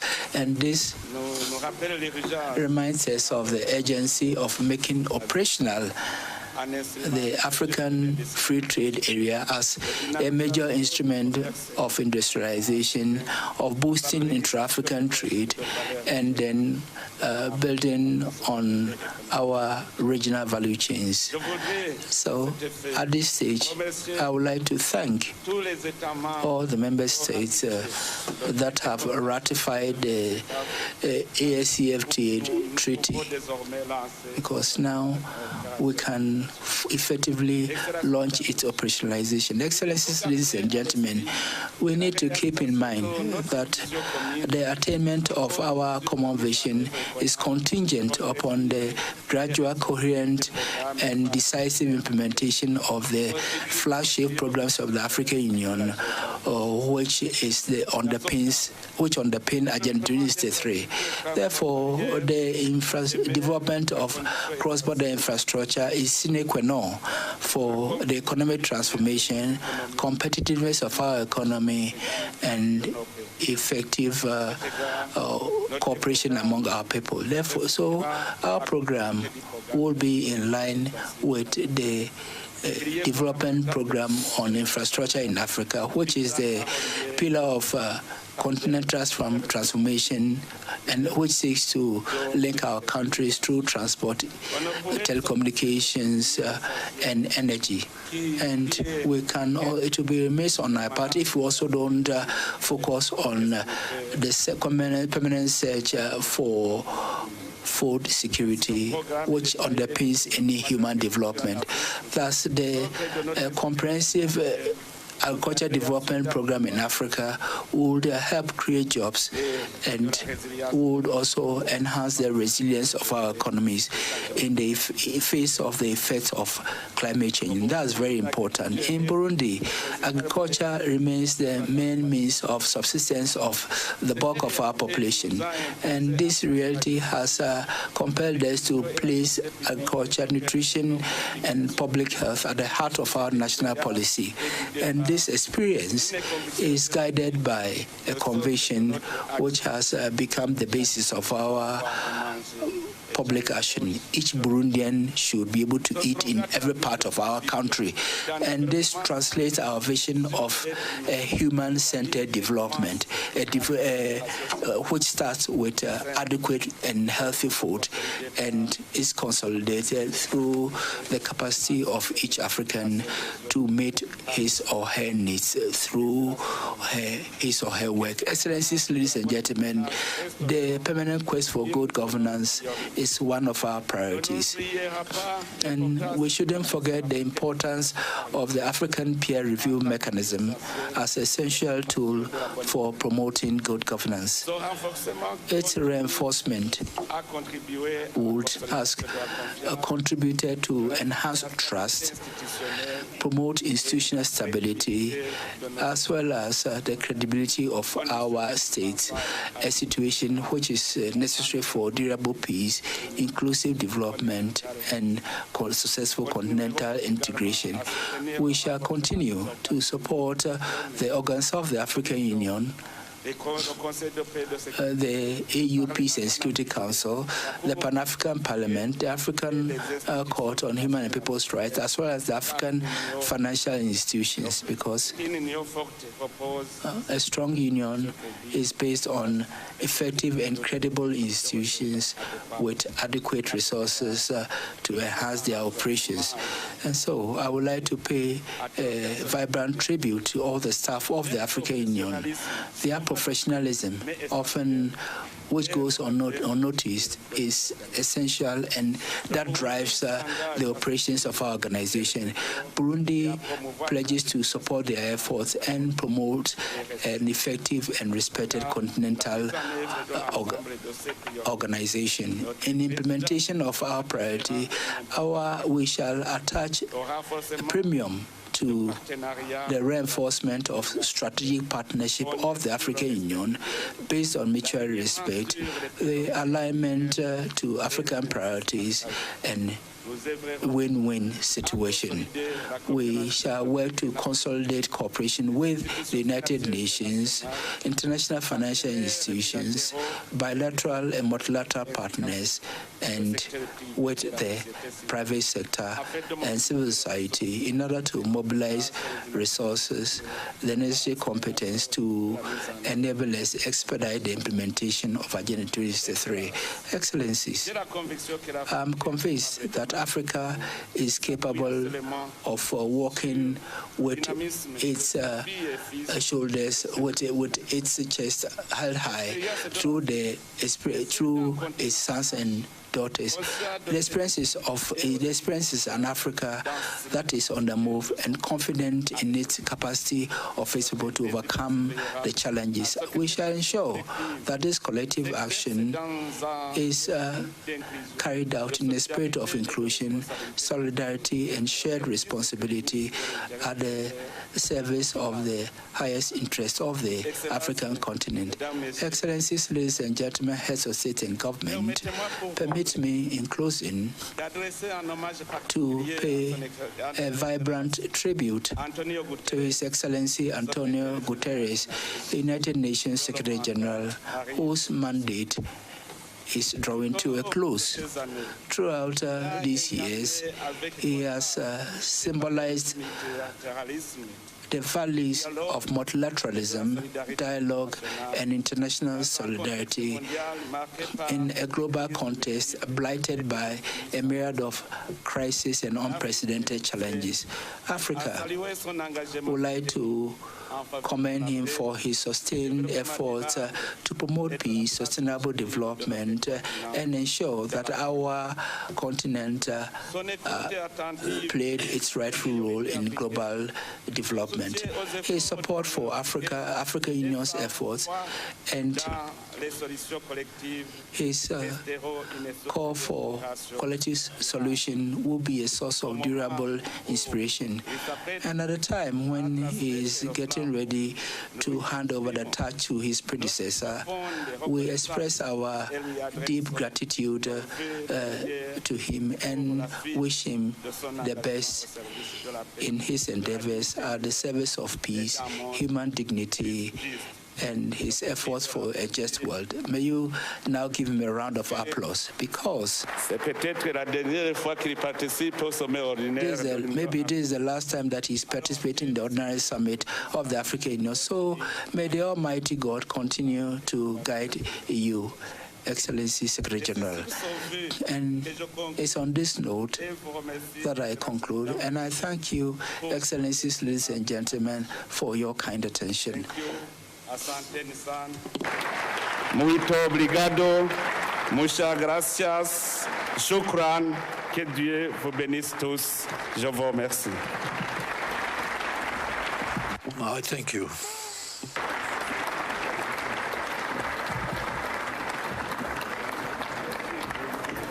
Grand merci, Excellence. We thank you very much, Excellency. Ladies and gentlemen, I have the honor now to invite His Excellency, the Commissioner for Agriculture, Rural Development and Blue Economy and Sustainable Development, to present the theme of the year 2026. Excellency Commissioner, you have the floor.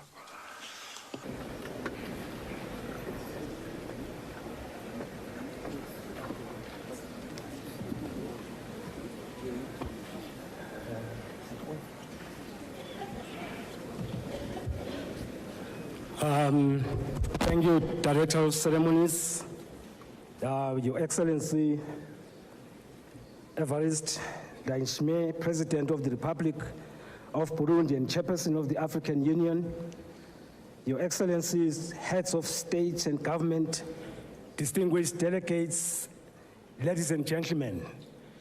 As part of the theme launch, we will show you a short video, please.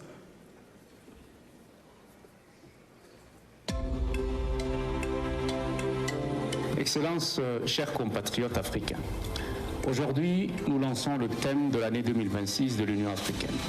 Assurer la disponibilité durable de l'eau et des systèmes d'assainissement sûrs pour atteindre les objectifs de l'agenda 2063. L'eau et l'assainissement ne sont pas seulement essentiels à la vie, ils sont le socle de la dignité du continent, à travers les cultures fondamentales. Pourtant, pour plus de 400 millions d'Africains, ce droit reste un rêve. Ils n'ont pas accès à l'eau potable et près de 780 millions d'entre eux manquent d'assainissement de base. The AU 2026 theme recognizes that water is not only a social necessity, but also a driver of industrialization, job creation, and sustainable development, essential for public health, food security, economic productivity, and social well-being. It is a call for African leaders to strengthen political leadership, mobilize investment, and advance integrated approaches across borders. It will catalyze transformative action, strengthen governance, and accelerate progress toward Agenda 2063 and SDG 6. Too many families still walk long distances to fetch water. Too many children miss school because of unsafe sanitation. Too many communities are pushed back into poverty each time droughts or floods strike. This must change. That is why the African Union Commission has declared 2026 as the year of assuring sustainable water availability and safe sanitation systems to achieve the goals of Agenda 2063. This theme is a statement of intent and a promise to the people of Africa. Achieving universal access to water and sanitation requires substantial and sustained financing. The theme helps the continent mobilize greater commitments from member states, development partners, and the private sector to close Africa's water investment gap.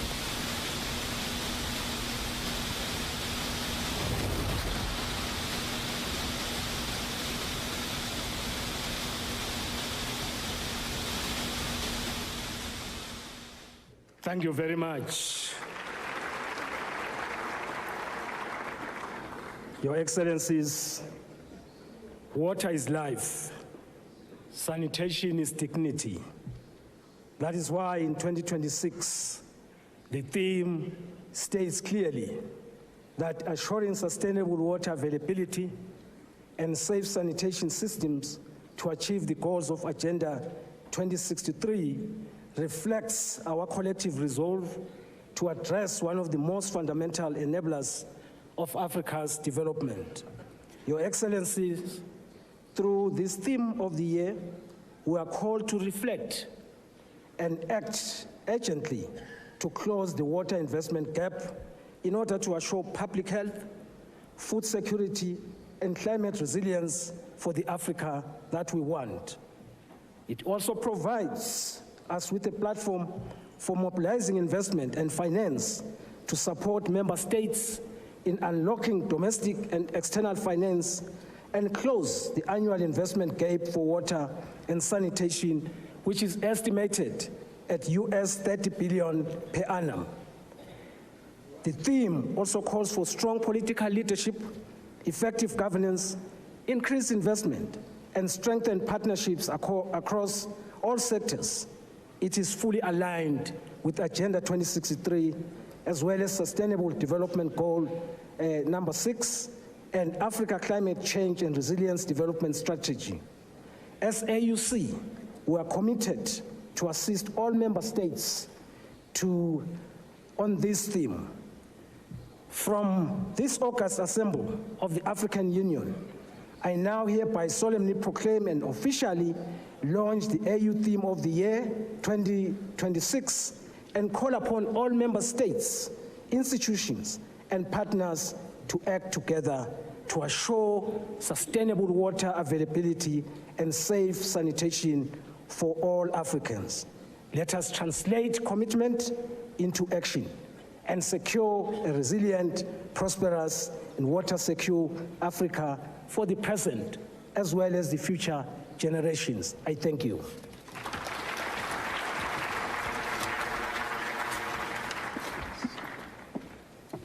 Merci beaucoup, Monsieur le Commissaire.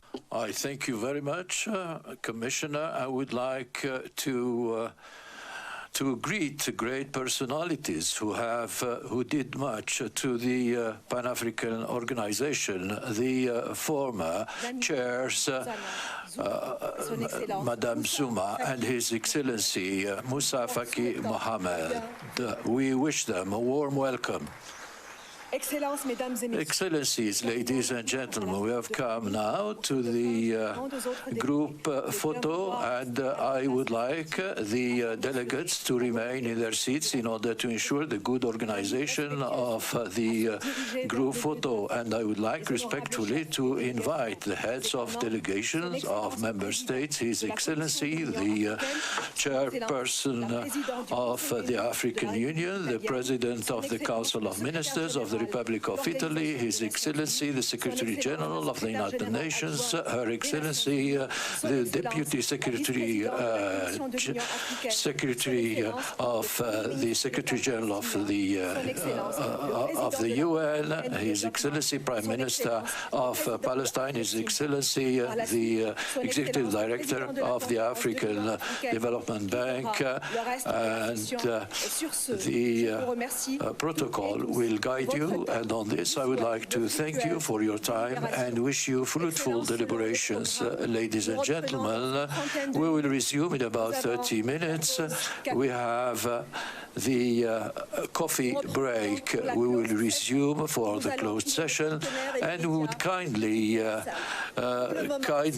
ask the media to leave the hall. Please remain in your respective seats in order to organize the group photo and give the opportunity to the heads of state and government to go to the indicated venue. Thank you.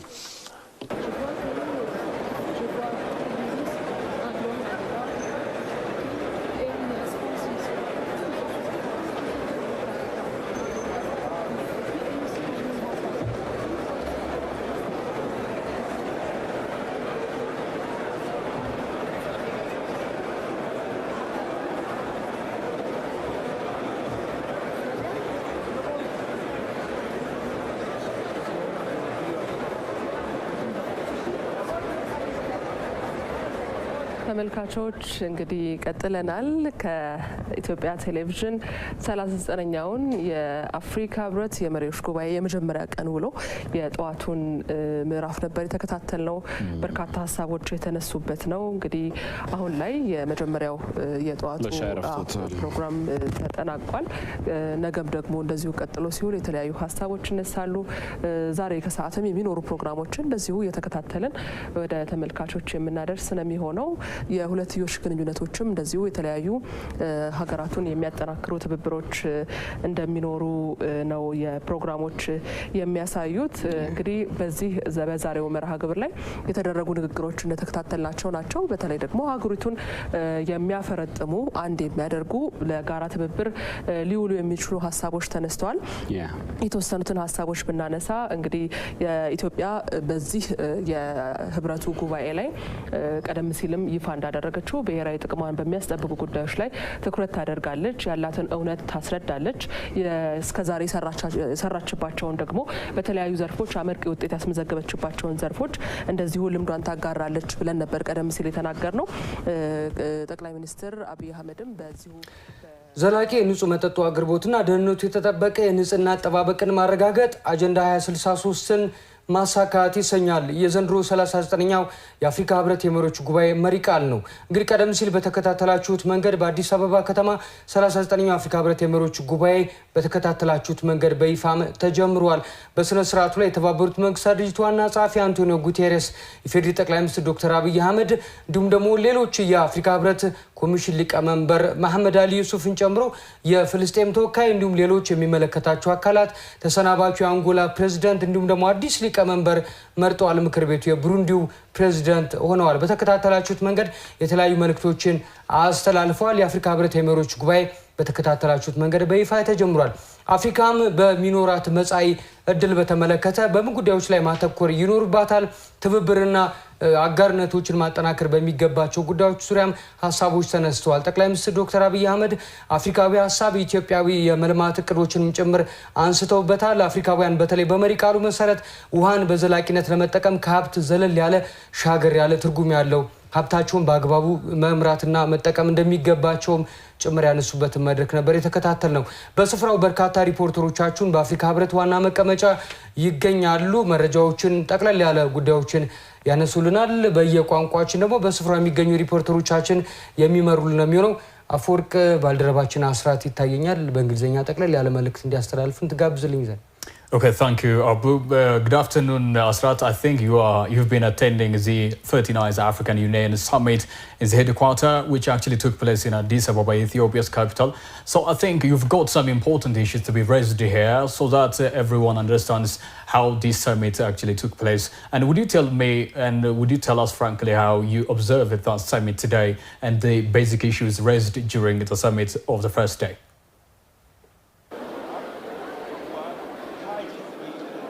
Hello viewers, hello studio. The 39th ordinary session of the Assembly of the African Union, heads of state and government kicked off this morning with the opening session, and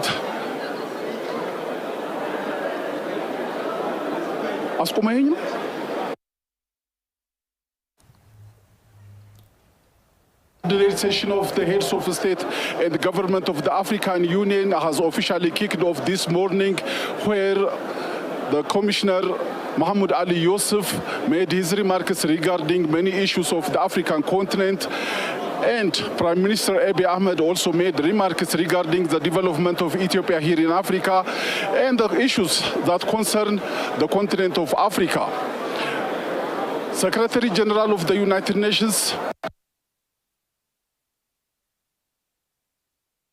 concerns Africa in general, the peace and the security of Sudan, that of the Democratic Republic of the Congo, the Central Republic, the African Central Republic, and every commotion and conflict here in Africa must be resolved in a peaceful way, was the message delivered by Antonio Guterres this morning.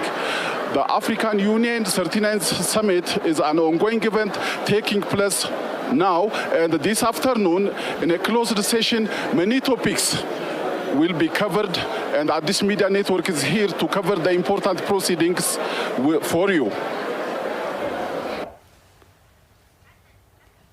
مشاهدينا، ونستكمل معكم كذلك القمة 39 للاتحاد الإفريقي لرؤساء وحكماء الدول الأفارقة. زملاؤنا من مقر الاتحاد الإفريقي يتواجدون الآن من مقر الاتحاد الإفريقي، والذين حضروا افتتاح القمة بحضور رئيس الوزراء الدكتور أبي أحمد ورئيس مفوضية الاتحاد الإفريقي محمود علي يوسف.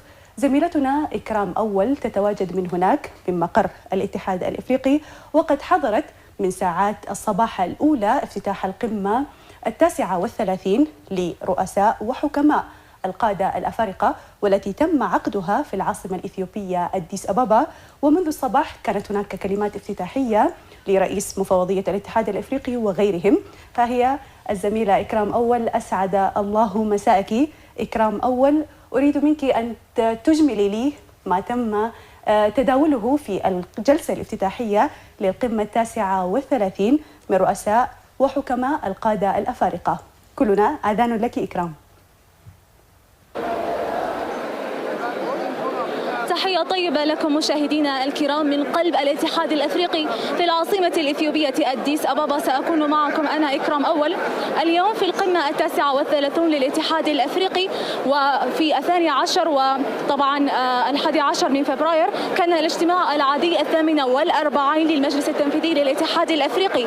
طبعا طرحت مسائل عديدة في الجلسة العادية، مسألة السودان طبعا، حيث يعني ذكر رئيس وزير خارجية السودان محي الدين سالم عن قضية السودان، وكما تم طرح مجموعة ال20 لأخذ خبرة جنوب أفريقيا في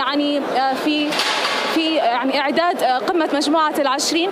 كما تم انتخاب 10 عضوا في مجلس السلام والأمن التابعة للاتحاد الأفريقي، منها غابون، جمهورية كونغو الديمقراطية، الصومال، أوغندا، المغرب، ليسوتو، جنوب أفريقيا، بنين، وكوت ديفور وسيراليون. كما تم طرح السلام والأمن في جنوب السودان ومنطقة الساحل عامة في أفريقيا. وأيضا عن أودا نيباد، أي الاجتماع 43 للاتحاد الأفريقي للتنمية. وعندما نأتي لشعار هذا العام، شعار عام 2026، ضمان استدامة امتدادات المياه والصرف الصحي لتحقيق أجندة 2063، طبعا حيث بحضور الأمين العام للأمم المتحدة أنطونيو غوتيريش ورئيسة وزراء إيطاليا جورجيا ميلوني ورئيس فلسطين. تم قمة 39 للاتحاد الأفريقي في هذا العام. طبعا افتتح هذه القمة بكلمة محمود علي يوسف رئيس مفوضية الاتحاد الأفريقي، حيث قال أن سياسة أفريقيا لإسكات المناطق لم تفي بالغرض الآن، وأن أفريقيا يجب أن تعمل في الاستدامة، وليس طبعا طرح أجندات فاضية، طرح أجندات فقط، بل أيضا أن تعمل على الاستدامة. كما أكد طبعا كما تولى رئيس الوزراء الإثيوبي رئيس الوزراء الإثيوبي الدكتور أبي أحمد. رحب رئيس الوزراء الإثيوبي الدكتور أبي أحمد ترحابا حارا بكل الضيوف الذين أتوا إلى العاصمة الإثيوبية أديس أبابا إلى أرض الجذور، وقال أن المياه ليست مجرد مورد، وأن سد النهضة هو نقطة تحول لتاج القارة السمراء أي إثيوبيا. وكما ذكر أن استضافة إثيوبيا لكوب 32 يمثل طبعا نبراسا حيا على تطور إفريقيا 2030 أجندة 2030 لإثيوبيا الرقمية والعديد من المواضيع التي طرحها رئيس الوزراء الإثيوبي الدكتور أبي أحمد. وعندما نرى أنطونيو غوتيريش الأمين العام للأمم المتحدة حث على أن يكون مقعدا دائما لأفريقيا. طبعا في هذا العام تم تسليم رئاسة الاتحاد من أنغولا جواو لورينسو إلى بوروندي أي السيد إيفارستي. طبعا اليوم في هذا العام شعار قمة الاتحاد الأفريقي هو المياه، وندعو أن تكونوا قد استهلناكم بأهم التفاصيل. إكرام أول أديس عربي من قلب العاصمة الإثيوبية أديس أبابا. ميلتو كينيا اكرم كتا فان عربي فراتي غدا غلطو ميجنا انداوتو تكينيا كبجمو تمساس كينيا اكو توفتي جراغا يا انغمتا افريكا سودمي سغلفا كدري وني جچو غيارا كنمرا كاسون غيفما تري يادو تغرغراتو كان كسما دري ون بي كينيا منستر مومي دكتور ابي ادم احمد دبلتي كسما مو بريس حولانن ابت موتمو تغمتو من انتوني غوتيريز في كوميشنر كوميشني غمتا افريكا محمد علي يوسف ارغاون ججبا دبرسن كسما موت افريكا تقوم صوفي ولتفيدو دندان رتي ارغاون هدوتو دربن اغا كسما دكتور ابي ارغا سانيتين اثيوبيان ولا غلانا كارغتو فيلي بيون افريكا تمسا كتاي سنيفي اما اثيوبيا افريقاماتا اسكا سنيجرو اغا دم كنراتو ديفنو دبلتا اكا نتمفمو ميلتون كيا كاسيه مانغودا اتشغلما غمتا افريكاتي كنني جرو سولين تورتي غبابا كان تاسسنو نيتا ميلتون كيا كاسيه كمولتي ارغاون يفنو بربادو جتن غبابسيتي داوتو تبرانو ركبسيسي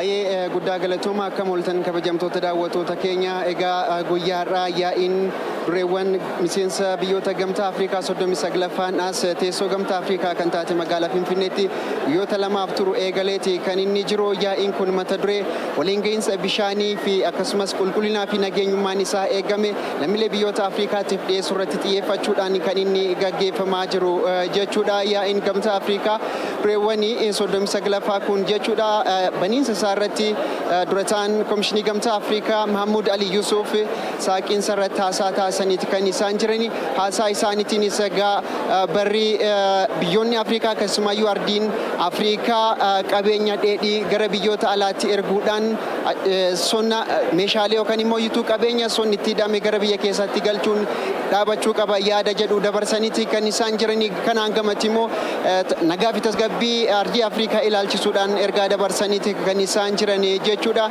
نغافي تسغبين أرجي أفريقيا بداري نشيتي في مرتسا داوانتي في الدولة بيوتا أفريقيا وراني تيغاجي فماجرو كون كرا غمتا سوچي غمتا أفريقيا تين أكسما سمو يوتو موتموتا مسينسا غمتا أفريقيا تين وجي وجتمون دابچو كاكابو إرغا جدو دبر سانيتي كاني سانجرني كانانغمتيمو قبسيتون ياي غمتا أفريقيا كان ريواني سودم سغلفا كان تاتي إثيوبيان منستري مومشي دكتور أبي أحمد إرغا دبر سانيتي كاني سانجرني جچودا ديما ياي كان إلالچي سودان دكتور أبي أحمد إثيوبيان توكما أردي أفريقيا كسما سمو يوتيوب دادينا أفريقيا تي في إثيوبيان وجي غدا وجچا كجرتو كاسانيتي كاني سانجرني جچودا كيسما يوغا بدادينا كيسما أجندا ديدما جاتامي سدي ملكي سودا في وجي لفكين ما كبن هدو وجچا كجرتو كاسانيتي كاني سانجرني كيسما يو تجاجلا ما يسودا في تجاجلا جدو غلطو كوماسوب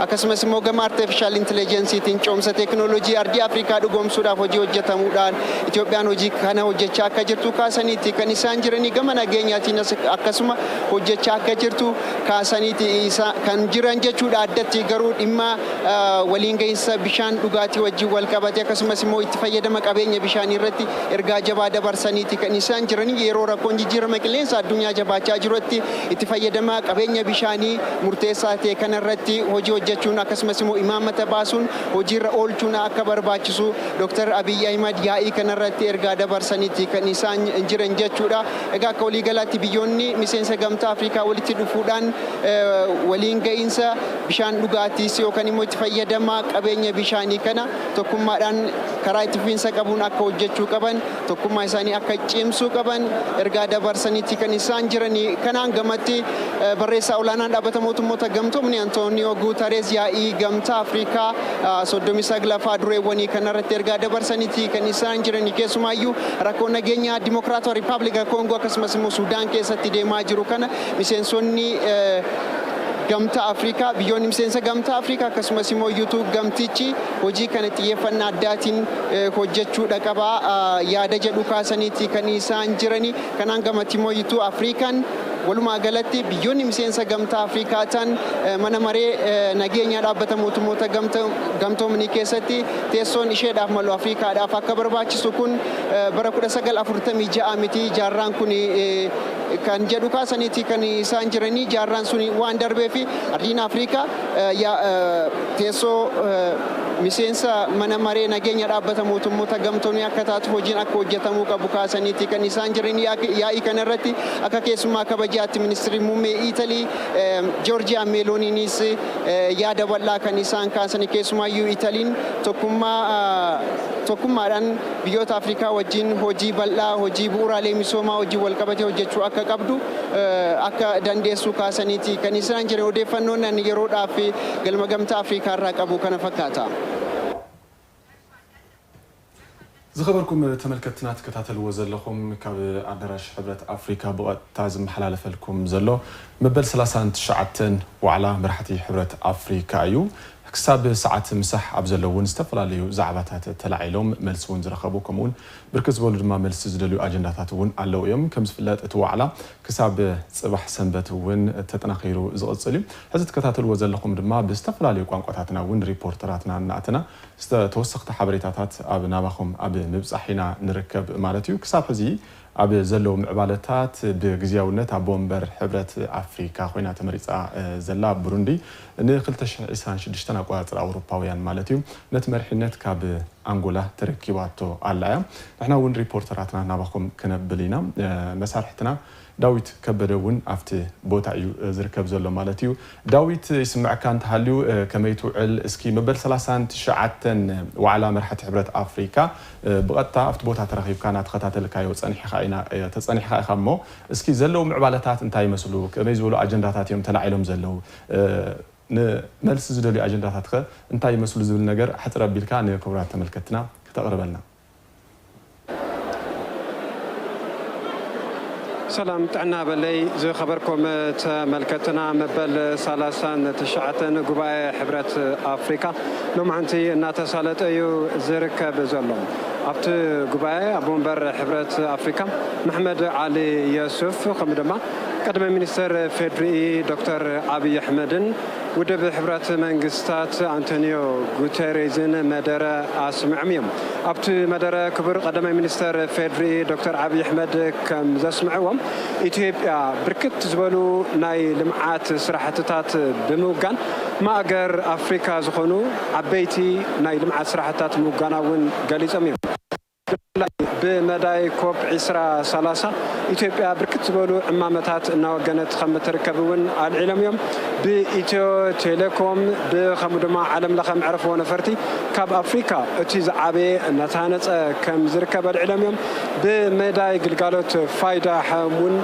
بركت زبلو سراحتات كم توغنو العلم يوم حفشاوي بفلاي دمان إثيوبيا كل مدواوي بالسجنام نأفريقاون عباي معجر النخونت كم تركبون العلم يوم كم حجرون أفريقيا زلوا وبتو مايات بملؤهم سجا مجا كيبلت كتقوم لهم ناب زحشة بركي نا إيكونومي إتوت كتجبرهم عب مقبر زلوا هابت ماي بعلي كتردان كتقوم لهم خام زلواون العلم يوم إثيوبيا بركت زولو نايلم عاد سرحتات وجينا بمداي وسنة روباتات كري كلنا نحبرت سب تربحتي خونون كم دما نتعنا ونازيوم تقمتي عب مقبرون ثفعت عمامات كم زعممتون عبريم يوم بمقطعون بلوت كلمة كنتات عير بعويو جرين ليجاسي بمقبار وين دمام لعلي 48 بليون فلسي بمتكال حملة أسر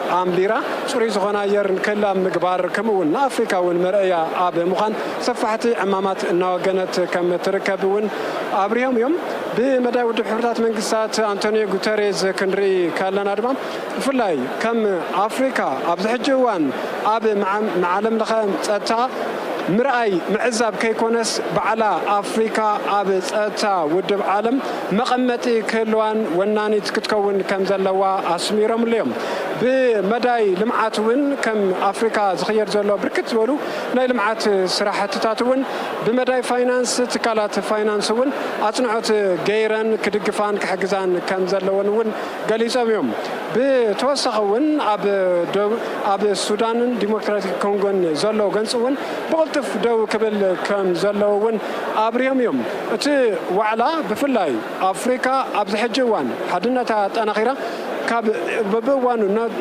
ناريتهم زلا أب عبيت إيكونومي أبي تصفى زلوا مخانون أسميرهم اليوم حجون استفلا ليو على تاتك اليوم استغتتنا نباخم كنبيلنا زخون يغني لي 39ኛው የአፍሪካ ህብረት የመሪዎች ጉባኤ በተከታተላችሁት መንገድ ተጀምሯል። በስፍራው የሚገኙ ባልደረቦቻችን አብስተና መሰግናለን። ከተማችን አዲስ አበባ በተሻለ ገጽታ በአዲስ መልክ ይህንን ጉባኤ ማሰናገድ ጀምራለች። እስከ ነገ ዕለት የሚቀጥል ነው የሚሆነው። አዲስ ሚዲያ ኔትወርክ ከጠዋት ማለዳ ጀምሮ መሪዎቹ በሚንቀሳቀሱባቸው ስፍራዎች አዲስ አበባ ከተማ እንግዶችን በምታስተናግድባቸው ቦታዎች ጭምር ሪፖርተሮቹን በማሰማራት በቀጥታ ስርጭት ስናደርሳችሁ ቆይተናል። ከዚሁ ከስቱዲዮም ተጨማሪ መረጃዎችን እየሰጠን አብረናችሁ ቆየን። ከመላ ስቱዲዮ ባለሙያዎቻችን ከዳይሬክተራችን ጋር በመሆን አብራችሁን ስለቆያችሁ አብስተና መሰግናችኋለን። መደበኛ አዲስ ሚዲያ ኔትወርክ ፕሮግራሞቻችን የሚቀጥሉ ይሆናል። ዜናችን ኢየሩሳሌም ወሰኔለህ ይዛ የምትጠብቃችሁ ነው የሚሆነው። ቀጥታ ስርጭታችን ከዚሁ አፍታ ጀምሮ የሚቀጥል ይሆናል። መደበኛ ፕሮግራሞቻችን ይቀጥላሉ። አብራችሁን ስለቆያችሁ እናመሰግናችኋለን። ጤና ይስጥልን።